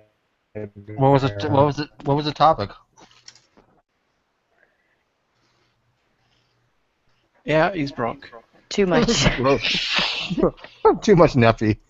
Guys, sorry in the live audience. Hello? They actually broke Matt. We don't know if he's salvageable. Did he only get past the binding stage? Did he only do B and not TK? Did he actually take a selfie with you? Was he wearing barely hear you, Matt. pantyhose?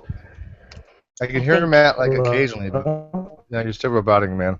Yeah, he was wearing pantyhose, all right. Poor Matt. I know.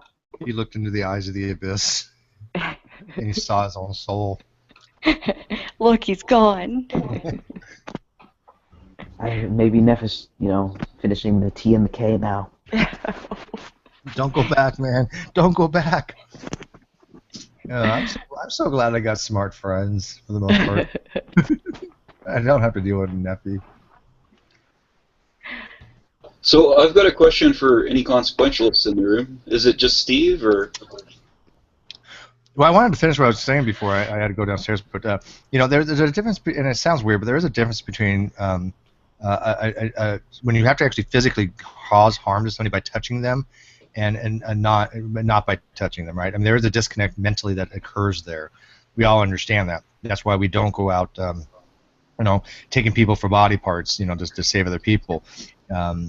When you actually have to commit an act, rather than just be disconnected from it with a button, there's something there to be said as far as once you start going down a path where you are hands-on like that, that's how you start getting into atrocities and things of that nature. So I mean, I wanted to clarify my answer a little bit, but that's one of the reasons you push somebody.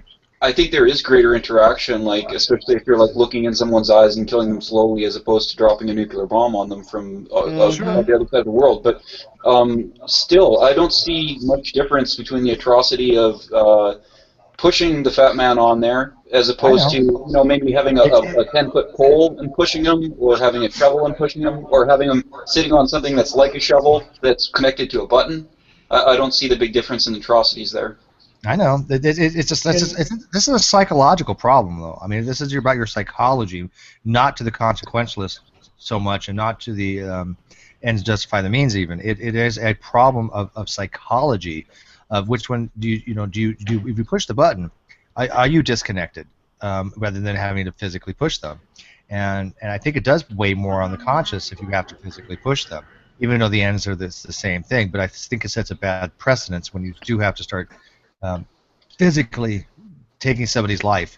I think healthy people are more dehumanized when they interact personally with the people they're killing. Yeah. I mean, just going back to it. I mean, May I go back? It would really depend on, like, real May quick. I go back to? It would really depend on what they do, what happens in the future. Right? Wow, you too. You guys must have some weird lag. I hear his Wolf and Jamie. That's a fucked up Touch thing. me, touch me. After this, can we briefly talk about the den of trisomatic lines I just came from? Yeah, I want to hear. Yeah, now that I'd like to hear your internet back. Okay. Jamie, real quick, go ahead and go, Jamie, and then I want to hear this from Matt. So what do you got to say, Jamie? Just going back to what you said earlier, that touching. You know, I was a bartender in Don't get Chicago for all 15 excited, years. man. Don't get all excited. No, I know it's late.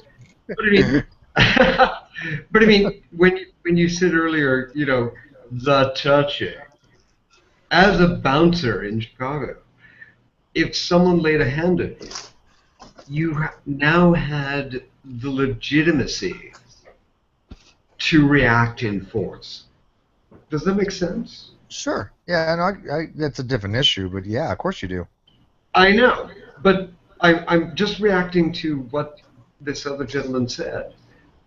You know, reacting in the force necessary is a huge problem. You know, you don't bring a knife to a gunfight. Well, I don't think You that's bring- really, but that's not the problem that Ronnie Hall. The Ronnie Hall problem is I mean, it's not the Ronnie Hall. I mean, the trolley problem is not dealing with that. It's dealing with, you know. I'm not talking about the trolley problem. Oh, what are you talking about then? Wasn't that what we were talking about though? Yeah, I thought No, you were talking about. I'm solely reacting to what this gentleman just said, as opposed to physical force, as opposed to physical force. That's all I'm reacting to. Okay. All right. Well, just It going has back to be equally and reactive. Sure. Going back to the trolley problem, though, I think, I didn't understand it at either. least in my answer, it would depend on what the person would do next in the future. I mean, if this, basically, if this millionaire linebacker did something fucked up to someone, like abuses his girlfriend, a wife, or a child, or something like that, I wouldn't have any mind. And now you're making up shit. Or, huh? Well, no, these are different variants of the problem. Yeah, I mean, these are legitimate variants. I mean, you can say, like, if the person has dying of psoriasis. Another variant would be, you know, there's five. You know, the people are like rich people and poor people, and I mean, you can come up with a lot of variants of these problems. There's no right or wrong answer. Of course, and that's where the problem becomes effervescent. It becomes useless.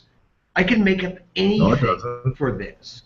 No, it doesn't. I mean, it's like these are variables in an equation, and whereby we derive an equality, like an actual answer. It depends on the variables and how we're measuring them. Yeah, this is the core. This is at the core like the most useful thing because we apply that to the real world.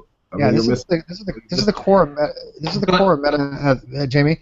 This is what metaethics is, and this is bioethics. These problems are given to ethical students to find out what their efficacy is. So yeah, these are very valid questions. They are very valid questions, but the first question is a very simply defined question. You are on a bridge. There's a guy. He's not fat, he's not thin, he's not this, he's not that. There are no other qualifications. It's a very simple question. Yes? Well, he has to be fat for the problem to work. Really? Yes, because his That's fatness. that's not how I heard it in college. Yeah, It was a guy. Oh yeah, Jamie wasn't here when you posed this particular one with why we know the fat guy has to be fat. Yeah, because the fat guy has to be fat because the momentum stops the train. Right. He has to be fat so you can push him. Well, when I was in college, in philosophy class, it was just a guy. I think you're right. And there is no right answer to this. There is no right. Okay, but how the guy stop the train? How the guy stop the train? There is. Yeah, we're not There is disagreeing. no right answer. That's the point of the thing.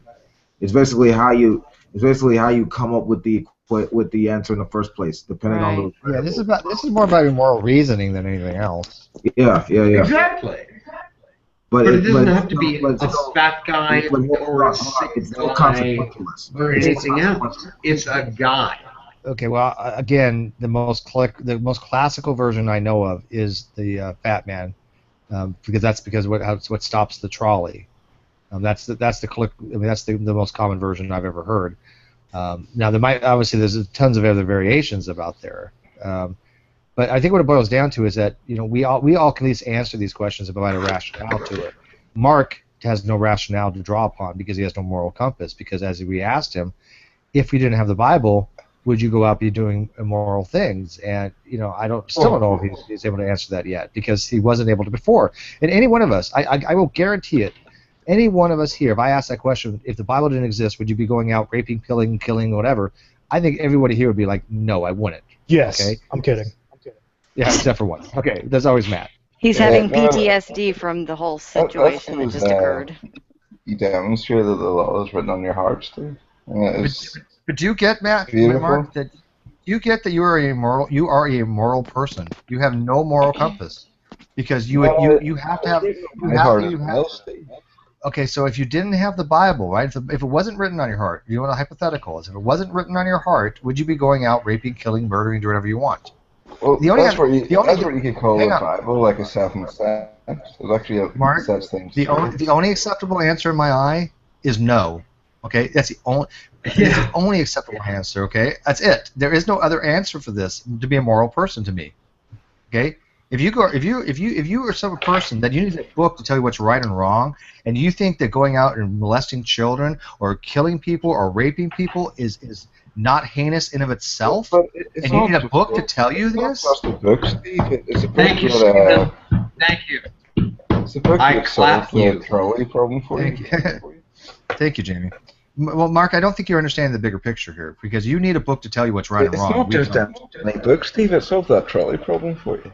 I'm not talking about the trolley problem. I'm talking about in general. You need a book to tell you what's right and wrong. We do not. No, I need a book to set things straight. Whenever there's people who oppose God, they're going to be giving me their opinions like you're doing now. And I need that book to set things straight. Mark, do you love your friends? Do you love your friends? Do you have friends? Do you love them? Yeah, you guys are my friends. I don't think no, that's not what I asked. Mark, seriously, do you have friends? Matt, you need to calm down.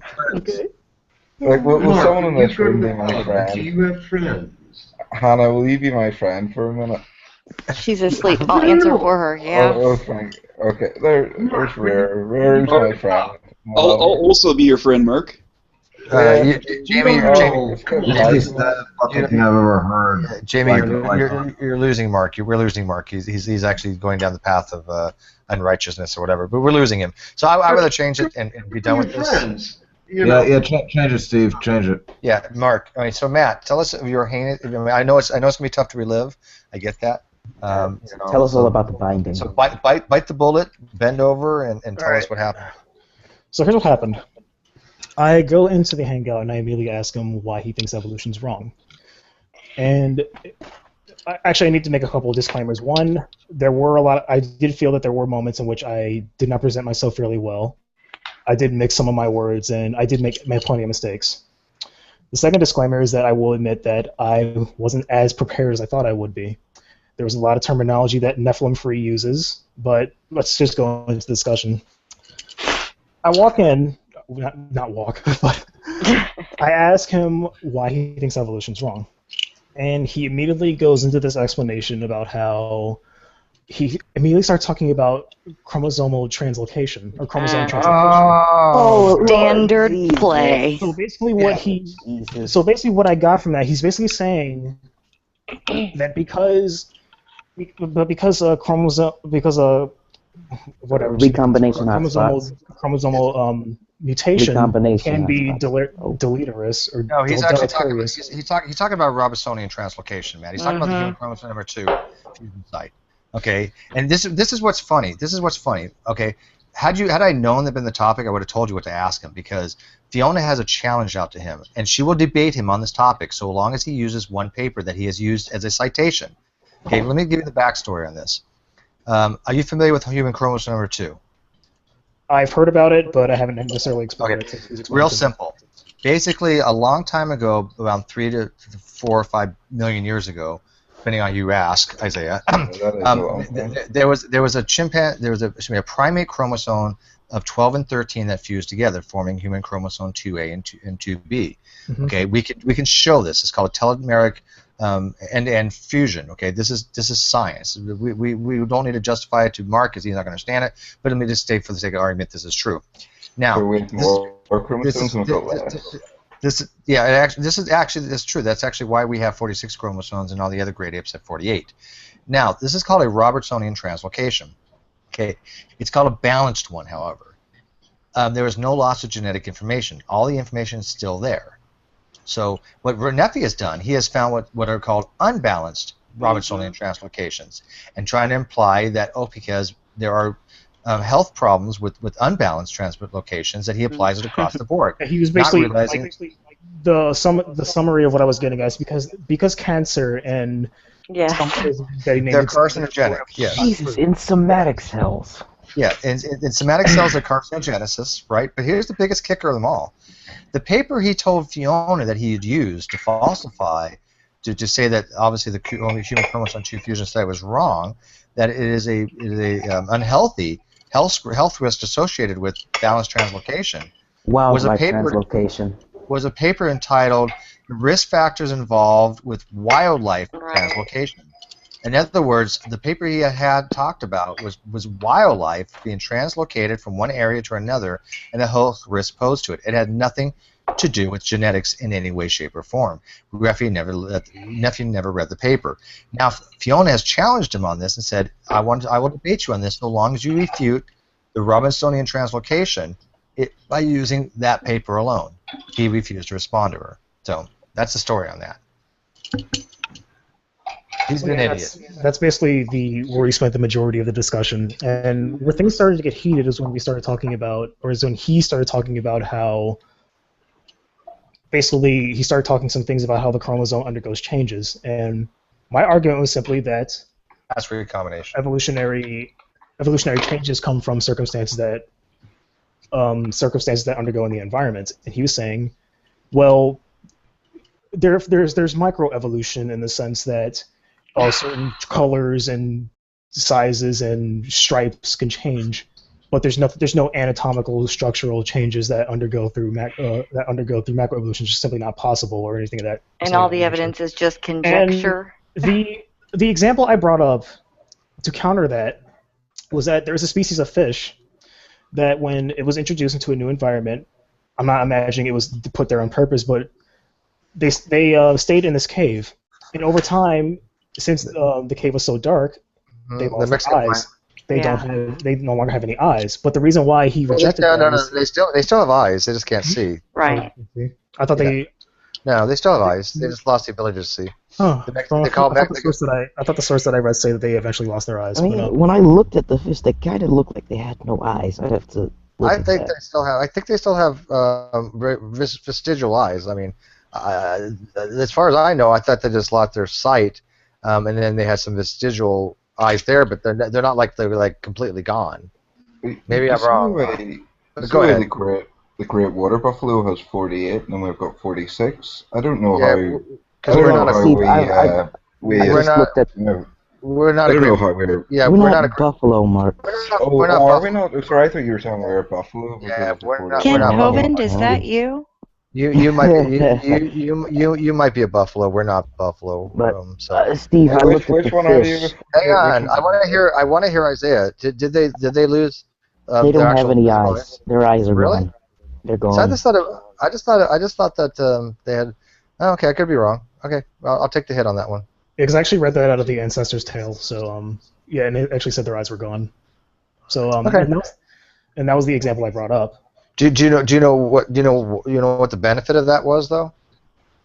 Well, I'm not sure. They did get a benefit from it. But, I'm not sure what the benefit was. I was just like bringing that up to elaborate that this is a change that is a result of the circumstances of the environment. Right. And he wasn't having that because he was saying evolution just only describes changes that are added on, not necessarily taken away.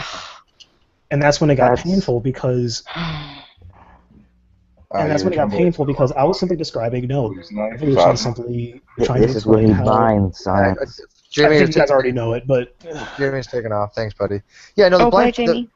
This is where you bind science. That was just a trade-off. The energy that was able to be conserved by not being utilized for eyes is able to utilize for other things, right? Swim faster, whatever. I mean, you have more energy that you can utilize. So it's a trade-off. It's actually an evolutionary gain. Wait a minute. Here's the thing. This is where everybody gets stuck. You get stuck, talking about how it's a gain. Nephi cannot start with, no, this can't happen, and then you show him, but look, it did, and then he turns his problem into, but that's a loss, not a gain. Wait a minute, I thought you didn't fucking think this shit happened. Yeah, exactly. This is how we get stuck and going around in circles with these people. No, what he'll say is it cannot happen because that would have been a loss. I also brought up the cliched example of like the different species of salamander in California. Mm-hmm. Yeah, well, he doesn't grasp that either. That's the Ensatina salamander. It's still a salamander, it's the same kind. Tommy Hall does the same fucking stupid thing, right? This is the debate that I had with Wayne was actually I utilized the Ensatina salamander, right?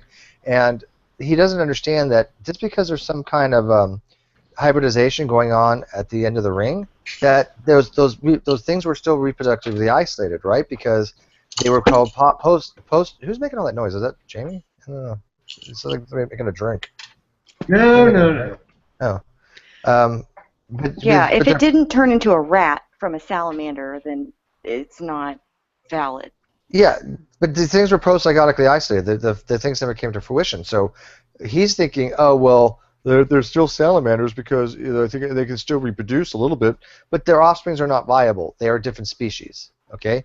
And Tommy doesn't get this, and Nephi is too dumb to even understand that. No, I've heard Nephi respond to that by saying, but some people are sterile. Yeah. So that means if you're sterile, you're a different species? Yes. Nephi is dumb as fuck, okay? Literally, Right. Nephi is fucking retarded stupid. Of course. I think you know what's funny is he probably knows a lot about photography, so obviously he's not brain dead, but he's just so goddamn convoluted. Taking pictures of his victims. Oh god. By the way, did he post any pictures of you, Matt? No. So who else was? Well, yeah, but He only got to the T there stage. was another guy who was there.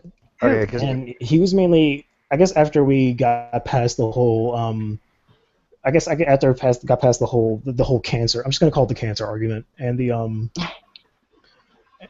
basically what evolution or basically the part where I gave the examples of how animals undergo certain changes in their environment. What this other guy kept saying was that, oh, so you believe that evolution basically, you believe that these species undergo random. My biggest problem was with the word random changes.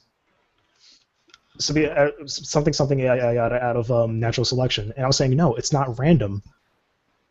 And I guess there was another guy who came in, and I guess the way he explained it in this very sarcastic way. He said, "It's okay. So if if it is random, would a species just go to Africa and just simply sprout wings out of nowhere?"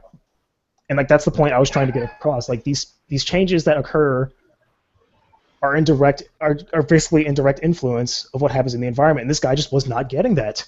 He kept saying it was random. My biggest problem with the word, no, it wasn't Nephilim free. I don't even deal with Nephilim. The other guy? It was another guy. Johnny K. White. It wasn't Johnny. It wasn't Johnny. It was some dude with a peanut avatar. Was Nephilim asking for your best evidence or your worst evidence? I don't think. Shut up, Mark. Yeah. No, I'm just wondering, why did you choose it to tackle plant and the loss of eyes? Mark, let me ask you something, Mark. Do you realize that you know nothing about this topic in any way, shape, or form? I mean, literally, you're like I love you, Mark. I say this with all due love in my heart for you. But you're like a kindergarten trying to understand quantum mechanics. You don't get these topics. You don't understand evolution. We would love to help you. I really would.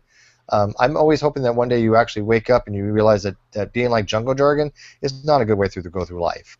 And that you decide to educate yourself and realize that everything you've actually believed about this young Earth creationist crap is pure shit. And then look at Nephilim free and laugh at him like the rest of us do, because I think that'd be awesome. I would love that. I would love to laugh with you, Mark, and go, oh, yes. Mark's like, oh, yeah, Nephi, goddamn, he's an idiot. But, is it back to, was that your best evidence or your worst evidence? Is that the best? He's trolling now. Yeah, he's trolling. I'm Go trying, ahead. I'm trying to ignore him. Yeah. Is it Yeah. convergent or divergent I'll evolution? never where learn two anything different unless you species- guys. I can't hear you. And okay, COVID was it? Is it convergent or divergent evolution where two different species from across two different time periods Individual traits that are similar? end up having like the same traits? Coevolution. That's coevolution? Okay. Yeah, coevolution. And it's funny because... So I brought that up too, but he still found some way to do some mental gymnastics around that. It's funny because Faith, Love, Hope and Tommy both they don't understand coevolution because they're talking about paralogs, and paralogs are a type of homolog that exists because it has duplication. Okay, it's a duplication of an existing gene, and they read these papers, right? Because somebody broadcast band, they read these papers and they say, oh look, because these two species that have completely different phylogenies have experienced very similar types of analogies. Okay, for example, like a bat wing to a moth wing, or to a butterfly wing, or to a fly, right? It was actually convergent evolution, not coevolution. Because coevolution is when two species evolve with each other. Or convergent. I'm sorry, I misspoke. I brought up a concept related to convergent evolution. There's convergent, divergent. There's parallel, and there's coevolution. Yeah, I would like to state for the record that Steve is being corrected right now. No, I'm not. Or someone, excuse me, someone is being corrected in Steve's room right now. It is occurring. Yeah, certainly not me. I haven't finished yet, but hang on. But anyways, they're talking about that the papers are saying that these species have no evolutionary history because they obviously are coevolution, or excuse me, convergent evolution. Mm-hmm. So they read these papers and say, oh look, these papers are specifically saying that these species have no common ancestry. And that's completely bullshit, right? I mean, obviously they have common ancestry. Right. And I asked them, I'm like, look, if these papers are saying they have no common ancestry, then you've just falsified evolution. So how come somebody isn't winning their Nobel? These people are too stupid to realize that the paper's not reading the way they think they're reading out of it, you know? They just don't get it, right? And like the weirdest thing about it is that they still have no idea what they even said. I have a question about the concept of speciation. Yes, speciation. Is that your worst evidence? Okay, I'm trying to get this concept straight. So it's basically the idea of the separation of like biological pools, right? Yeah. But like my sister and I, even if our descendants never intermingle genetically, we're still not separate species because we could in principle mate, right? Mm-hmm. Yes, but that doesn't always apply. I mean, the brown bear and the white bear can physically mate too, but they're because of geological distances, they're considered to be different species. There's enough phenotype difference to be called different species. Even just geological, just separations in. So would that mean? Well, there's a phenotype difference too. It's the geological distance is not the big thing. It's the if they are together, they generally will not mate in the wild. Yeah, they have what's called sexual selection.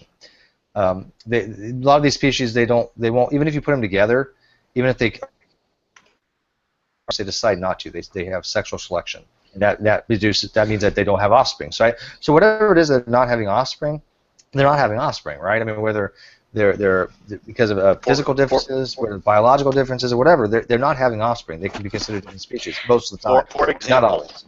For example, lions and tigers can breed. Yes, they don't in the wild. They generally have to be forced together, like in zoos. Yeah. And then they'll breed. You'll get a liger. Yeah. And also different diets too. Two species going to be on two different diets, and they don't like each other. Are ligers eventually sterile? No. Well, yes, most males are. No females are. Females, yeah. Ring species illustrates it pretty well. I think when you explained ring species, Steve, that gives a good picture of it. But I had a person. Her name's Kristen Williams. I think that's her name. Is that her name? Dude? Something Jesus Christ, Corinthians, some shit. Well, Christina. By the way, yeah, whatever her name is. She was telling you guys can broadcast people. She was trying to tell me that there's no such thing as ring species because of what Jory Coyne said. And I tried to explain to her that Jerry Coyne was hired to do an analysis to determine how much of the ring species that they actually are. Because there's no such thing as a pure, true ring species, because you're always going to have gene flow, right? And you're always going to have some kind of a reproduction because of just the fact that they're not fully divergent. I mean, they're a ring species, but they're not completely reproductively isolated. And plus, there's multiple populations. In Instantinus salamander, there was 19 of them, right? So he was just trying to say to people, there's no such thing as a true ring species. We all get that. But she took it as, oh, there's no such thing as a ring species. I'm like, bullshit. The Lars seagull's a ring species. The greenish warbler is a ring species. There's hares in North America. There's a couple of them. And made up, her reasoning was this. He's like, well, if you have a ring like you wear on your finger and you cut it somewhere, it's no longer a ring. It's broken. And I'm like, Jesus fucking Christ. I was like, damn, that's just the dumbest thing I've ever heard. That has nothing to do with what a ring species is. You see, with like animals reproducing, what do you think came first, Steve? Was it like asexual or sexual? Binary fission. Asexual. Asexual, probably. Yeah, why would sexual come into play? Sexual reproduction allows for more genetic diversity. Absolutely. That's why bacteria. When would it come into play? Okay, no, that sounded like asexual. Asexual is far more efficient than. Well, I think he asked when. After the invention. No. I asked why, but I mean that's sort of answered it. But like, I mean, is there animals out there that are both? I mean, I think like Darwin's finches. Yeah, they can do both. Well, there are a very rare few species, such as earthworms, that can do both. And snails. There's little lizards. Yeah, lizards can change their sexes. Some fish can too. It's not about not about changing their sexes. Reproducing sexually and asexually is what he's saying. Oh, yeah. Okay. Well, yeah, worms can. So would there be a benefit in that, sort of, just to be? Wait a second. Some finches can do it. No, they can't. I think birds can do parthenogenesis. I heard about I heard about an interesting study about fish that could reproduce asexually or sexually, and they found that there was some sort of a spot cancer or something like that they got that was more common in ones that reproduced asexually. Bill Nye mentioned that. Bill Nye did mention that in his debate with Ken Ham. I think he was hammering the point that that species that do not breed asexually somehow gain like an advantage in the environment because like the added genetic code like protects them from, I don't remember his exact argument, but it like protects them from something. Well, mates are able to select, and so you can.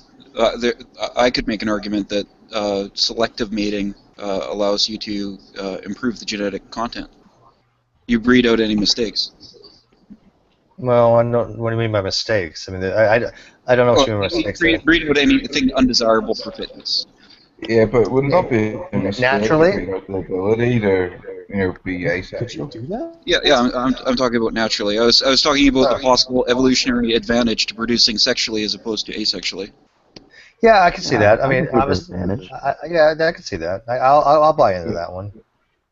But if they did this to breed out disadvantages, would it not be a disadvantage to breed out the ability to be asexual? Well, like there can be other advantages to asexual reproduction, like you don't have to find a mate, which is good for a lot of solitary species, right? Yeah, so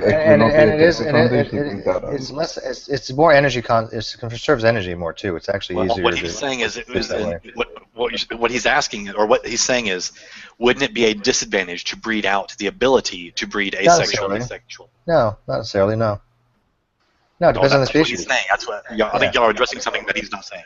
Well, I mean, evolution, it's not all about getting better and better. Yeah, and that's another common thing too. Yeah, that's another kind of thing too, Mark. I think you get confused on. There might be things that actually may not be the best for the species but there might be other things that came along with it that are more beneficial, right? I mean, nature's not always going to pick the best traits sometimes, and that's why species die out, right? So you might have a species that doesn't have the best combinations because nature got it wrong, right?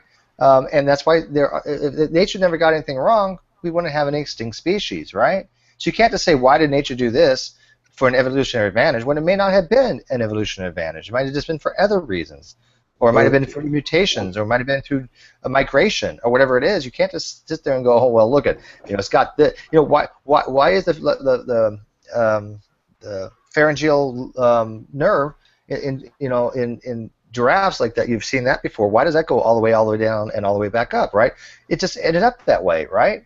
Because it had only could do what it had to work with. Okay, but it wasn't an evolutionary advantage to have it that way. I mean, the other thing with like sexually as well. I mean, you can see like even just looking at ourselves, males and females are very different in certain ways, and thank God.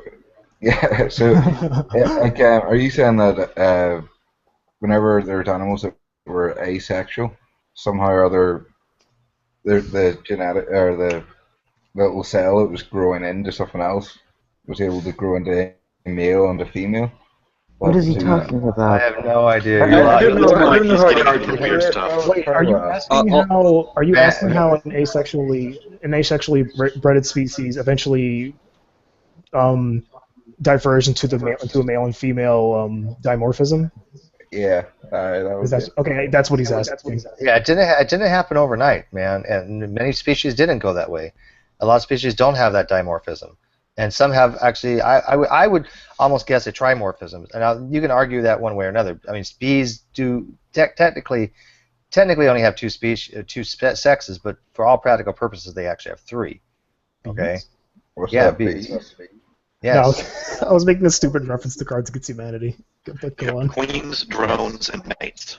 Yes. You see whenever you look at bees, because they actually have different functions, and they actually have more than two sex chromosomes. They have X, Y, and is it Z, Van, if I remember correctly? Yeah, but you see whenever you just look at things like I think it's S maybe. It's X, Y, and something else. I think it's S maybe. I could be wrong. But what's Mark? You know, you're going to have the queen bee, and then all the eggs it lays are all going to be genetically the same.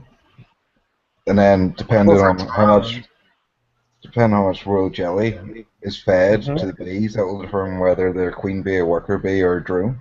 Right. But whenever that sort of stuff's going on, and whenever you look at ants are the same. You've got worker ants, you've got scout ants, you've got queen ants, you've got army, or I don't know, big bad soldier ants. Whenever you're looking at all that, and there's a massive change within, I don't know, is that the epigenetic thing you're talking about?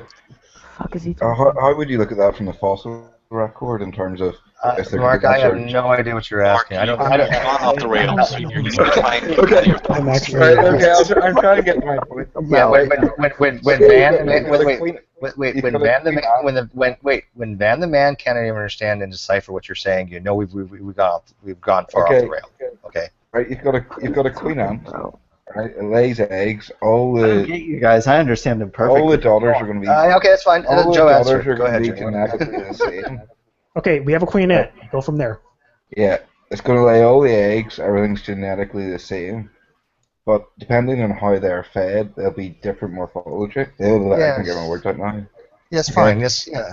So if we see that in nature, how would you? Does that not create a problem for evolution whenever you're using fossil records? Yeah, absolutely, it does. You falsified evolution. Oh my God, we're all wrong. Can we go? No, I don't think you can falsify evolution. But I'm just saying sure it would not be what was the question? a problem. Why can't I don't know what he's talking about. I don't know what he's asking. Anyways, Wait, are you saying we have found a bee in the fossil record? No. Right here, listen to me. Right, you've got an ant. It lays. I understand it. It lays 1,000 eggs. Yes. Okay. So somebody Yes, I get it. They all Mark, I get it. You're talking about environmental development, okay? Is that what you're talking about? Okay. Yeah, all these ants are genetically the same or different sizes. Listen to me. The ones with wings are male. Environmental development are environmental changes that can affect the development of the organism, okay? It's beyond neo-Darwinism, okay? That's one of the reasons why we don't use neo-Darwinism, because that doesn't take into account evolutionary development and epigenetics, okay? That's what I think you're trying to ask about very clumsily. Yeah, it would be clumsy, but if there is all these different variations in the same genetics of an ant family in one generation, no, it poses no problem to evolution at all, because this has already been known since the early 1900s.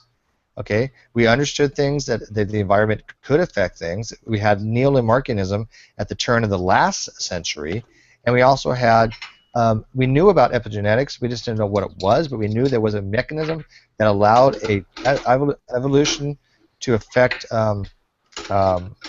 What is that noise? To affect the genome. We just didn't know how it was. Okay, so yeah, we've known about this stuff for a very long time. It's not big. It's even phenotypical plasticity, nothing new, Mark. It doesn't have any negative effect. Man-sized ants, right? Just to get the report. Would be drastic. Hey, wait, that does cause a huge problem for the Ark, though. What? Wait, I'm just. You never heard of this group, law? Look, I mean, use your imagination here with me, right? You make these man. Use your imagination. Right? Man-sized ants. Okay, right. They're going to have tiny ants, huge ants. They're all genetically the same. There's going to be ants with wings. There's going to be. No. They're genetically the same. Steve, just use your imagination. Oh my God. For example, you're looking at the fossil record and you're saying, "Oh, these things all." But how can you do that whenever we see that within the same generation of ants? So what you're getting at is we have these ants, which I don't know why you're saying we're genetically identical, because nothing is genetically identical. Yeah, and they're different species. Different size ants. No, not even twins are genetically identical. Correct. It's like this, Mark. This reminds me of Mark saying something like, okay, Mark, if you flies, right? If you got a large fly and you have a small fly, right? Yeah. They're different species. It's like you're saying, hey, well, they're both the same species, but one's a baby fly. What? No, one's a baby fly is a fucking maggot. Okay? But I'm talking about here. There's one which doesn't have wings. There's one with wings. There's one that doesn't have big, huge fins. Why would a fly not have wings? There's one which it's got all the reproduction parts. What flies don't have wings? Except for the ones that have been picked off by children. He's talking about ants still. Okay, well, some ants have wings, some don't. Yeah, some males. Yes. He's saying that because we can see these morphological changes simply by feeding royal jelly to bees, therefore we can't know if the fossil record is true, because maybe Tyrannosaurus Rex gave royal jelly to its babies and evolved into a chimp. Oh my God. I think he's saying that since we can't recover DNA effectively past a certain expiration date, why do we assume that the morphological changes are caused by DNA differences when we can see other effects that can cause morphological changes? Because we can test the hypothesis, and we can test the Hox genes and poke and prod them and see that they do in fact produce morphological differences, and we can also we can sequence the Hox genes between multiple different species and go, okay, look at this species had here, oh look, this gene here has duplicated. Now in the next species you have the first and second gene. Oh look, this gene over here duplicated. Now you have it in the next species. You have this gene, that gene, and that gene. You can trace this stuff. Yeah, and like even if you can't completely resequence DNA of ancient creatures, you can still pick part pieces and say, oh, look, they're different in this way, or they're similar in this way, right? Well, yeah, I think you're just saying, like, oh, they look similar. Like, paleontology has much more to do with similarities. That's morphology than homologies. What about creatures like the butterfly? I mean, let's say we didn't have butterflies here today. You would probably say the caterpillar. Would you still think the caterpillar is related to a butterfly? Obviously. Yeah. Metamorphosis and evolution are not the same thing. Oh my God! Do you know what a larval state is? I mean, those are different states of a single organism. It's called a life cycle. Yeah, we're right back to the flying maggot thing. Even the larval states of trilobites have been identified. We don't even have live trilobites. He's kind of like ass backward walked into something that's true in evolutionary theory, is that it's not new news in evolution that morphology is not necessarily a guide for taxonomy. Like, I agree with that. Yeah. So he's kind of walked into it backwards, but he's making a good point. Well, I mean, but we don't go by just morphology. Morphology just means body type. Morphology just means you know how things are located in your body. That's all Right. morphology means. Like how you there's look, right? also How you form. Yes. I So was reading literally, the articles morph means as well. form. That's literally what it means, Mark. Morphology is the study of form. Yeah, I mean, I was reading the article as well about the primitive trilobite, and it was talking about how its eyes are more complex than vertebrates. And I was just sort of wondering if the trilobite is one of those earliest things in the fossil record. Why would it have one of the most complex eyes? What does complexity have to do with anything? Well, I'm just saying. Non sequitur. Well, hold on a second, Mark. Complex doesn't mean good. Complex doesn't mean better. Complicated. It's more complicated. Because complicated doesn't mean better. Complicated doesn't No, mean I'm good. not saying that. I'm just saying they're more complicated. So I mean, because that's how their species developed. I mean, first of all, when I hear the term complexity, I cringe because most people don't even use it correctly. I'm sure you don't. How do you define complexity? What do you make something more complex than something else? it needs all the parts there to work. So parts make something more complex? Well, it has to do with the minimum number of parts required. I know I'm going to be doing a wee thing with Jade on the air. Why do parts have to do complexity? If I have 6 pieces that are not even related to each other that I have just lined up, and then I have 6 pieces that are intricately woven into each other, right? But they have the same amount of pieces. But wouldn't you say that the ones that's all woven, like parts like intricately put into each other, that's more complex than just 6 pieces laying on the table? I know the source of the confusion. The source of the confusion is you're reading complex compound eyes, and you're thinking that because they're called complex rather than simple, they're somehow more complex than, say, mammalian eyes, which have a lens and everything. But the trilobite eyes were made of calcium carbonate in a crystalline form that was transparent. They weren't more sophisticated than mammalian eyes. They were complex in the sense that the way a fly's eyes are complex. Because flies are compound. They were faceted.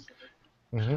The wording in the article that he is most likely reading says complex compound eyes. I don't know. I think it was complicated. It just said the trilobite's eyes are far more complicated than the other vertebrae. I was unaware he could read. Well, I would say that no matter who the builder is, whether or not it's evolution driving this all or some hidden hand, you can have in history in terms of buildings more complex buildings that were not built as well, and we have simpler structures now that work better. Right. So it can be an improvement over time. Complexity isn't a good thing. But an additional confusion is that he knows that the layer, like the fossil record, we have the single-celled organisms, and then that goes into the more multi-celled organisms. You know what I mean? Yeah, and Mark, quote-unquote complexity increases.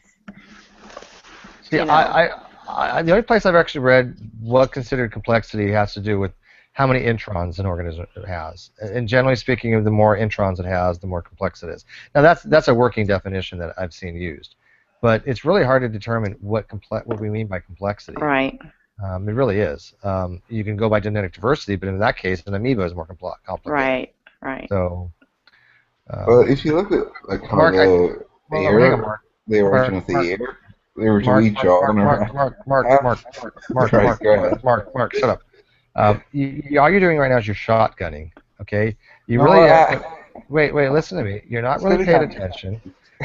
What you have to realize is that, first of all, you're wrong on everything. Second of all, evolution is fact. So why don't we instead of you shotgunning us, why don't you listen? Remind us what a fact is again, Steve. A fact is something that is an empirical piece of data that comports with reality that's true. And can a fact change from a fact to a non-fact? Yes.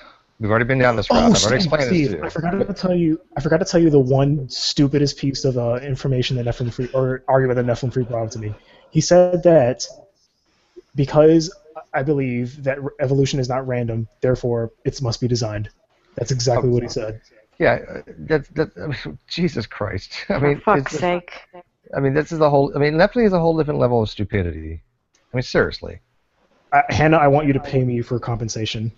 Well, first of all, I'm If I Rihanna, say and that. Hannah's asleep, so if you're talking to just random girl, okay, I'll pay you. No, it's not. Just Hannah was the one. Hannah was the one that dared you. I know. After a certain time at night, you take any chick you can get. So Rihanna's the only one left. Do what you know. She's like Yeah, that too. You're welcome, guys. She's like that. She's like that 2 a.m. last call. You know. So. I mean, Hey! Hey! Thank you, Jade. Thank you. Hey! I just forgot Jade snuck in. Well, Jade, Because- wait a minute. Wait a minute. I'm insulting her, and Jade wants to be insulted worse. All right, you're the 2 a.m. chick that's last call. What do you want? That's right. I'm a 66-year-old lesbian. I'm the last one on the list. Sadly, I have a better shot with you than I do Rihanna. Okay. It's only because of distance, Steve. I actually want You to don't talk have to enough Frank scabs, forever Steve. because of that discussion. That's right. I don't have enough scabs. I need. So Christmas what is scab this? collection. We having a discussion of Nephi? Well, at this Well, point, we're having the basic discussion of science with Yeah, Mark. Matt took one for the team and went over to Nephew's room to see what they were talking about. And I think was he's left cancer. him scarred. It was utter, Yeah. no. He argued Yeah, about it's cancer. working. He argued about cancer, and his argument was cancer. I'll just leave it at that. You know, and Oh, Mark looks dear. Mark looks up to these people. It's like, Mark, do you understand that Nephew's a fucking idiot? I mean, he's dumb. In some ways, he's dumber than you. Because at least you come in. At least you come in here to try to learn something. Well, you don't try to. At least you come No, in he here maybe doesn't. Come on. through You osmosis. Through osmosis. say I mean, Nephi like, is an idiot. And Come on. whenever Nephi invites you to a debate, you run away. If Nephi was an idiot, you wouldn't be running away. You'd be running in. Mark, for someone who really pushes the idea of that lying is always wrong, you certainly do it an awful lot. Right. When Because by the that way, is not true. Can I? You know that. Yeah, can I? No, you can't because I'm going to address this. Mark, you just lied because I just told you earlier tonight that I took him up on his offer, and he said he would not use scientific sources and scientific terminology. He was scared to use actual science. So do you wish to retract what you just say about me running away when I actually said I would debate him, and he ran away because... Wait, shut up. Go in. Will Go you in there and retract just your tell him all these facts. Will you retract your statement? Will you retract your statement? You know, it's kind of amazing for someone who thinks it's always wrong to lie. Yeah, I want to know, Mark. Are you going to? I would continue? retract my statement. Steve doesn't want to debate Nephi because Now I won't debate him ever again, or never even bring it up. Yes, no, I won't debate him. There's some reason why Steve won't debate him, but I can't read your heart, Steve, so I won't be able to work that out. Okay. Can I? Now you add- can. Yes. Okay. Thank you. I was in that hangout, Mark, where Steve agreed to debate Neff, but then Steve told Neff that Neff would have to use actual scientific definitions for terms. Neff flat out refused to use actual scientific definitions for terms. At which point Steve just said, well, forget it then. Because how can you have a debate if one person is just making stuff up? And believe me, Neff does just make stuff up. If you can't agree on terms, you can't even have a discussion. So Steve said, forget about it. And I have offered, I'll debate Neff gladly in a text exchange or a video exchange. I've said that. I will not debate him online because I've seen his debates. I certainly wouldn't go into his room to try to debate him because you're going to get run over. But I've seen his debates, and if you want a really good example, look at his debate with Dr. Larhammer. And Neff actually features it on his channel, which is hysterical because he did so poorly against Dr. Larhammer. But I would rather not. If you're interested in that, don't watch it on Neff's channel. I can't remember whose channel it was originally on, but if you type in Nephilim Free Evidence for you. Evidence, okay. But even if you forget, just type in Dr. Larhammer, it's spelled just exactly like it sounds, and Nephilim Free, and it will come up. This is the way Nephilim Free actually has debate. So, yeah, I'm not going to do a live debate. I don't think we get anywhere with live debates. You can't You can't bring in references. You can't respond to crazy stuff like Neff in the one hangout I was watching. He's challenging someone, just out of the blue, challenging someone to explain how the mouth parts of the locust evolved. No one can answer that question just out of the blue. Now, it took me just a few minutes, not very many, to find a really good reference for that. But the thing is, you don't really look at a reference for how the mouth parts of the locust evolved. You look for a reference on how arthropod mouth parts evolved, because there are different patterns, the locust, which is actually a grasshopper, being one of them. But nobody can, he'll do that. He'll pull something like that out, and nobody can answer that without having time to refer to it. Right. Yeah, that's exactly what happened to us. Evolution is a fact. You guys don't have a load of things you can just pull out on him. Well, we're first of all, we don't go around like I don't have this stuff like in depth memorized. I'm not an evolutionary biologist. The tobacco plant. Keep it in my notes. Yeah, but the Mark, what happened was eyes. Jade and I were in his room, and he had asked us again. He asked us about the Hox genes and segmentation of was it cephalopods or arthropods that he asked us. Jade? No, it was arthropods, because that's the one where I pulled up that reference about flies and butterflies. Yeah, it was right, exactly. So we told him though we would look into it. We would make a little presentation. And that wasn't good enough for Nephi. He wants on the spot stuff for this basically this sharpshooting shit. Nobody's going to have this information readily available. Okay. He likes to gish gallop. He loves to gish gallop, right? So when you go into a room like that with a dishonest person, that's what's going to happen. Now, if you do a video debate or if you do a written one, that's when a person can actually do some research, and that's the way it should be. That's a person who wants to be a structured debate. Though, could you not on like a specific area? So there's nothing to debate with. There's nothing to debate with Nephi. Nephi has nothing to debate. He makes shit up, and he doesn't use scientific sources. That's not debatable. If you want to debate. Good night, guys. Good night, sir. Good night, buddy. Thank you for dropping by. Good seeing you again, my friend. Yeah, see you guys. If somebody wants to debate years ago what was better, gradualism or punctuated equilibrium, fine. Those are debatable things. Okay, there is no debate if evolution is true. Evolution is a fact. Okay, I don't want to debate something that is non-debatable. I've done it once. But you should define a fact whenever you say that. I've already explained to you a fact, Mark. You don't understand it. That's not my whenever problem. you say that, you should say evolution is a fact that could change. It is. I don't like when people say evolution is a fact. It's like saying exploration is a fact. Evolution is evidently true. Yeah, I'm using a shorthand. We're all adults. We all know evolution is a fact, meaning that we have observed evolution. It is a true thing that exists in nature. Obviously, you can't say evolution is a fact because that's a noun. It's like saying air is fact. Okay, we get that. I get that. Okay, but evolution is occurring. Yes, evolution is a fact that it occurs in nature, that we have observed it, and we can model it with predictive modeling. But I think it's just easier to be an adult and say evolution is a fact, where I don't have to specify that every fucking time, right?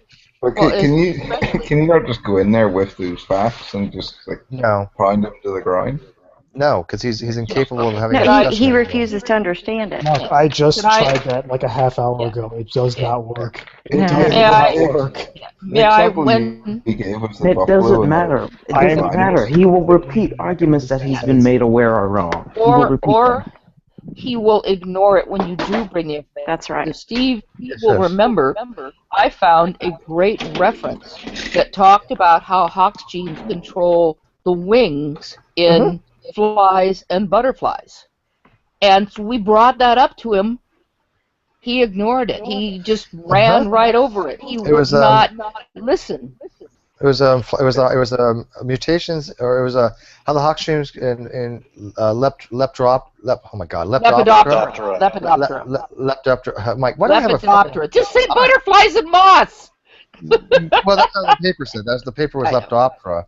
Yeah. But I mean, I know what they are. You know what they are. Lepidoptera. I got it, man. Yes, I got it. Thank you. Okay. Well, after like a certain time, I can't talk. You know this. Yeah. But anyways, yeah, I remember that paper. But see, he doesn't look at any of that stuff, right? No. He doesn't even bother. He just kind of shunned it all off. So there's no point, Mark, to going into his room because he doesn't look at anything you give him anyways. The guy is too stupid to even read these papers properly. There was a conversation he had with people. And when he said one of the first things he said was amino acid. No, DNA is made of X amino acids. He corrected that. And then he says, whoa. DNA is not made of amino acids. And he said, okay, there are enough amino acids in DNA, and didn't just he totally ignored it. But he's also brought that up again, even though he's been corrected. And I wanted to say something else about Neff. Fiona and I were in a conversation with him in which he kept demanding a mutation that caused a brand new structure.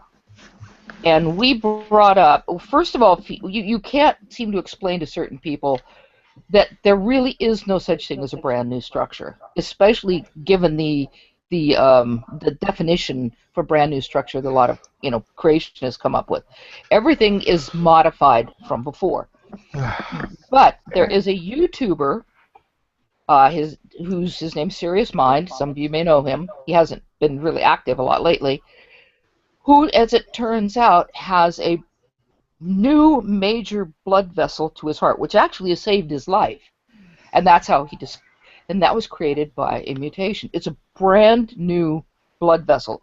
Most people, I'm sure there are probably other people that have it, but it's incredibly rare. Just a brand new major blood vessel. Now, when we brought this up to him, Neff tried to run right over it. He kept saying, well, capillaries. And we're going, no. This isn't a capillary because, yes, capillaries, for those of you who don't know, are little tiny blood vessels, little thread-like ones. You can sometimes see them under your skin. And capillaries grow every which way. They just sort of grow wherever they needed. So there's no way you could count, for example, the number of capillaries you have. And we all probably have a different number of smaller blood vessels, too. This is a major blood vessel from the heart, or from or to, I'm not sure which. And he kept ignoring it and kept saying capillaries. And we're going, no, this is a brand new structure. And then he kept saying, well, it's a blood vessel, it's not new. But it's that's what I was going to say. Like, do we have blood vessels? But it's a brand new blood vessel. It's not. Yeah, but every human duplication. is No, born it's has not. blood Wait, vessels. are you saying? Let me finish. What I'm saying is, it's a brand new blood vessel. It's not a duplication of another blood vessel. That would be a different situation if a particular blood vessel duplicated and created two. This is a brand new one, which is in a place where there aren't any major blood vessels like that, and it's functional. It saved his life. And it's a mutation? Yes. Like, because we all have like 120 or something genetic differences or whatever from our parents, and this is one of his? Yes, one of his just happens to end up, he just happened to end up with a brand new major blood vessel, not a capillary, not a little blood vessel, a major blood vessel from his heart. And it has increased the amount of blood going to his system, and he's a large man, and if he didn't have this blood vessel, he would have died, it turns out.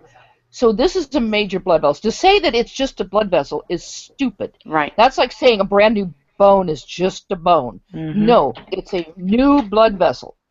But yeah, again, he said, okay, he wouldn't accept that. And we started talking about like bones in the wrists and things like that, but he wouldn't accept that. Now, here's the thing, though. After this hangout, in another hangout he had, he was talking about major structures. He was talking about what he would accept as a major structure caused by a mutation. A new arm. And he said no.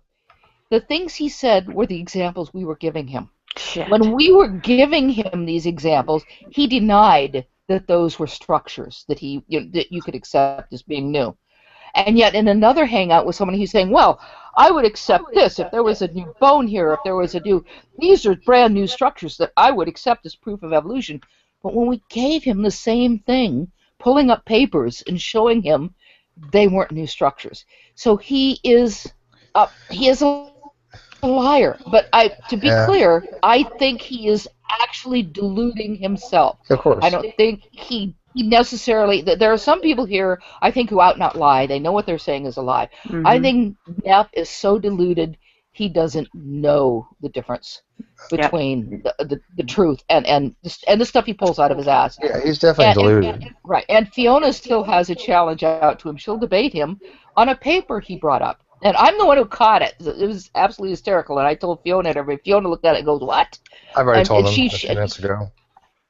Yeah, about the transportation. Yeah. See, he doesn't even read stuff he brings up. And when he brings up quotes, that's another thing. He'll list quote after quote after quote after quote after quote. One night I sat there and I wrote down every single quote he made, and I looked them all up, and he quote mined every single one of them. Yep. Some of them didn't even exist. Some of them were completely out of context. And that's why I won't debate him. I mean, I don't want to debate quote mining. Yeah, that's why I won't either. I'm not gonna debate someone who pulls up quote after quote after quote, and I know they're bullshit. Yeah, you have to link to that hard thing. Yeah, hey, by the way, Mike J, if Jungle Jargon is just sitting out there saying the same thing over and over again, this about this stupid credit clearing stuff, just knock him off. Just put him in his timeout for 5 minutes every time. I'm not dealing with trolls. Jungle Jargon is a fucking troll. I love him to death, but he's going to sit in my side chat and just type the same stupid shit and not back anything up. And I'm going to treat him like all the other trolls that come in and just say the same thing over and over again. Because I have no tolerance for trolls except for maybe Mark, because Mark is a useful troll. But yeah, I'm not putting up with this crap anymore. Jungle Jargon has been messaging me. He says the same thing over and over again. I don't speak stupid, so Jungle, if he wants to say these dumb things, just treat him like anybody else. But if he wants to have an engaging conversation, then by all means he's welcome to. But if he doesn't, then just give him a timeout till he does. Okay? I mean, I do love Jungle. I think Jungle's a great guy, but he has no idea what the fuck he's talking about. Significantly sequenced. He makes shit up. He doesn't know what the hell he's talking about. But if he wants to have a good conversation one of these days, I'm down for that, and he can in my Hangout. But I will not take trolling. That's okay, and that's all he's doing right now is trolling. Okay. When you're giving that authority to people, Steve, some of the moderators are abusing it. So no, things they're that not. I've experienced They're not. They're not. In fact, I had an email about you, Mark. I had and then they'll write things like "rape Jesus," "rape God." You know, yeah, they'll start writing things and I can't respond. Okay, So, I had an email about you. I had an email complaining about you. Somebody sent me an email, and I'm going to deal with it effectively. If you guys are just going to sit in my Hangout, my live feed, and just take up space rather than having an effective dialogue, then I have no use for you. Okay, if you guys want to have an effective dialogue, that's one thing. But I don't see effective dialogues going on. And just by saying the same thing over and over and over again, then it just basically makes it hard for everybody else. But I'm just saying, for your benefit, is just be careful who you're giving moderator controls, because whenever you're saying you're giving them authority to act on your behalf, it looks bad on your side whenever they abuse it. Well, nobody else is complaining. Nobody's saying they're abusing it. Nobody. Yeah. No, that's okay. Well, that's where I'd just be doing it. I'm saying that for your own benefit. It's like, I wouldn't actually say, you know, do what you want. I'd actually, I'd approach it differently. Yeah, well, like I said, nobody's complaining about my mods. Vincent has mods. Mike J has mods. I'm gonna. I like Mike J as a moderator. Whenever he blocks me, it's like a wee win.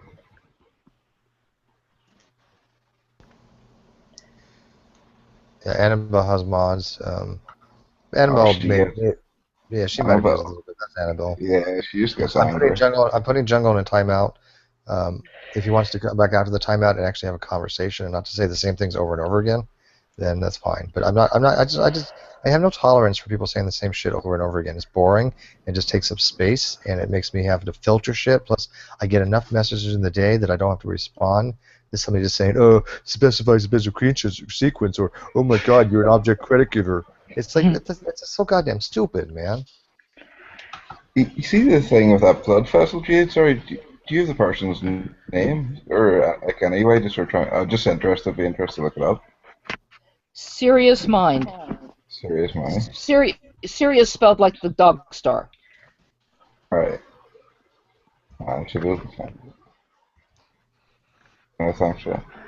You see where you're saying it's like a brand new blood vessel? I think it's like, whenever I'm thinking about something new, it would be something that's, like, whenever I think of a blood vessel to me, it's like the information to create a blood vessel's there. It's not actually, but was he born with it, or?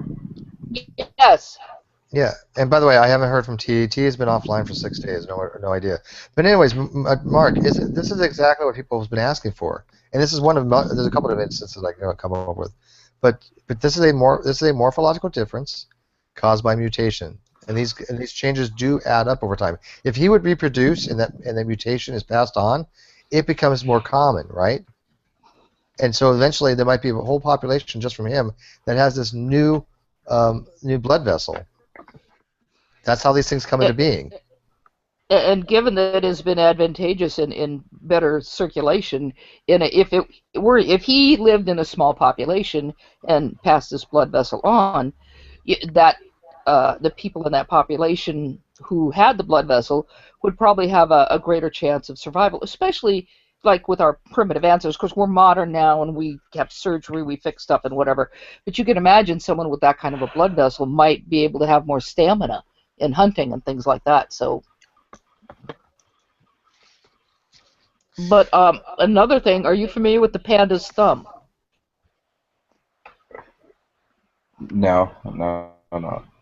Okay, anybody here familiar with the panda's thumb? Yeah, you mean the web page?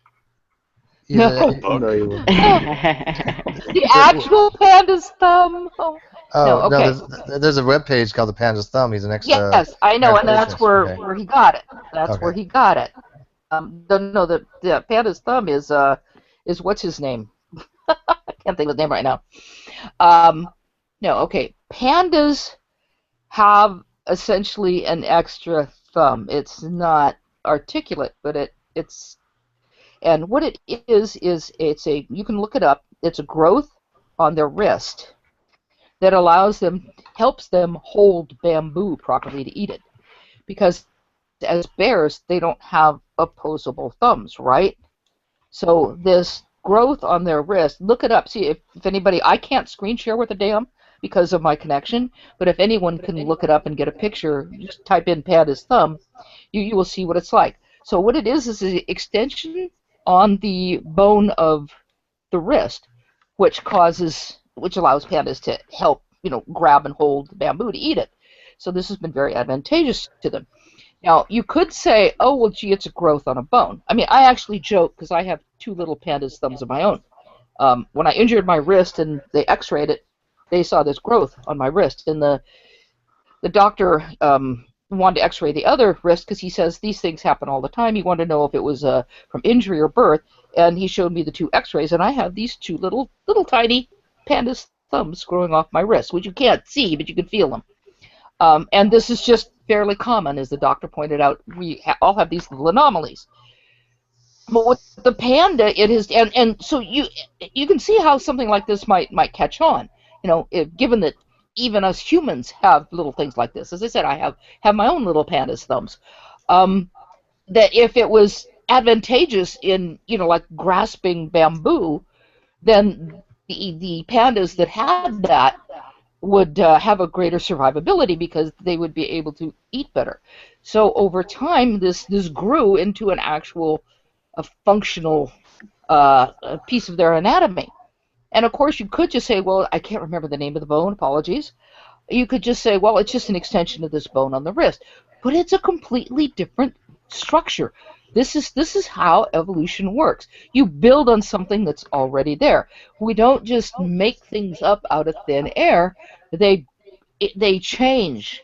And that's the prime example. And the way that the pandas, the website Panda's Thumb comes from is, this is a book by Stephen Jay Gould called The Panda's Thumb.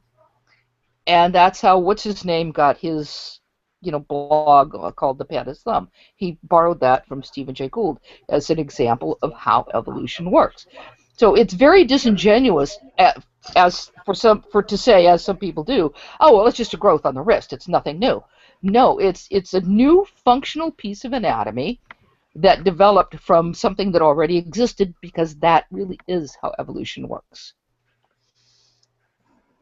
So you're convinced now, Mark? Will you join our side and realize that that we're right? I mean, come on, you can do it. We got cookies, man. We got cookies. Join the dark side. We have cookies. I put an illustration of the panda's thumb in the internal or in the Hangout chat. I mean, here's the thing, Mark. We at least can get answers. It may take us a while. I mean, obviously, the loss of our fingertips. But Nephi pulls shit out of the past. I see, like, whenever I would look at giraffes and stuff like that, I would say they've got longer necks because they were reaching for higher things in the trees. Lamarckianism. And they would have passed that down. Yeah, that's Lamarckianism. Yeah, that's Lamarckianism. That's already been falsified. That's the use and disuse of a body part. No, that's been falsified, Mark. Lamarckianism. Whenever you're saying that's being falsified, that's where I'd look. Is that not what Jade's saying about the panda's thumb? It would actually be beneficial. That's not the same thing. You're talking about use and disuse of a specific body part that's a phenotype that's going to be passed on through hereditary lines. We know that doesn't work that way. That's like a giraffe, wanting to reach the higher tree, so it extends its neck, and it works out their neck muscles, and it tries to get to the higher things. That's not passed on, okay? That doesn't go through the germline. That's Lamarckianism. That's been falsified. Okay, let me build a little bit on my panda's thumbs, okay? Because I have these two little growths, and they match because I've seen them on X-rays.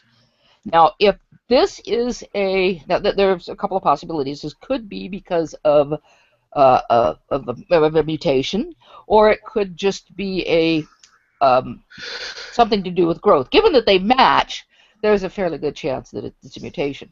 So let's just say that I passed this gene onto my offspring, if I had any, and it was a dominant gene. Because that's another thing, is it dominant or recessive? Let's say it just turns out to be a dominant gene. And, I had a bunch of kids with little baby pandas' thumbs, and they had kids with little babies' pandas' thumbs. At this point, it's not useful for a damn thing. It's just there. It doesn't cause a problem because there are muscles and flesh and stuff over it, so it doesn't cause a problem. But what if sometime in the future that turned out one of my progeny had larger pandas' thumbs, because these are just variations that happen within people, and they had larger pandas' thumbs, and it turned out that having the larger pandas' thumb was really advantageous in something like using a bow and arrow. I don't know how exactly, but let's say it turned out to have some advantage. So whichever of my offspring had these larger panda thumbs, which actually ended up having some advantage, and especially if it was an advantage in, say, hunting, they would be able to bring down more game, they would be fed more, they would be able to feed their family more, and there would be a greater likelihood that they would pass larger pandas' thumbs on to the next generation. And given enough time, you would have a population with little pandas' thumbs that actually were operational. And this is kind of what happened with a panda. Somewhere along the line, some panda had these little growths, just like I do, and it probably wasn't even useful then, but it just passed on to their progeny. And somewhere in the ancestry, in the descendants of the first pandas with pandas' thumbs, due to, well, who knows what, due to a fused gene, due to, different variations, one of their progeny had larger little pandas' thumbs, and when they went to eat, they discovered, oh, this is, it turned out to be really nice in helping them hold the bamboo while eating them. So those pandas ate better, and pandas that eat better are going to be healthier. And not only that, they tend to be more fertile. This is something a lot of people don't realize. The animals that eat better are more fertile. We see that in bears here today in California, which is almost funny. But because the bears are, especially the female bears, okay, are eating garbage that people leave out, they're not only are they getting freaking huge, but they're doing something that bears rarely do in the wild. They're having triplets and quadruplets and lots of twins. Normally a bear has one offspring. These bears are multiplying like a son of a gun because they're eating really, really well. So if you are a panda and you've got panda's thumbs and you're eating really, really well, you're going to be more fertile if you're a female, and you're going to have maybe twins and whatever, and you're going to have more offspring, or you're going to be fertile more often because these things are tied together. So over time, the pandas with the panda's thumbs, proved more successful and more dominant. And that's how we end up with panda's thumbs. It's really not terribly complicated.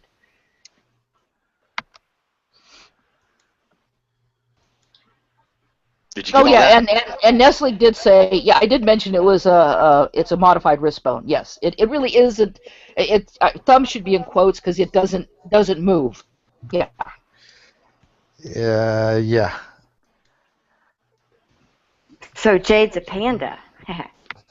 Yeah, I guess you could, because I said I have. As a matter of fact, as we're talking, you'll probably laugh. As we're talking, I was pressing down on each one of my little thumbs on my wrist because I can feel them. I was like, yeah, and yep, there they are. There's that one. There's this one. There they are. Yeah. They don't seem to have ever had a disadvantage. Right. But anyways, I mean, all these are instances, of things causing a morphological difference. So Mark, I mean, I don't even know what to even ask him anymore because this is like we've given him so much evidence over the last year. What else are you going to tell him, Jade? I mean, Mark doesn't want to understand this stuff. He doesn't want to accept it. No, Mark's already decided his answers. I can understand it, but I do know to say that it's randomness that this came about. It would that would require a leap of faith. No, it's not random. That's where No. Nobody said no. Mark, I just got talking to Nephilim Free about this. It's not random.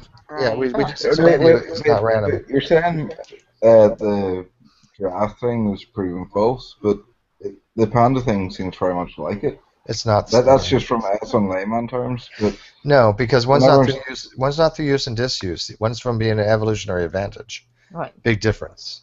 And like I said, when the doctor took the X-ray of my one wrist and he saw that projection, it's quite obvious on the X-ray. In real life, it's not very obvious, but on the X-ray, it's really obvious because we, as I said, we have muscle and tendons and ligaments and skin and all kinds of stuff, covering all our bones and everything.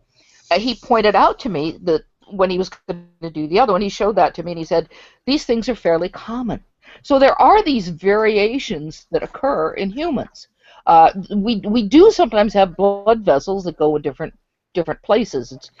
So one of the reasons that doctors practice on live patients. When I was taking a zoology course, we dissected animals and we dissected cats, and one of the things our professor pointed out is he wanted us to look at everybody's cat because they were all different. Sometimes you would dissect and you'd be looking for a blood vessel and it wasn't there. I had a really fat male cat, and I deliberately picked an unfixed male because I wanted to, you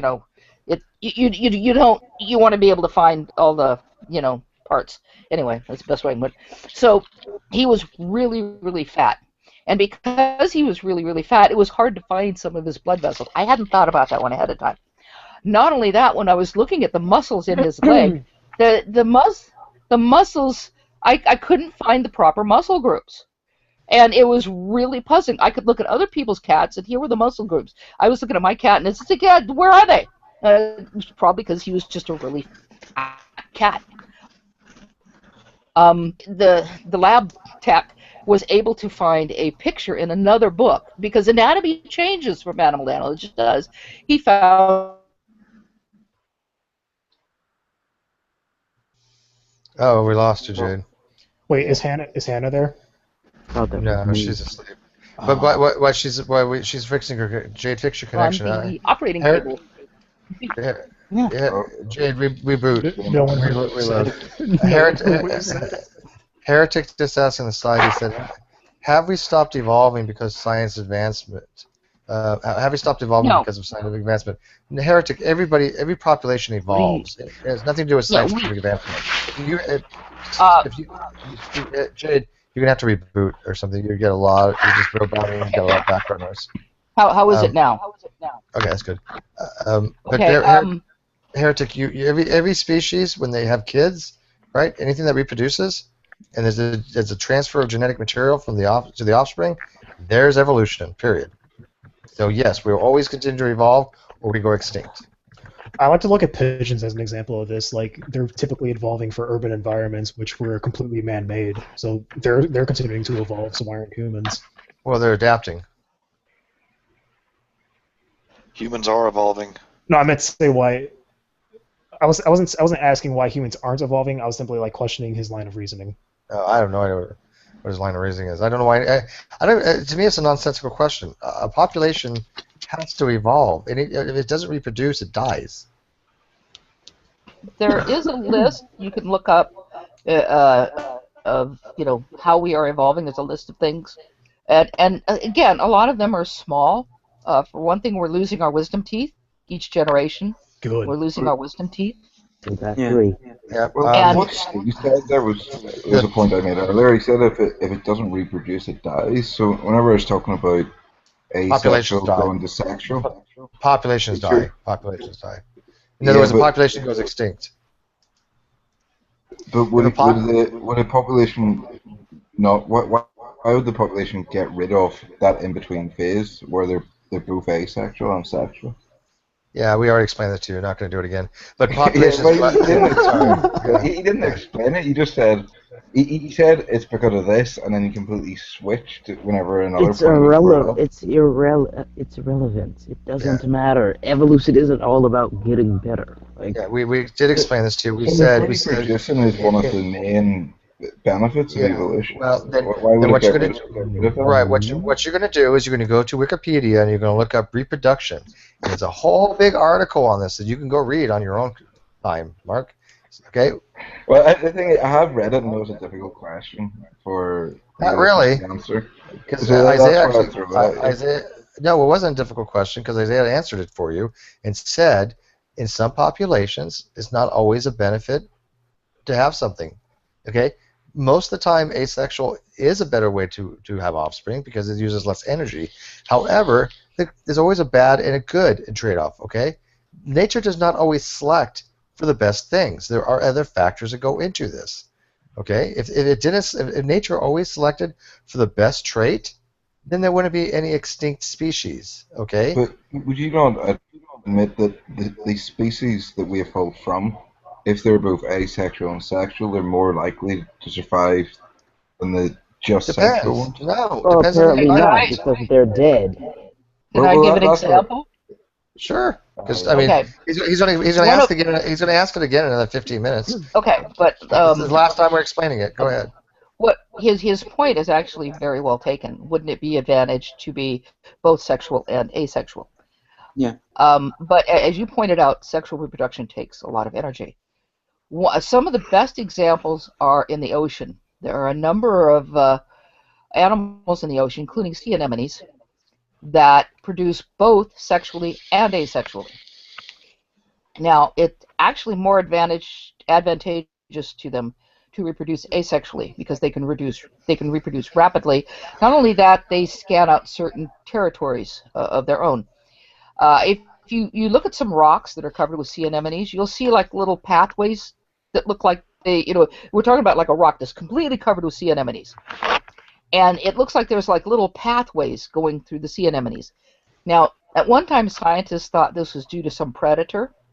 They later discovered that each group of sea anemones, separated by these so-called pathways, were clones of each other. And what would happen is if a sea anemone from one clone butted too close to the another clonal group, the other clonal group would attack it and kill it. So these pathways were lines of lines of demarcation between different clonal identical groups of sea anemones. Okay, which is just very interesting, I think, that they literally attack each other if you cross that line. You know, the old saying, you set one foot on this line. Well, in sea anemones, it really works. Okay, so this is really advantageous because if a sea anemone finds a really good place to live and then it starts reproducing, all of its offspring are going to be really happy there too because it's a good place to live. However, things can change. A place, I grew up in Southern California.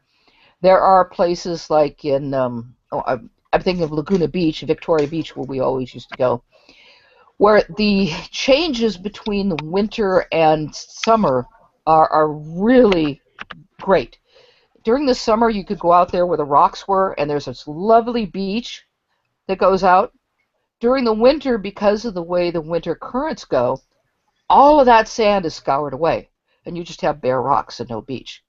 And then come summer again, the sand builds up, and you have this lovely... So there can be dramatic changes like this. which is why in this particular area the sea anemones only live in certain places where they're going to get water during both summer and winter. But not only that, there are times when things happen. We spend a fortune here in California removing sandbars from the mouths of various different rivers and streams and things, partly to stop flooding, partly so that boats can continue to go through. Here in Santa Cruz, they always have to remove the sand that builds up so that the boats can go out. So there can be drastic changes. A sandbar could be built up. It could change a deep lagoon to a shallow lagoon where it could get too hot and these animals can't live. So it's advantageous to also reproduce sexually. So periodically they reproduce sexually, and their little larvae go into the become part of the plankton, and they travel around until they find a place that looks nice where they settle and they grow. And if it is a good place, they will grow and then start budding more offspring. If it's not a good place, they may be the only one there or one of a handful there, or they may die. So it is advantageous to be able to do both. The problem is, because of the amount of energy it takes up, as is mentioned, it's not advantageous to constantly do this when budding works. But the more advanced an animal gets in terms of the number of tissues and organs they have, the more difficult it is to bud. You don't see, for example, even a snail budding, right? It's too complicated an organism to bud. Even though you will see like a hydra, which is like a little tiny organism, they bud like mad. The more complicated this animal is, again in terms of tissues and organs, the more difficult it is to bud, because you'd have to think about a snail, for example, or think about a worm, something that we think of as more simple than we are lowly. For an animal like that to bud, it would have to have that bud attached to it until the bud developed all the necessary organs to survive, right? The only alternative would be to, which is what a lot of arthropods do, is to lay an egg, or generate a larva that then grows slowly into something. But for it to create a bud, again, to bud, it would have to have that bud stay on it until it grew all its organs, which would really restrict its movement and make it very vulnerable to being attacked by predators. Again, the other possibility would be to break off part of itself in a bud and drop it somewhere, and then that grow into something else. But then again, you're at the mercy of a change in a change in the environment, predators. One of the advantages of budding is that the bud stays on the parent until it's ready to be on its own. So to drop off parts of yourself here, there, and everywhere, like a little egg or something, it's not very advantageous, because the chances of dying are very, very high. So that's basically the way it goes. And as for how things went from sexual to asexual reproduction, or asexual sexual reproduction, there are lots of papers online that you can read about that, but it probably has its root in very simple organisms exchanging genetic material. And we see that with bacteria, where they exchange genetic material. And it's somewhere, this is not something I know very well, I've looked it up before, but there's a lot of research being done into it, and to actually answer that question with any in-depth ability, I would have to look it up. But that's kind of basically how it goes. And at one point, for some organisms, like my favorite one is the man-o-war, Portuguese man-o-war. Portuguese man-o-war is a colonial organism, not made up of a whole bunch of different cells, each of which have specialized in function. It's like one step away from an animal with tissues and organs. So it has different cells that different, and these are completely individual animals. Let me make it clear: these are completely individual animals with individual function, but they all come together in this colonial organism, and some of them create the sail, which helps it move. Some of them create the nematocysts, which catch food. Some of them create, do the digesting. And so this is where we're on the step to making organs and tissues. And we have a lot of these things we can look at to get a general idea of how multicellularity came about, how tissues came about, how organs developed, and yeah, how sexual reproduction came about. But I said that's something I'm really, just for some reason, I just don't remember that one. Hey, if you want to ask how multicellular organisms came about, look at the Man of War.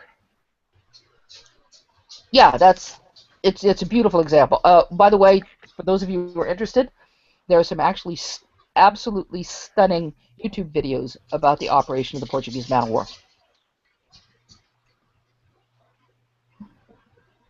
And no, thanks for. I mean, you did give me a lot to think about, and thanks for giving me. It'll give me stuff to think about, but it doesn't really answer that question for me.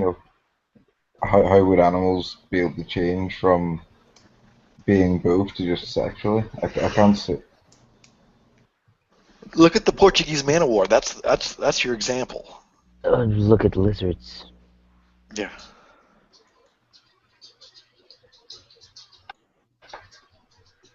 Yeah, I'll have a look at the Man of War here in the city. Look at lizards. Some lizards are capable. I'm sure you would agree. Lizards are of a kind, whatever the fuck that is. Some lizards are capable of parthenogenesis. Yeah, and some aren't. Some can do both. And by the way, there are certain breeds of turkey. This was studied at Oregon State University. There are certain breeds of turkey. The black Spanish is one of them, and one of the white ones I don't remember, but not the big white ones. Some breeds of turkey can reproduce parthenogenically. And I can't say that word very well right now, parthenogenically. Anyway, but they do. And what happens is a female turkey will lay an egg that isn't fertilized, but it hatches, and the offspring is male, is always male. How they have this ability? Well, we don't know. At least not to my knowledge. I mean, maybe somebody's been researching I'm sure somebody's been researching parthenogenesis in turkeys, but I think it's also the white Hollands that do that. Well, but see, that's the whole thing. That's the reason it's a really great advantage. If you have a group of turkeys in an area that there's no males left, and the turkey lays an egg and it hatches, parthenogenically. There's no fertilization, and it's male. Well, great. Now you can reproduce sexually in the normal way. I heard there's like reptiles. I don't know if it's crocodiles, but whether it's a male or a female depends on the temperature. Yeah, the temperature of the nest. Is the turkey like that, or is it? It's not. I don't think so. I don't remember. I have a friend who would remember this. As a matter of fact, I should send her a message, and ask her to find the pertinent information for me. And there's also one species of lizard that only has females in it. It always gives. Yeah, yes. It always gives virgin births.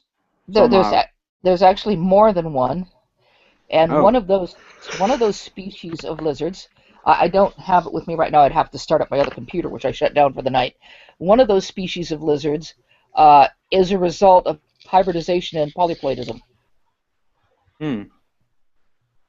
If anyone's interested, I can find the name of that later. But I said I just have to start up the other computer, and I put it all away right now. So.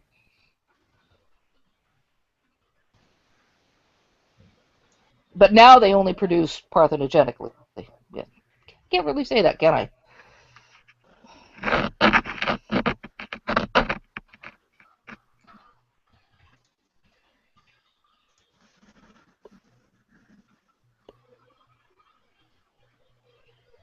I think my computer's about to crash. Nothing's working.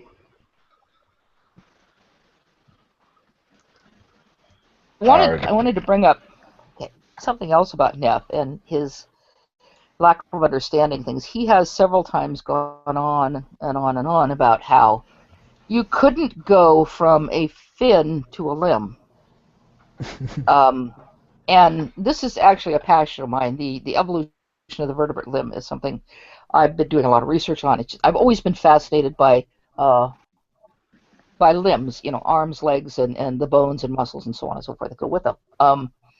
And the evolution of the vertebrate limb. Well, he keeps saying that it won't work because he says, so okay, so what if you do have a mutation that causes the way a fish's fins go are in a different direction from the way a actual limb goes. The angle is different.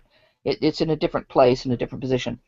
And so Neff says, well, this wouldn't work, because if you did have something that caused a mutation to cause the leg to be in a different place, well, you'd have to have the attendant mutations to cause the ligaments, and another mutation that caused the muscles, and another mutation that caused the tendons. And you see how impossible this is. And I actually was in a discussion with him, and I tried to point out that that's not the way it works. You don't suddenly have, we have the fossil record to show us how this works, as well as animals alive today. You don't suddenly move the limb. It gradually moves, and all the muscles and the tendons and the ligaments move with it, because it's attached to the bone. So if your bone moves, you can even kind of like take your arm and move your shoulder back, right? If you move your shoulder back, all your muscles and ligaments, everything, it moves with it. If you make a permanent change like that, if the leg moves slightly back, all the muscles and the ligaments and they're still going to have their same attachment points, so they're going to move with it. That's not a big, complicated thing. And as I said, we have evidence of that. But he won't listen to things like that. He continues to say that somehow we have to have this whole list of mutations that all go together to create a new vertebrate type limb, vertebrate type limb, or a land vertebrate tetrapod limb. Okay, and it's not the way it works. But he won't listen because he likes the idea. As long as he can think that you need a whole slew of mutations all happening at the same time, then evolution's impossible. So you can't tell him something that conflicts with what he needs to believe. How does he think that would work? Like, if the bone moves, how would the muscle somehow stay in place? Like, would it stick out of the skin and just don't know. It's Wow. ridiculous, and we can. As a matter of fact, I think oh god, there was a couple of people there at one time. I was looking at fish that walk, and I recently posted on my G+ a paper that shows that fish have gone on the land at least, I think, 33 times now. We've discovered, and that we have fish that walk. And a lot of them actually walk on the bottom of the ocean. Look up the hand fish. The hand fish. Absolutely amazing the way this thing walks.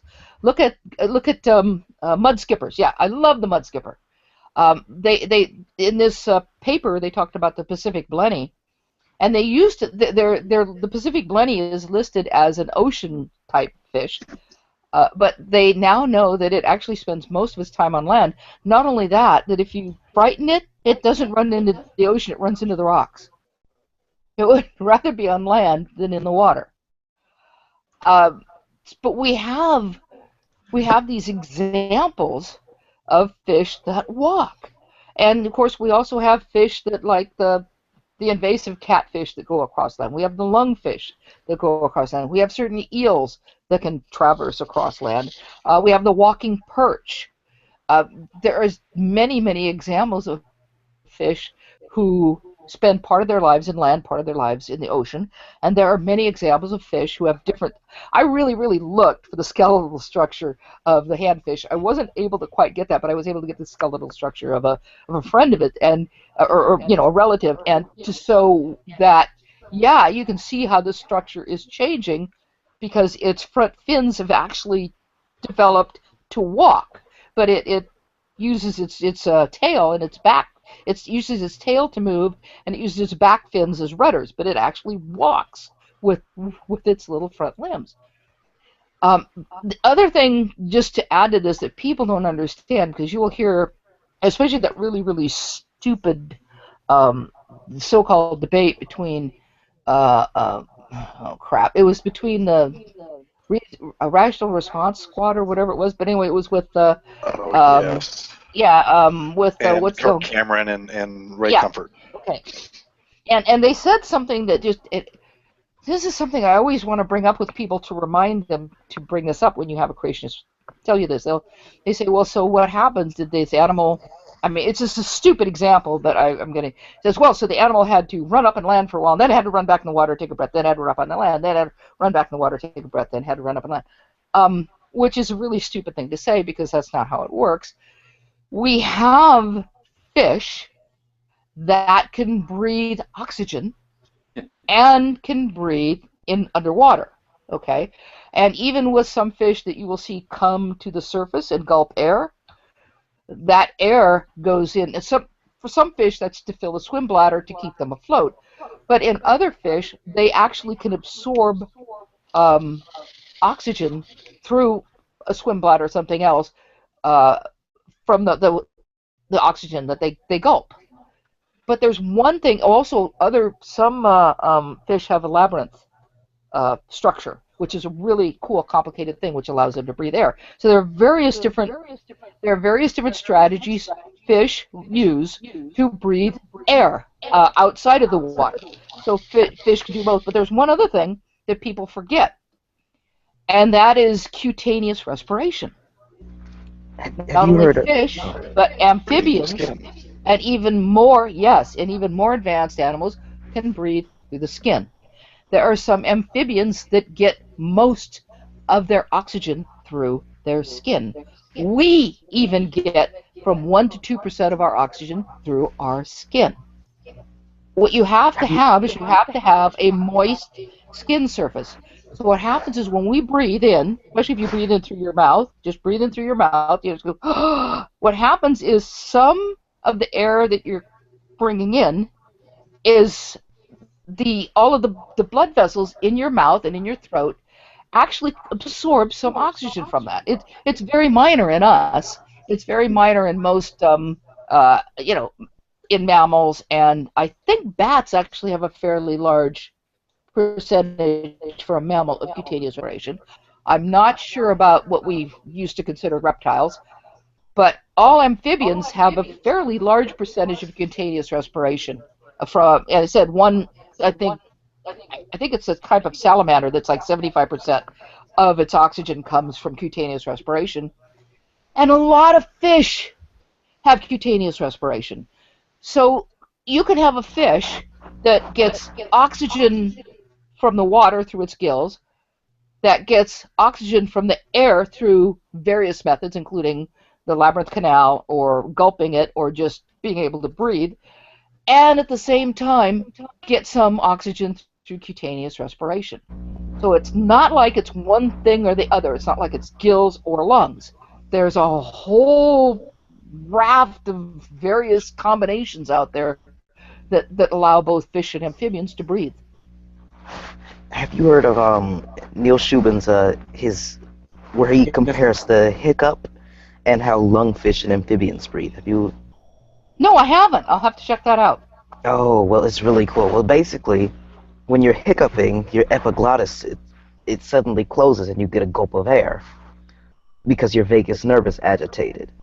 And lungfish, they do the same thing. That's how they breathe. The vagus nerve suddenly closes their epiglottis so they can get a gasp of air.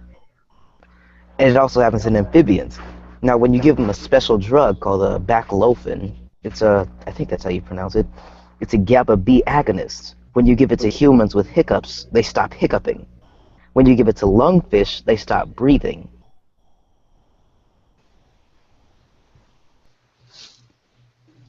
Wow. Yeah. It's really cool. hard Nestle to explain. It's hard to explain without evolution. Yeah, and look at if somebody, I don't know if somebody could present Nestle, but he's got a great little video going of I'm not sure if that's a handfish or another. That is the handfish or that is some the handfish. Yeah. It's something similar, if not. When I started to look this up, I found there's quite a lot of different species, and some of them are related, some of them are distantly related, and some of them are not related at all. But if you look at the way those front legs move, I mean, you have to call them legs. You can't really call them fins. They're both the same thing, actually. Yeah. Oh, and this one is the back legs as well, isn't it? Yeah. Yeah. In some of them, it's only one set.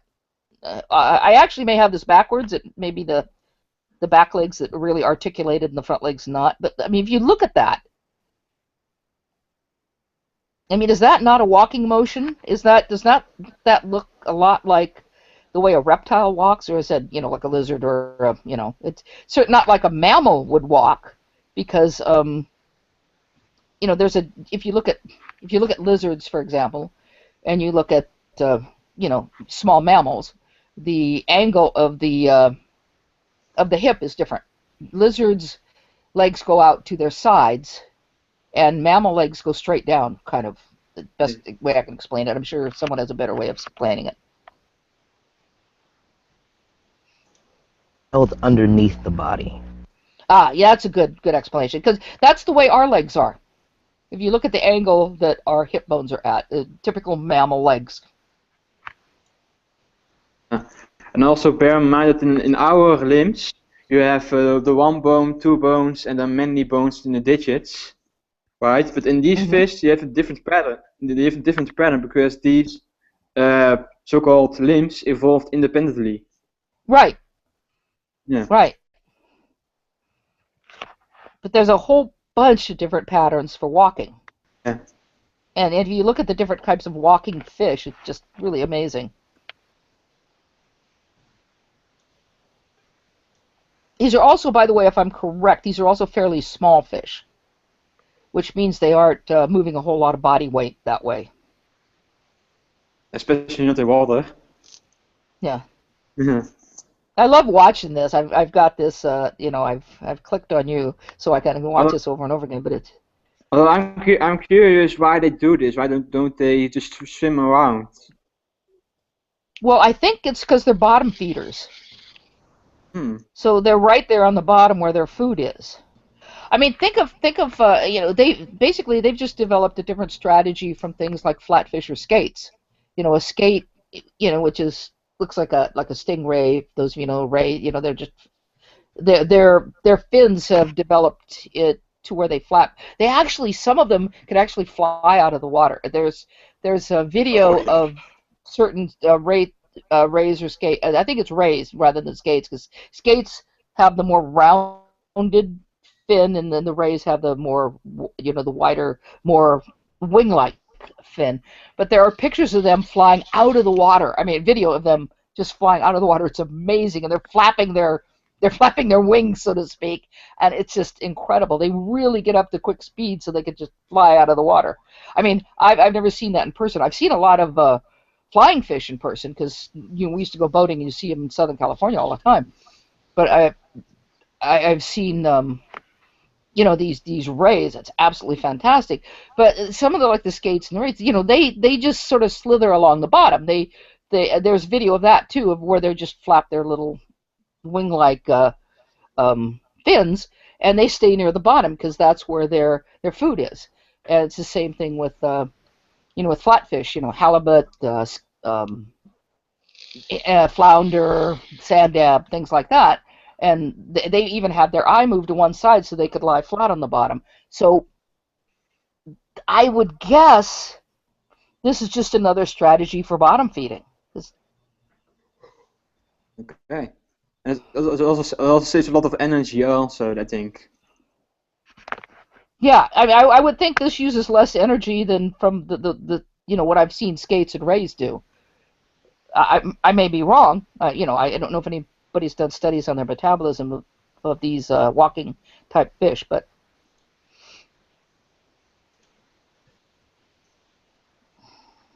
it does look to me like it says skates and rays exert a lot of energy in flapping their.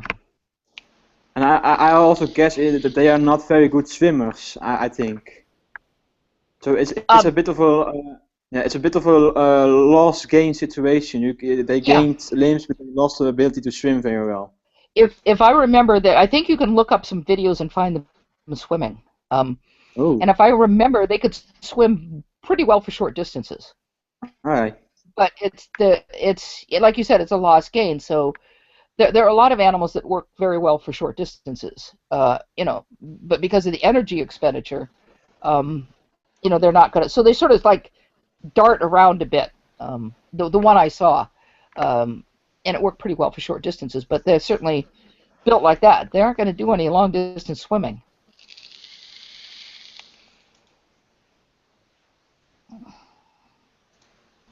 Just fascinating little critters. Somebody using an electric toothbrush in the background? No, it's my vape. Oh. Sorry. Didn't realize it was quite picking up all that.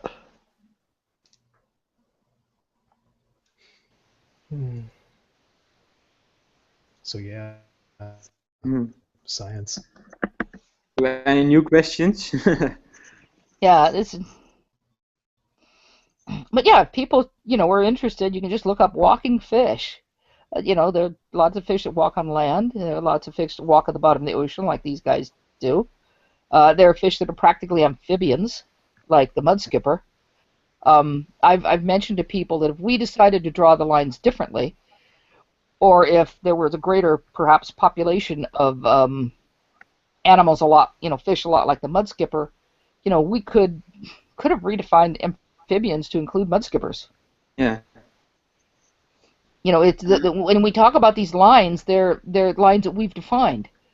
Just like we have decided to include monotremes in with mammals, even though they lay eggs and they're very different. We could have come up with a different schematic that had mammals as one group that included marsupials and placentals, and monotremes in a separate group altogether. And just like we've discovered that the whole concept of reptiles has fallen apart. Yeah, because if you define reptiles as monophyletic, birds are reptiles. Yeah, birds are reptiles, and they're more closely related to the crocodilians than, you know, the crocodilians are more closely related to birds than they are to snakes and lizards or to turtles. Yeah, the whole concept of reptile is just completely fallen apart. Yeah. And most people think that synapsids, like the Dimetrodon, are dinosaurs and reptiles, but they really aren't reptiles in the strict sense. No, they aren't. They aren't. They're actually closer related to mammals to some extent, I think. Yeah. We just have this idea, especially from movies and things, that something looks a certain way. It's a reptile. You know, even dinosaurs really aren't reptiles in the strict sense, because birds are dinosaurs. It's become really complicated, and it's going to be redrawn. Yeah. I have looked up. I have a textbook, or a school textbook, that keeps saying reptiles including birds, because they want to now redefine that reptiles includes birds also. I'm not sure if it's a good idea. I just say you get rid of the term. Yeah, maybe it's a better idea. Yeah. Well, I think either reptile is going to be discarded, it's going to be used as sort of a common paraphyletic grouping, or it's going to be strictly defined as basically snakes and lizards, and they're just their ancestors. I think that you could just make it synonymous with diapsid. Yeah. It's maybe a better idea. That could work. Yeah. That could just work. Use yeah. diapsid. But we're moving more and more to getting rid of the old phylogeny. I mean, it still has its, you know, it still exists because it's what people are used to, and it's the way we've done things. But the whole, you know, kingdom, phylum, family, you know, kingdom, phylum, class, order, family, genus, species, doesn't work anymore. It actually hasn't worked for a long time, and one of the reasons that people started using cladistics is because you ended up with really weird stuff like infra families and order. It just really, there's some really weird classifications out there. You know, they started using all sorts of odd prefixes, and I think at one point someone realized, especially with genetics, that we just have to throw this all up over because it doesn't work. And eventually we had the class dinosaurs, including the class birds of Right, apes. exactly. Yeah, it. Yeah. But we drop the class and order nonsense, just go with clades. That's a lot more easier. Clades. Yes, it is. It is. There was a presentation by a fellow who I think it was from Stanford. I did share it on my G+, where he's come up with a way of looking at clades that they're going to try to, see what other people think of, and maybe, but I think we're going to see a lot of different changes in taxonomy because, yeah, clades just works. It's just, yeah. If you are going to examine our relationship with fish, then cladistically we are fish, still fish. Cladistically, yes. Because we are part of the lobe-finned fish class or Sarcophagy, lobe-finned fish. Right. We are still part of them. Yeah. Which is again why terms like fish don't really have the meaning they used to. If you define fish as a swimming, scaled, finned,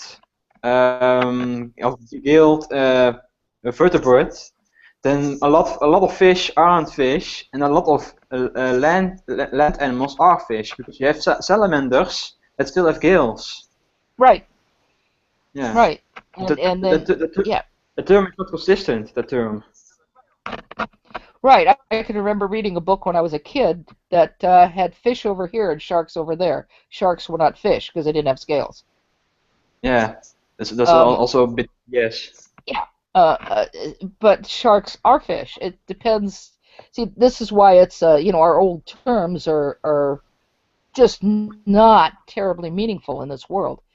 And it is better to look at cladistics, but I think it's going to take a while for people to get used to it.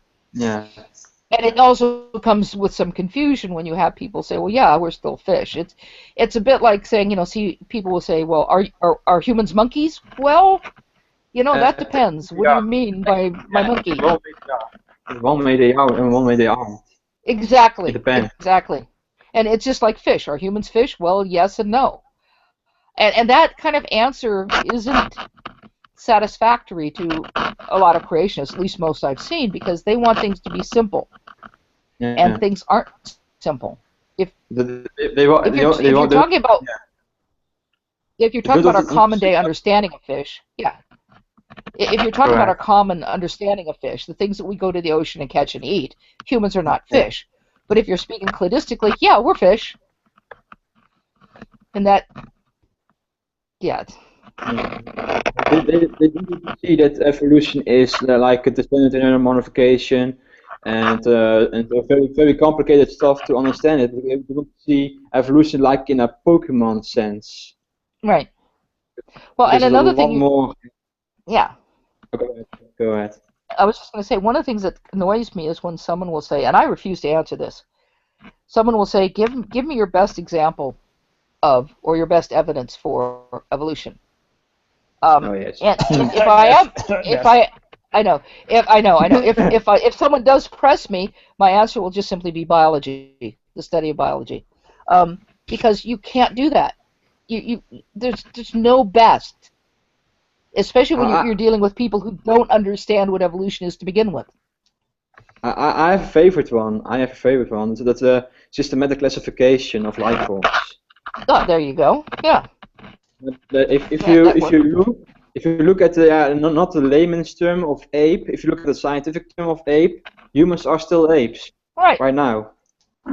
I've got a favourite one. Hello, everybody. Hello. Hello. I saw a brilliant photo recently, and it's always been at the back of my mind that I didn't really want to comment on it because I didn't know whether it was fake or not.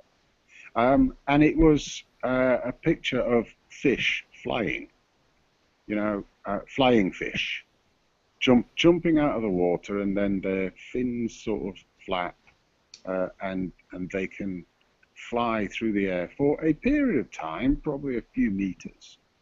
And I didn't know whether it was fake or not, but I have heard of flying fish. Well, I've seen them. And in that respect, to me, that sort of gives me an idea of evolution. You know, they've developed their fins to be able to flap in the air, to give them an advantage, to be able to whatever the advantage is. But it also could lead to escape, I think. Say that again. Escape predators, I think. Yeah. Yeah, I mean, yeah. Whatever it is, but I mean, it could lead to evolutionarily, those fins are going to become stronger over time, and these could actually end up in however many millions of years converting into, I suppose, what we sort of call reptiles at the moment, or amphibians, things that can live in both the sea and the land. But these things would actually have wings, and they could live in the trees, and they could fly down, and they could join the water. Is that to me? Go on. Has anyone seen the Future is Wild series? No. No one? Oh, damn it! I have not seen that in a while. I had it a very long time ago, but I still remember. It's a pseudo documentary about the future, how animals will quote unquote evolve, basically, and they featured flying fish, really actually flying fish. Right. Heretic. I grew up in Southern California, and when we used to go boating, we would sometimes encounter flying fish. There'd be a school of them, and they just leap out of the water, kind of, and they're amazing to watch. You know, every time we encounter it, you just, whoa, cool, they're the flying fish. And you can see videos of them online. They exist. They're real. I've been right next to them. And underwater, if you can find some videos to show how they work underwater, because they practically fly through the water as well. They use their fins to get themselves going really, really fast. Then they leap out of the ground, and they leap out of the water, and they just soar using their wings to just soar, just to they don't really flap them. They might flap them a little bit if they're like adjusting or whatever, but so it's like they gliding. glide. That's what I'm looking for. They're gliding. Okay. Yes, it's gliding. That's what I was looking for. But you could easily see how, let's say, if a flying fish were to start to spend a lot of time on land, you would end up with a gliding fish, a fish that flies out of trees. Oh, and there are fish that climb trees, by the way. I don't know if there are any that glide out of trees. I'll have to look into that. There are fish that climb trees. They climb trees? There are fish that climb trees, yes. I don't believe it. I have to look that up first. Okay, look it up. Look it up. I'm not saying they climb into the tops of the trees, you understand, but I believe it's in the cypress swamps or something like that. They climb up trees a little ways. This is all evolution, as I see it, in motion. I mean, you can see over time. We will never see it, of course, but in a million years or so, you can forecast that might become amazingly different, and that to me is evolution over time. I think we're seeing it. Oh, and I think, what was that? Spider. Fortunately, I'm not arachnophobic. I am. The climate, look up, yeah, well, okay, I won't mention my little visitor. Look up climbing perch. Now, I don't know if the climbing perch, I think they climb in mangrove roots or something like that. The climbing perch, and if I'm correct, the climbing perch have a labyrinth organ. I'll have to look that up. The problem is my connection is so cruddy right now. I'm afraid to do anything. It keeps trying to cut out on me. But you found out the climbing perch. I found pictures. Okay. Go ahead. No, I was going to say go ahead and show the picture. But I think check to see if I think they climb up on the roots of mangroves, and they have a labyrinth organ, but I'm not sure. So if you could check those things, or someone could. Sorry, what's a labyrinth organ? Oh, a labyrinth organ is a really cool. It's hard to describe it. You'd have to look it up. It allows fish to breathe air. Oh, okay. Very cool. Labyrinth. Right. So And it's You're correct. What would normally be lungs for, not lungs, gills for fish. But Or does it's called a labyrinth organ because of its structure. It reminded people who were looking at of a labyrinth. But is there something different about the structure of those perch that allows them to actually grasp the tree to pull themselves up as well? Yes. So there's but if I remember, there's anatomical right. changes as well, isn't there? Right. But if I remember correctly, the climbing perch is one of the type of climbing fish that looks a lot like a regular fish. You know, something like a blenny or a goby or, you know, our mud skipper, you know, they look really different. If I'm correct, the climbing perch looks a lot like a regular fish. It's been known for a long time. For a while, I was looking it up. You can look up climbing perch or look it up under its scientific name on Google Books, and you'll see some really interesting books that were printed in the 1800s, some reports of these climbing fish. I think are they in Malaysia or some place in Asia? Darn it, I'm going to have to, I apologize, I can't look this stuff up right now because my one of the reasons I closed my other computer is my connection is being flaky, but yeah, I think anyone's interested in this, check out the climbing fish. And why are they climbing the tree? Why are they climbing the tree? To get to the other side. I think they eat bugs or something that are found, you know, that are, I don't know. I don't remember. I'd have to look it up. Let me see if I can, I'll try to look it up. But I think Wikipedia, if I'm correct, has a nice article on the climbing perch. I can't look at anything. I'm on my iPad, and okay, well, let me. I've only got this that I'm able to do. I can't even see the side chat. But I mean, I am a complete evolutionist. I totally agree with it. I know nothing about it, but I just see. I mean, this is fact.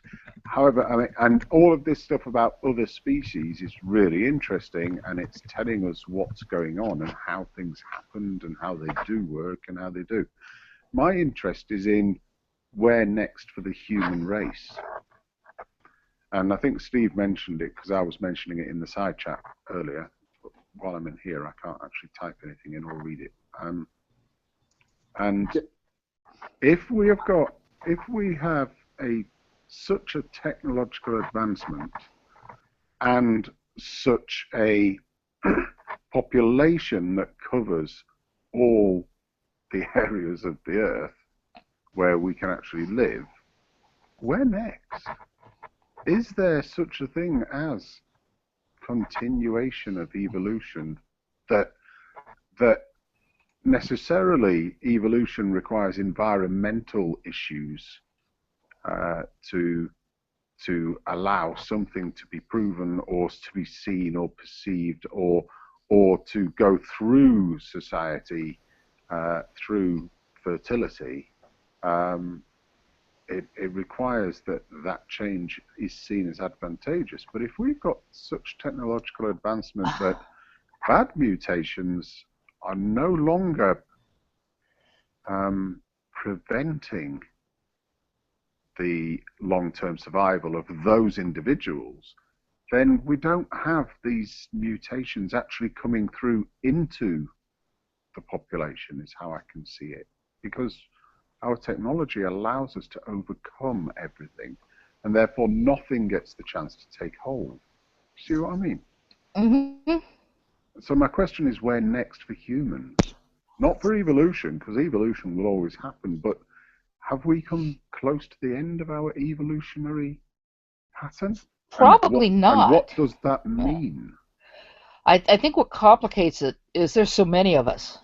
Exactly. Because evolution works better in smaller groups. We'll have to, I just found the Wikipedia article. Give me a second to go to it, and I can read to you about the climbing perch. Okay, it's the Anabatidae are a family of perciform fish, commonly called the climagorames or climbing perches. The family includes about 34 species. As labyrinth fishes, I was right there, they possess a labyrinth organ, a structure in the fish's head which allows it to breathe atmospheric oxygen. Fish of this family are commonly seen gulping air at the surface of the water. The air is held in a structure called the suprabranchial chamber, where oxygen diffuses into the bloodstream via the respiratory epithelium covering the labyrinth organ. And they are, of the 4 genera, Anabas is found in South Asia, in Odia, I don't know where that is, it's in India, east to China and Southeast Asia. So they are in that area. There are 3 genera that are in Africa. They are primarily freshwater fishes, and only rarely found in brackish water. They are named due to their ability to climb out of the water and walk short distances. Their matter of terrestrial locomotion uses the gill plates as supports, and the fish pushes itself using fins and tail. I did find there are some, so they're not the tree climbers. Okay, I got the wrong ones there. Because I'll have to look that up. Anything about them climbing trees, so I was kind of confused. Yeah, I couldn't remember which. Yeah, I was right. Remember, I said I didn't remember. Okay. But I was correct that they have a labyrinth organ, and which allows them to breathe. And they are from Asia mostly, so I was correct there. They aren't the ones that climb trees, so I'm gonna have to look that up. There was something I wanted to ask Heretic about his question that I want a bit of clarification on. So were you asking if it was possible that if humans were to evolve to a point in which they would potentially diverge in terms of species? Is that what you were asking? No. I'm wondering whether we have come to the end of our evolutionary process, and what does that mean if that's the case, or are we very close to it? If we've got 7 or 8 billion people on this planet, we are covering every area of the planet, and any of those areas that we can't actually go, we can go there because of our technological advancements anyway, because we can put on this, that, and the other. So we can actually live in a lot of these places.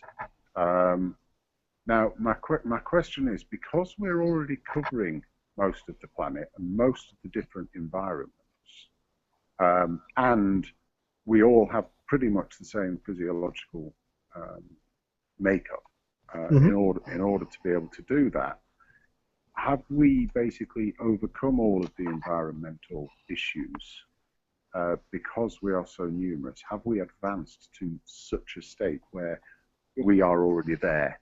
I would say yes, but only if outside forces of nature couldn't possibly contribute to the changing environment on planet Earth. Yeah, and that's what Atheist Rex brought up, climate change, and I agree that could be something that. Well, it wasn't necessarily climate change, because if you look at the mass extinctions, those are what brought about this massive change to the environment. So, I think it would only. I think possibly. I'm speaking as a layman of this subject. I think possibly if the environment were to never change under any circumstances, then species could stop evolving to a point. But I don't think that's ever going to happen with the Earth, because there's so many factors that contribute to the ever-changing environment. So I understand. I'm talking about the human species, and only the human species, because I think there are so many other species that have not conquered all of the rest of the Earth, that they might have the chance to actually evolve within a climate change thing, and that's exactly what happened in all of the other areas. So the time of the dinosaurs, there was mass extinction of practically everything, but not everything. What was that? There were still things that were able to actually live through that period, then come out the other side, and then that has led to their evolution and all of the other evolutionary stuff, etc., etc. I'm wondering specifically about the human species, and have we evolved to a state where this environment we are at we are at the peak. And not only are we at the peak physiologically and anatomically, we also have the technology to be able to overcome lots of other things and now I see what you mean. Okay. and to overcome the bad mutations within humans to prevent those from being seen as deleterious to human beings, because we have people with various problems and bad mutations, but they're still able to live to old age. And we have a society that allows that to be seen as normal rather than abnormal. We don't shun them to get rid of them because they're not good enough. So this is my issue. Are we now at a stage where we are actively preventing evolution through our technological processes? Does that cause us problems for the future? Yeah. Okay, can I break in here for a minute? Because I have to go. I'm getting really tired. Also, when I get really tired, I get it's really hard to shut me up because I get really wired. And but I wanted to say two things. First, to what you were just saying there, I think the answer is going to be we're going to evolve ourselves. We're going to change our genetic makeup. The other thing I wanted to say is that I did get two things confused. I was correct about the fish living in mangrove swamps.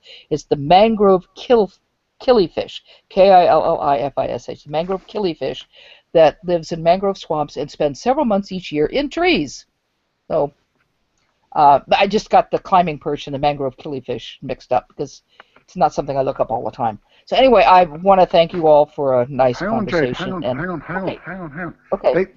They spend months in trees, so they spend months out of the water. Yes, in trees. And the mangrove killifish, and you can look it up. It's as I said, mangrove killifish, K-I-L-L-I-F-I-S-H. I'll actually put it in the G+ chat because, you know, for anyone who needs it.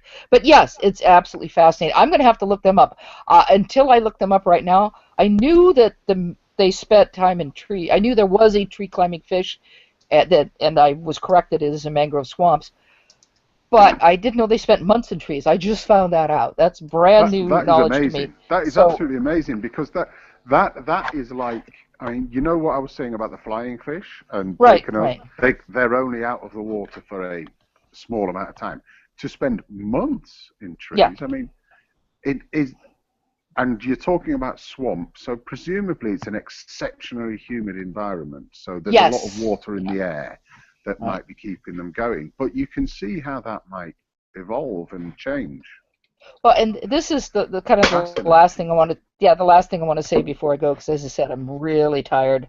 And I either have to go to sleep right now, or I'm going to get my second breath, and I get really, really wired, and you don't want me in here when I get like that. You're making this up, bad. No, I'm bad enough. Fishing trees. I'm bad enough. I'm bad enough under normal circumstances, but when I go into overdrive, no one wants me around. So anyway, but see, this is what the last thing I want to say is this is one of the problems we have in talking with creationists. There are so many odd little things out there that they don't even know about. I mean, we've talked in here about flying fish and about flying rays and about fish that walk, like the handfish, and about fish that and the climbing perch with the labyrinth organ, and with the flying fish in schools, and about cutaneous respiration, and how various different animals use more than one method of respiration, including a lot of fish. And now we've gotten to fish that live in trees.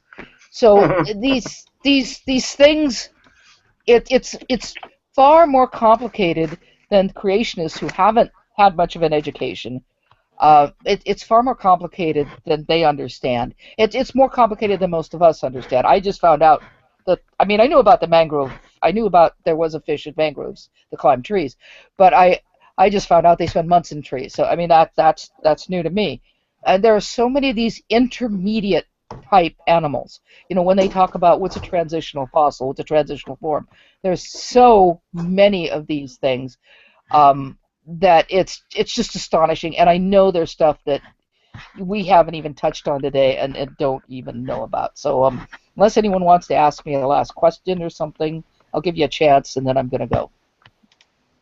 You see, it's not true that Google Plus is just for made up stuff. You see, you can Right. actually learn. You can actually learn things on Google Plus. Yeah. And Rumpus, I'm not making it up. Look up the mangrove killifish. You've put a report in the Daily Mail as well about it, haven't you? Oh, there is a report. There is a report in the Daily Mail about it, but Mangrove there's also a killifish number indeed. of other reports out there. The mangrove killifish is a real thing. I'm going to have to look up the living in trees for months part. It does say that actually. It but I'm going to have to look up the actual, because yeah, that I'll be honest, I got that one from the Daily Mail site. I did the living in trees for months. So, but because You'll it is the Daily definitely Mail, have I'm to going to. verify that. Yeah. I'm definitely going to have to verify that. But I It's all did look up the right. The mangrove killifish really does live in trees. I saw a bunch of other sites and that talk about that. So yeah, there really are fish that climb trees. There really are fish that climb on land. There really are fish that breathe air. There really are fish that fly well. They glide. They soar, really, sort of soar glide. There really are fish that walk and that have skeletal structural changes that allow them to walk. And to deny evolution is to deny all this stuff, or just simply say that, I don't know, maybe God passed this off to the angels and they got drunk. Well, do you remember, I'm trying to think of the name of the movie where they were talking about this, and I'm going to have to look this up.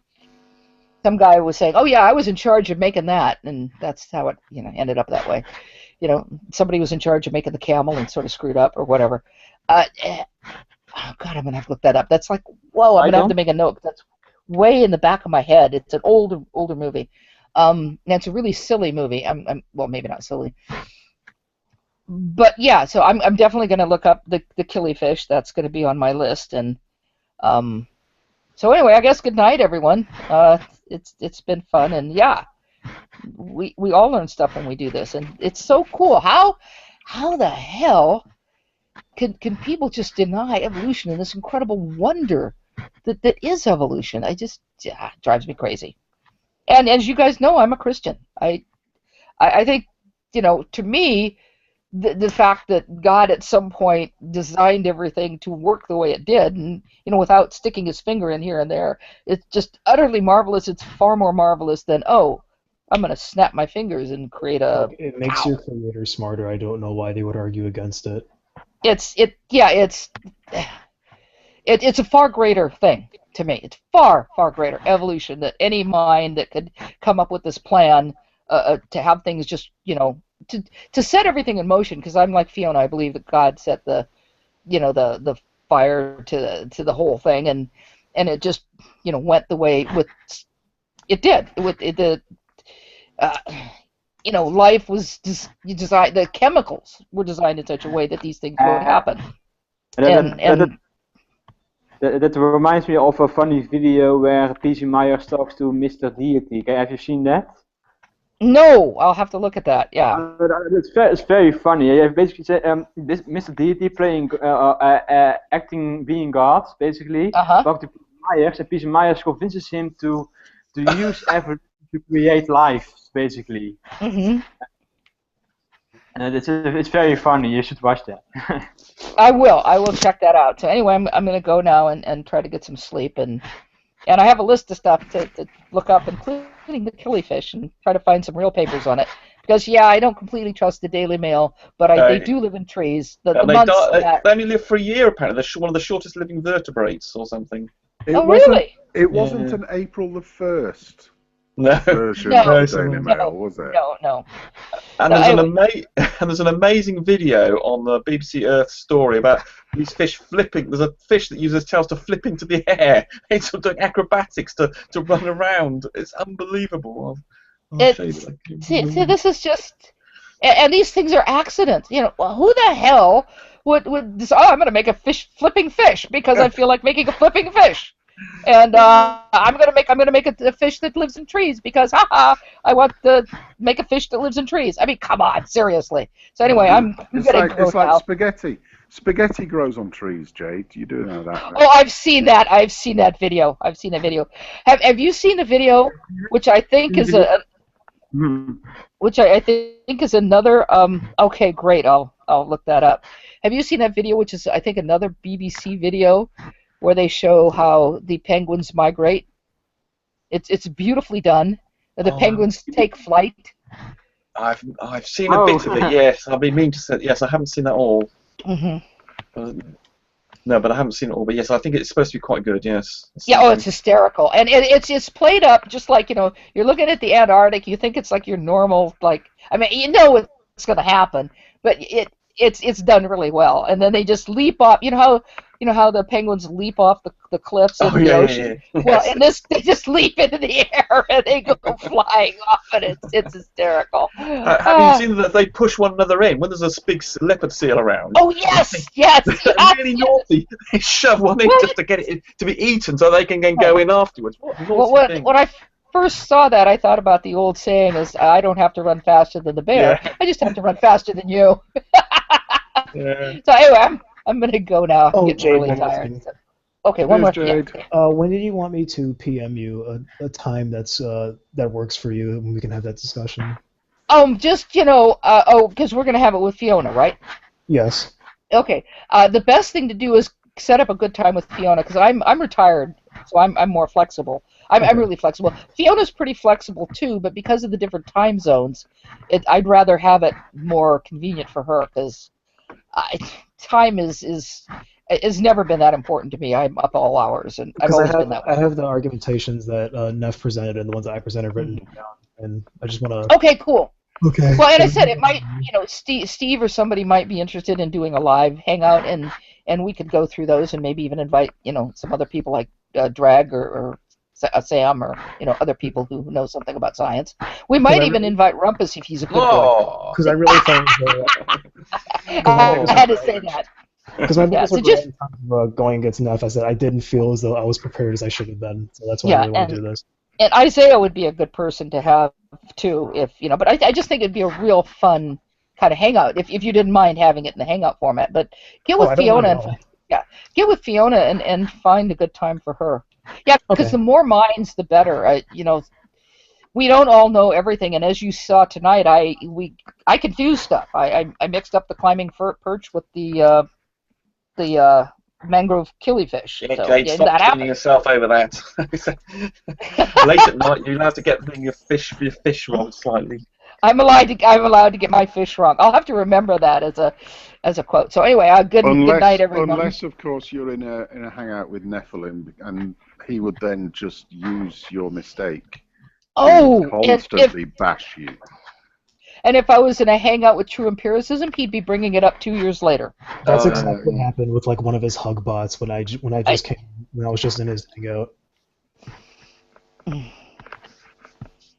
So yeah, it was pretty bad, and yeah, it's odd really for someone who makes so many mistakes and about so many things. He's prepared to go on about an individual's single mistake. It's so hypocritical. It's really amazing. Anyway, I'm going to go now before I get stuck talking again and not going. So goodbye. Yeah. Okay. Bye, Jane. Bye.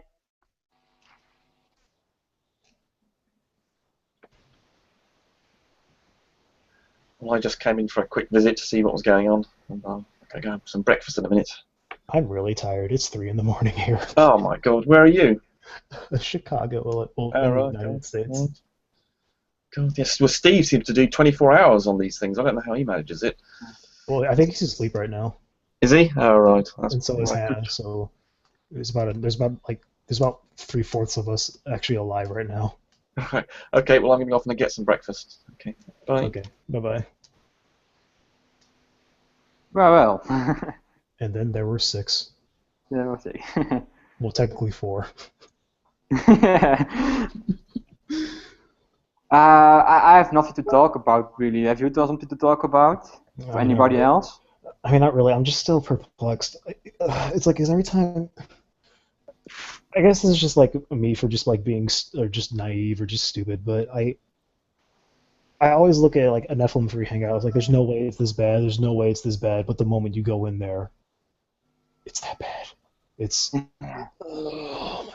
And that was like the first time I ever talked to him, and it was ridiculous.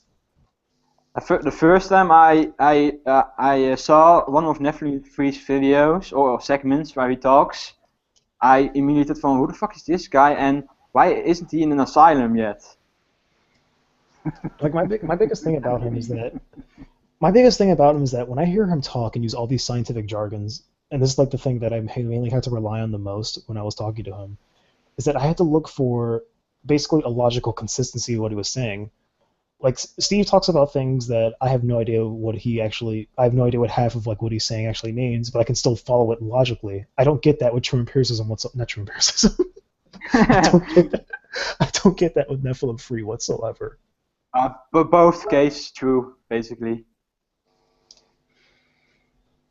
Yeah. The bit that I don't get, I'm not a scientist. I don't know anything about science. I am completely ignorant of it. But I'm interested in listening to some of these conversations when they're sort of not using too much jargon.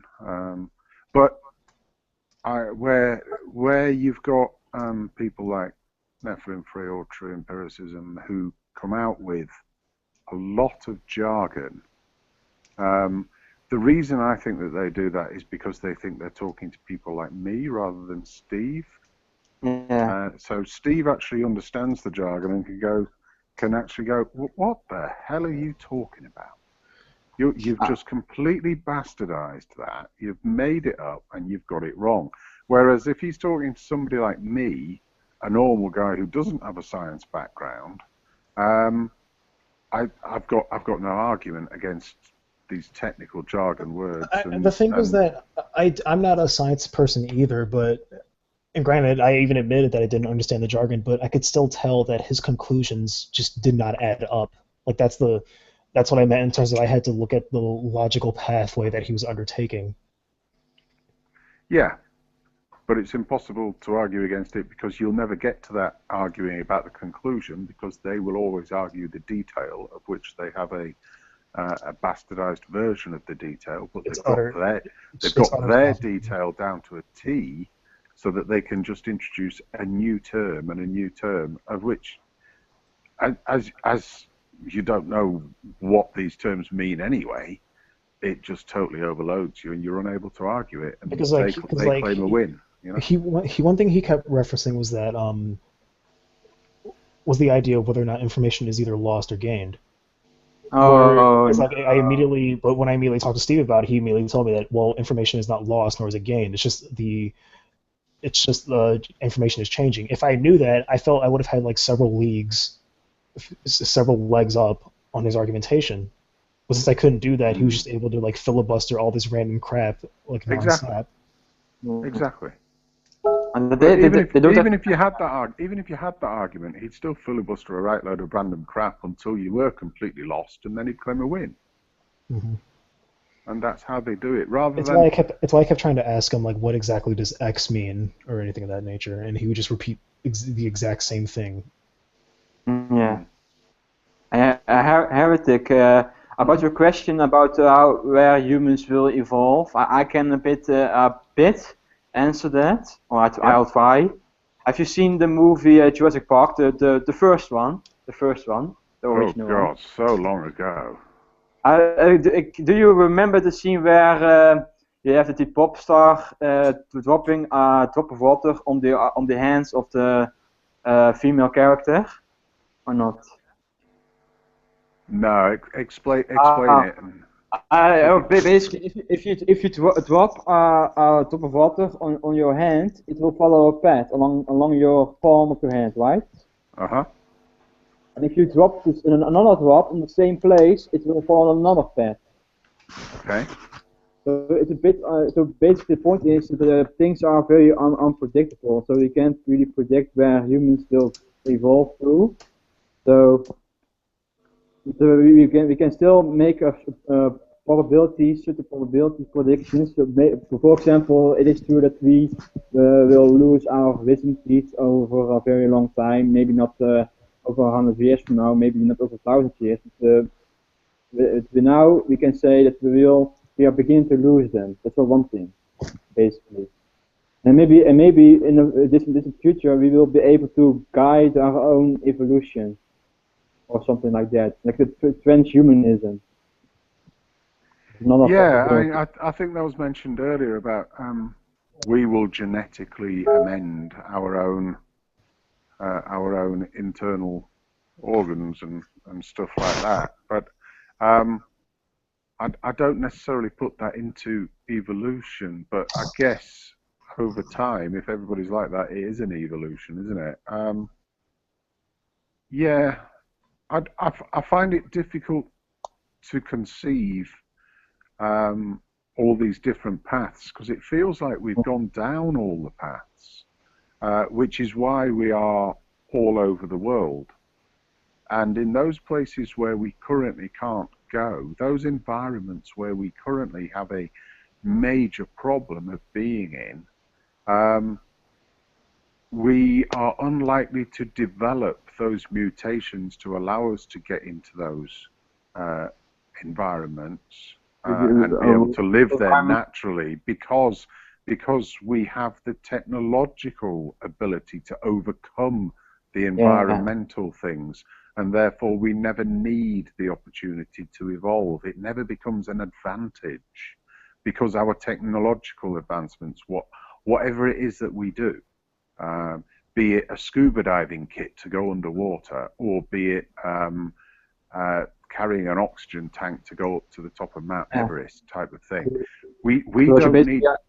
We've got all the clothing that can cover it, so we don't need to develop an amazingly hard skin and massive amounts of matted fur on our skin to be able to live up on the top of Mount Everest and to be able to breathe such small amounts of oxygen. We don't need that because we can overcome it with technology, so we will never develop that requirement.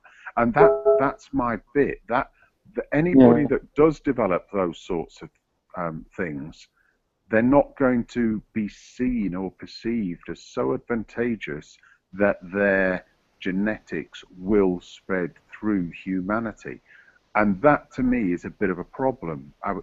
If we've got technology so advanced that we can overcome the environment, we will no longer evolve.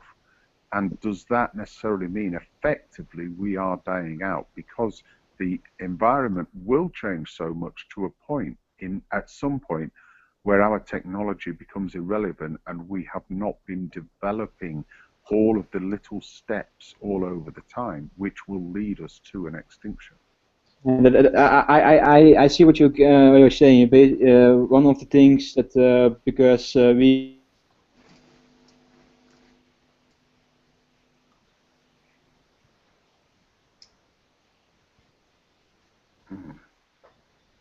Hello? Hello? Yeah. Was it Ness that dropped then, rather than? I don't know, but I need to go to bed. I'm getting the giggles. So, and also, yeah. I'll see you guys later. Cheers, Matt. Bye. Nestle, you dropped out then while you were mid-sentence, and we were wondering. Oh, sorry.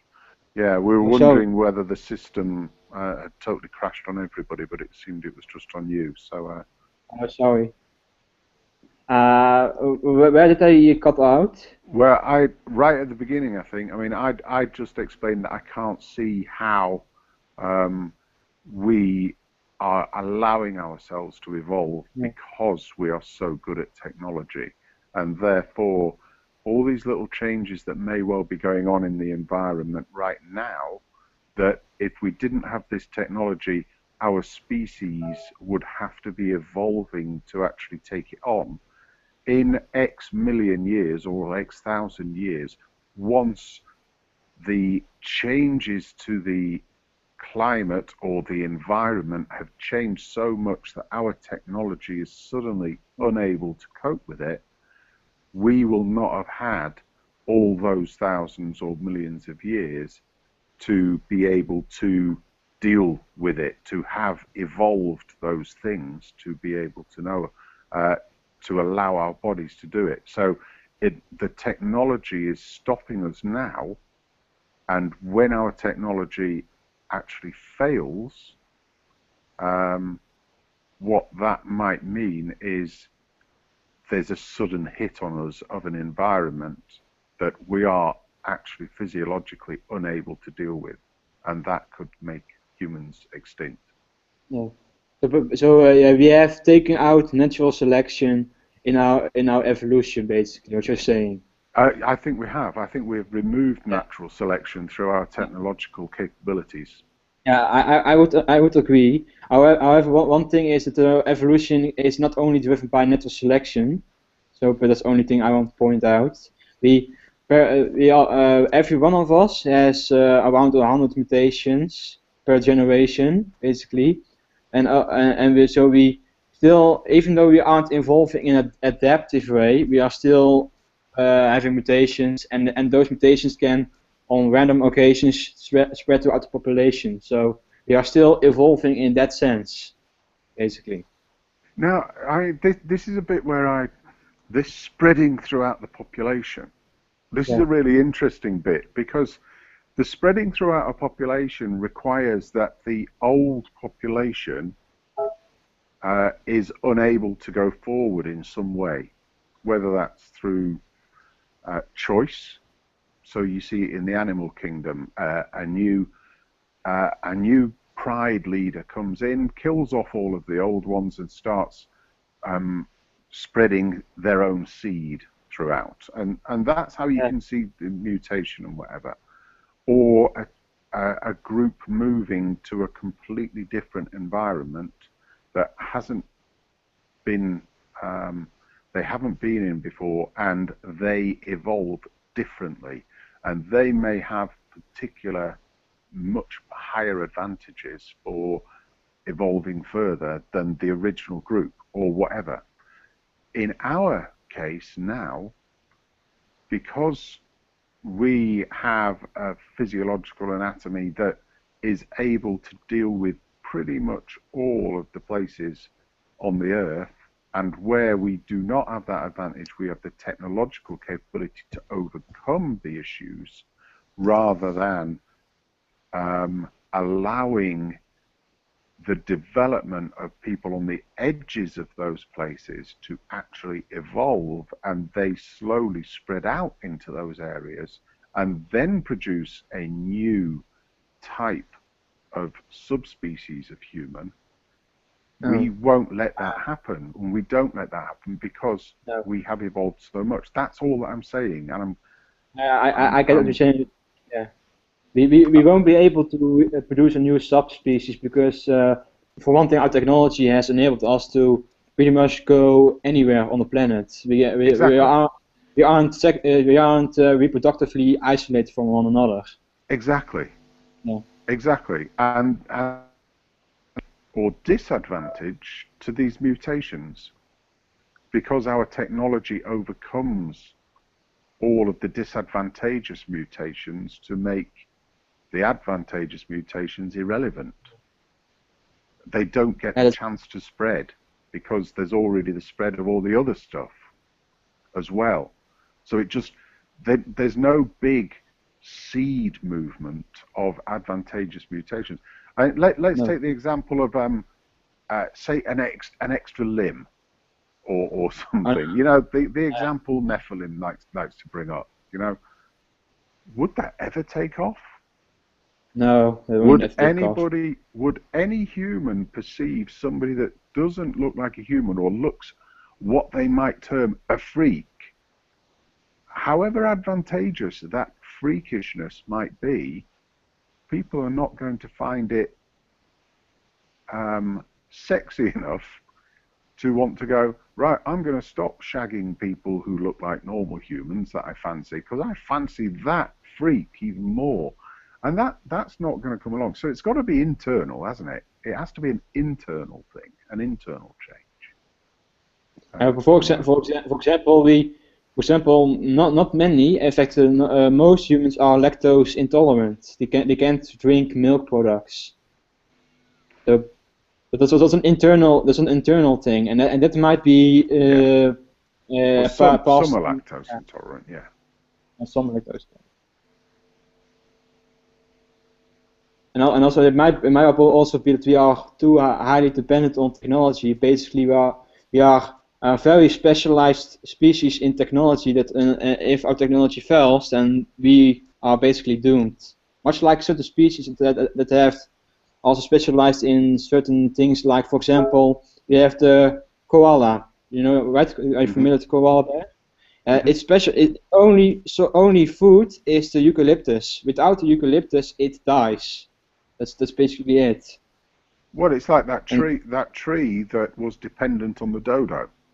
The dodo went extinct 300, 400 years ago, and the tree that could only grow because the dodo had eaten its fruit and then pooped it out, that allowed the tree, it was only the dodo that could actually germinate the seed that was within its fruit.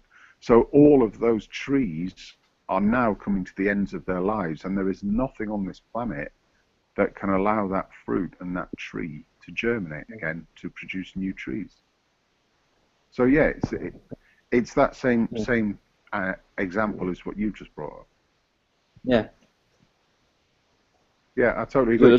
What I'm not sure I do agree with is that if we lose technology, then we will die out. I think that could be the case. Maybe we are still able to revert back to a more quote-unquote primitive state where we will be hunter-gatherers again.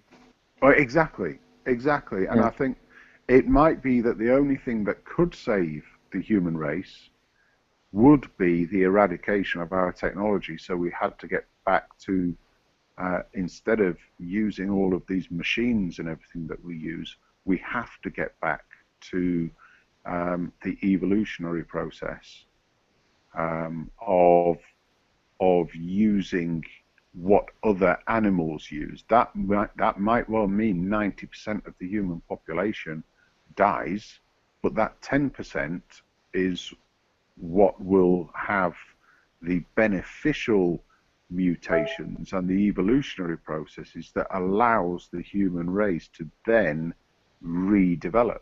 And that's a really interesting concept, that actually we think we're so clever because of our technology, but actually it could be our technology that is killing us. All right. Because we're not allowing evolution, and we are eradicating the process of natural selection. All right. I don't know. I am completely ignorant on this stuff. I completely admit it. I've no idea what people are saying in the side chat. They're probably saying I'm talking a right load of complete bollocks. But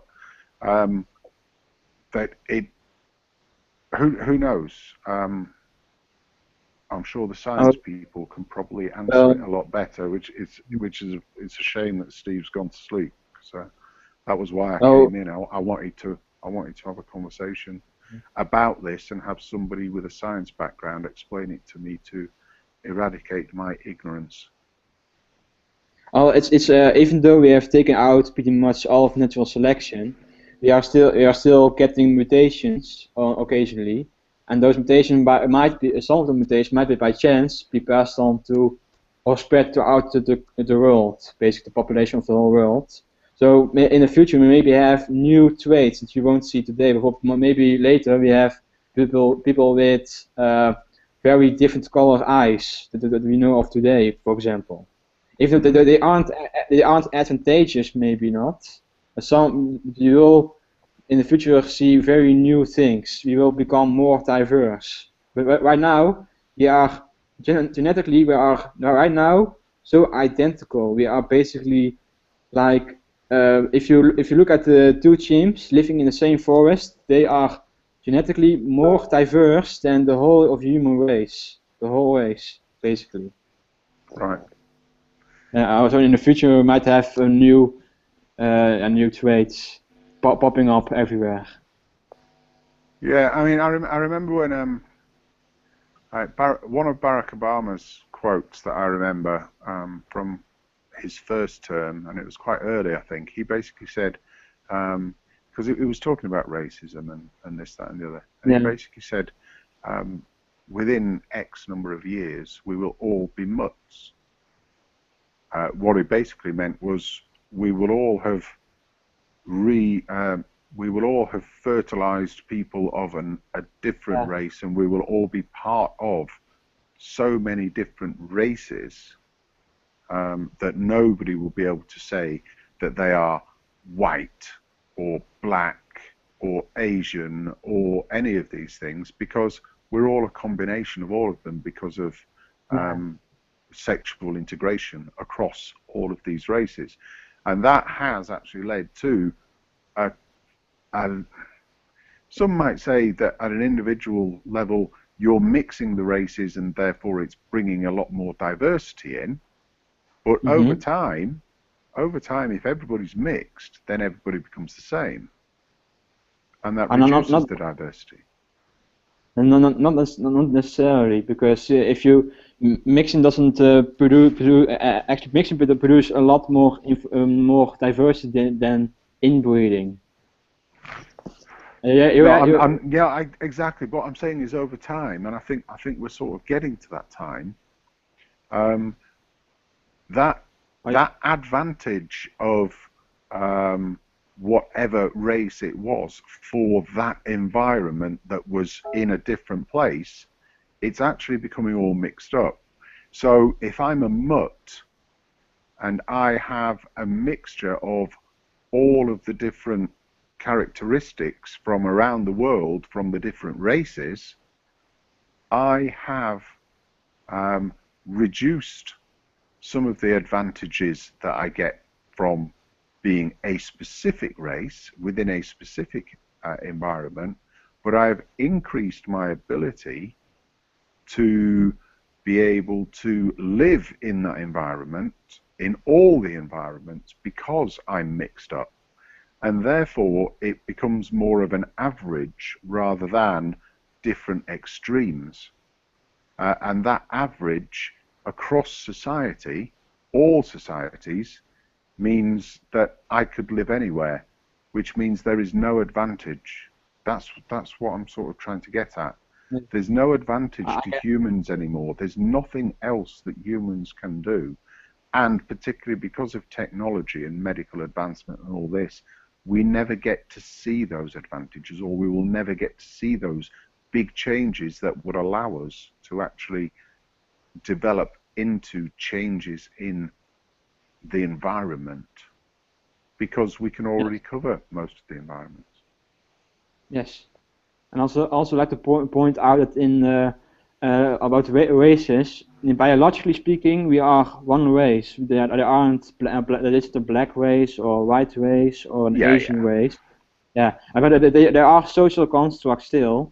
That's not what I'm saying. But we are, if we classify it in a biological sense, the races, most races would be located in Africa, because that's where most of the human diversity lies.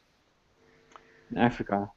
There must be an advantage in some way from evolution, from natural selection. There must be an advantage in a really hot country to being darker, and in a non-hot country to being lighter. There has to be an advantage in some way, whether it's I don't know, whether it's to do with the strength of the sun.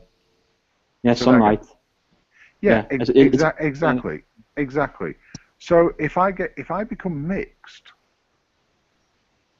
and I have most of the advantages of both, then that starts to become the end of the natural selection process, doesn't it? Yeah. Oh, you also, yeah. Go on, sorry. I mean, you also have basically never mind. Go ahead. Never mind. I think I'm pretty much at the end. I mean, I do claim complete ignorance in this, and I am merely positing something of which I have no evidence whatsoever. I just think it's an interesting question, and I don't have the background in any of it to understand whether my question has relevance or not. And I think it would be an interesting thing to discuss in a hangout with a bunch of people. If you want to understand evolution, then I recommend you understand a bit study the evolution of languages. That's pretty much a bit the same thing. So, for example, you have two languages that can become a bit intermixed. For example, you have basically otherwise English-speaking people use some Spanish words, for example. That's basically an analogous to what you mean by mixing races, for example. Absolutely. Yeah. Absolutely. So, If everybody was to suddenly, or not suddenly, but over time, everybody was speaking the same language. Yeah. And in some Eventually, ways, in business, we sort of have that with English. You're speaking English as a second language, yeah? I live in the Netherlands, so I speak Dutch. So English is your second language, or a Yes. second language that you've got, which you have. Your society chose that it was beneficial for you to speak English because that gives you a wider benefit in order to be able to communicate to many more people around the world. Now, of course, there are some competing languages, that Chinese and Spanish. Yeah. But over time, will everybody eventually determine, right, we need to just have two languages, English and Chinese, say. And then over more time, they will get intermixed and it will become one language. And therefore, there becomes one language that everybody in the world actually speaks. And it can also be that the one language, the future one language, can also be a mix of very different languages. So we have maybe primarily English, but also with elements of French and Spanish, and maybe even Chinese words into it. But once it becomes one language that everybody speaks, might have different dialects, might have different colloquialisms and whatever, but if everybody can understand each other because everybody speaks the one language, then any evolution of that language is not really an evolution. It's just, that's what we'll use, because nobody is getting an advantage by the evolution of it. Everybody is developing within it. It isn't a perfect analogy, but it's a bit analogy to understand how it works, basically. Exactly. Yeah. So what I'm saying is just like that. I believe that's an interesting terminology. I am positing that actually the human race has come to that place in terms of its development, its evolution. It has evolved to that one single language. And there may be little colloquialisms within the human race, but it's not going to evolve in big natural selection ways anymore, because technology that we have and all the advancements that we have means that there is no requirement for the human race to evolve. Yeah. I may have maybe another way of how humans can become reproductively isolated. Let's say that we have developed technology to travel to many different places across the universe, for many planets, colonizing many different planets, right? Yeah. And for many eons, or maybe eons, but many years, these people just live there on their own planet, rarely moving from one planet to another. And so maybe the new distinct races, quote unquote races, can develop that way on each planet, basically. I think they would, because I think the atmospheres would change, and eventually somebody would go outside into the natural atmosphere of that planet and be able to breathe, rather than have the technology, and that person, that type of stuff is where the evolutionary change might happen, because they'd come back into society, and then they would, more people would start having that gene. As long as that person did actually spread their seed, of course. On one planet with high gravity, you have very short people, for example. On another planet with a low gravity, you have very tall, slender people. Absolutely. Yeah. Absolutely. But I was talking about the species of humans on Earth. All right. Specifically on Earth, specifically human beings, have we reached our evolution? And does that mean that naturally we do have to try and get to other planets in order to save our species? Eventually, yes. Eventually, yes. I say that we have to eventually leave our planet if we are going to survive, but it's a very long time from now. Yeah, I mean, I can see the point about, there's the whatever galaxy it is that's going to subsume us, and our planet will just disappear. But before that, I mean, if we were to have a nuclear war, say, a nuclear war that eradicated 90% of the human beings, it eradicated our technology. We had such a small subset of the most intelligent scientists around. So basically, we had to effectively go back to a Stone Age type existence. Yeah.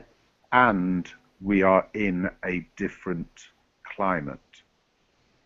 That then would start decimating more and more of that population until it was very clear that there were a subset of people who could breathe this noxious air because physiologically they were able to, and they would be the ones that would propagate. And that might be a very, very, very small number of people, and they may be dotted around the world, and those small groups and clumps dotted around the world would probably evolve differently because of different noxious gases and environments that they had to start living in without all the technology that we've got. So they would have to become hunters. They would have to find foods that they could eat and grow and develop. They would have to find water that they could actually drink in some way, and that might be different in different parts of the planet. But while we've got 7 or 8 billion people on the planet who all are able to live in any parts of the rest of the planet where there are humans that can live, then I perceive that we are very close to the end of our current evolutionary process, and there would need to be a massive change in the environment that would eradicate most to allow the human race to evolve again or evolve further. Oh, yes. I think that's the crux of my argument. It might not have been very well stated. I understand what you're saying, and that may be the case, but I am not very focused on what will happen to our evolution in the future. But I know a lot more about what did happen, or at least the past. Exactly, and I think that's what I was saying earlier, or trying to say as well. It's all very interesting talking about the evolution of animals and how things have happened, and getting to understand how they have come about, and why people don't accept evolution is beyond me. My question is, okay, for humans on Earth, what next? That's my question. What next? Inbreeding, a lot of inbreeding. Well, that might lead to a hell of a lot of Yeah. Evolutionary change. You know? Yeah, you have a severe bottleneck in that case. A very severe bottleneck. Do you know what a bottleneck is? Yes, yeah. But I think what I'm arguing is that the massive diversity has led to a sort of norm status. Norm status? Yeah, I mean we are all at an average now, rather than perceiving that there is some type of human that has, perceiving is probably the wrong word. There are very few humans that have such an advantage over other humans that they get the chance to propagate and have their genetic material. There's very little. There's very little variation within humans today. There's very little variation because we are all so varied already. Whereas when you're talking about the inbreeding, if we ended up in little clumps and there was lots of inbreeding, that might lead to mutations that we may perceive are bad, but actually some of them may be good. There might be a lot of people that die, there might be a lot of disabilities and this, that and the other, but it might produce a level of evolution in some where then mixing with another clump where it's not inbreeding and starting that diversity off again to get away from the bottleneck issue, that's where the evolution really takes off, when you have the interbreeding across different bits which have different characteristics that are advantageous for both, and therefore those humans who have interbred take on both those characteristics, and they can then fly. But you need a very small population. You need small populations for that, so that they can explore and take on new environments. Whereas how I see it is that we've just currently got so much diversity that we can all live anywhere, and irrespective what bad mutations anybody might have, we have the technology to be able to overcome them. So in effect, their bad mutations do not get taken out of society. There is no natural selection. That we have overcome natural selection by ensuring that the mutations that would previously have been got rid of keep propagating. I got more questions about anything else, because I think we have pretty much covered this one. I think so. It's been really interesting to actually talk it through with somebody, though, and be challenged on it. Go ahead. Yeah, no, really interesting. Thanks, Nestle.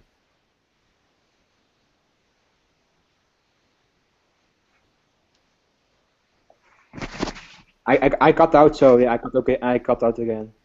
Oh no, I was just saying it's really, really interesting to be able to actually raise these things, because they're not really well formed in my own mind, I've got to say, and they're not based on science or anything. They're just based on my thinking of what next. So it's been really useful just to speak to somebody and be challenged about it and be able to just talk it through, type of thing.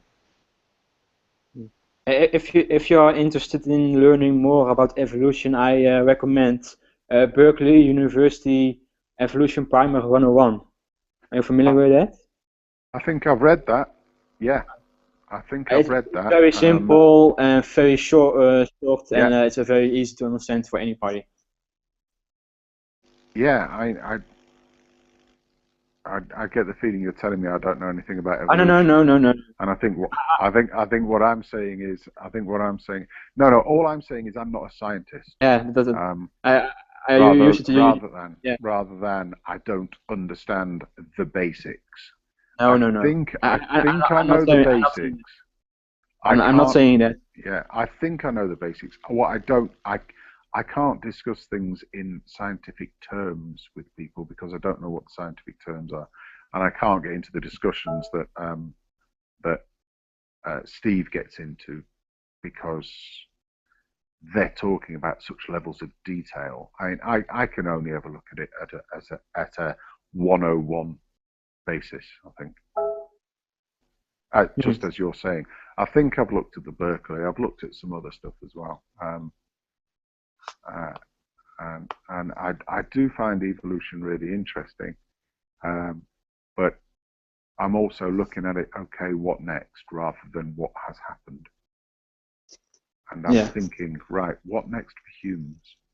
And I think that would be an interesting thing for a conversation on a hangout with Steve when he's awake.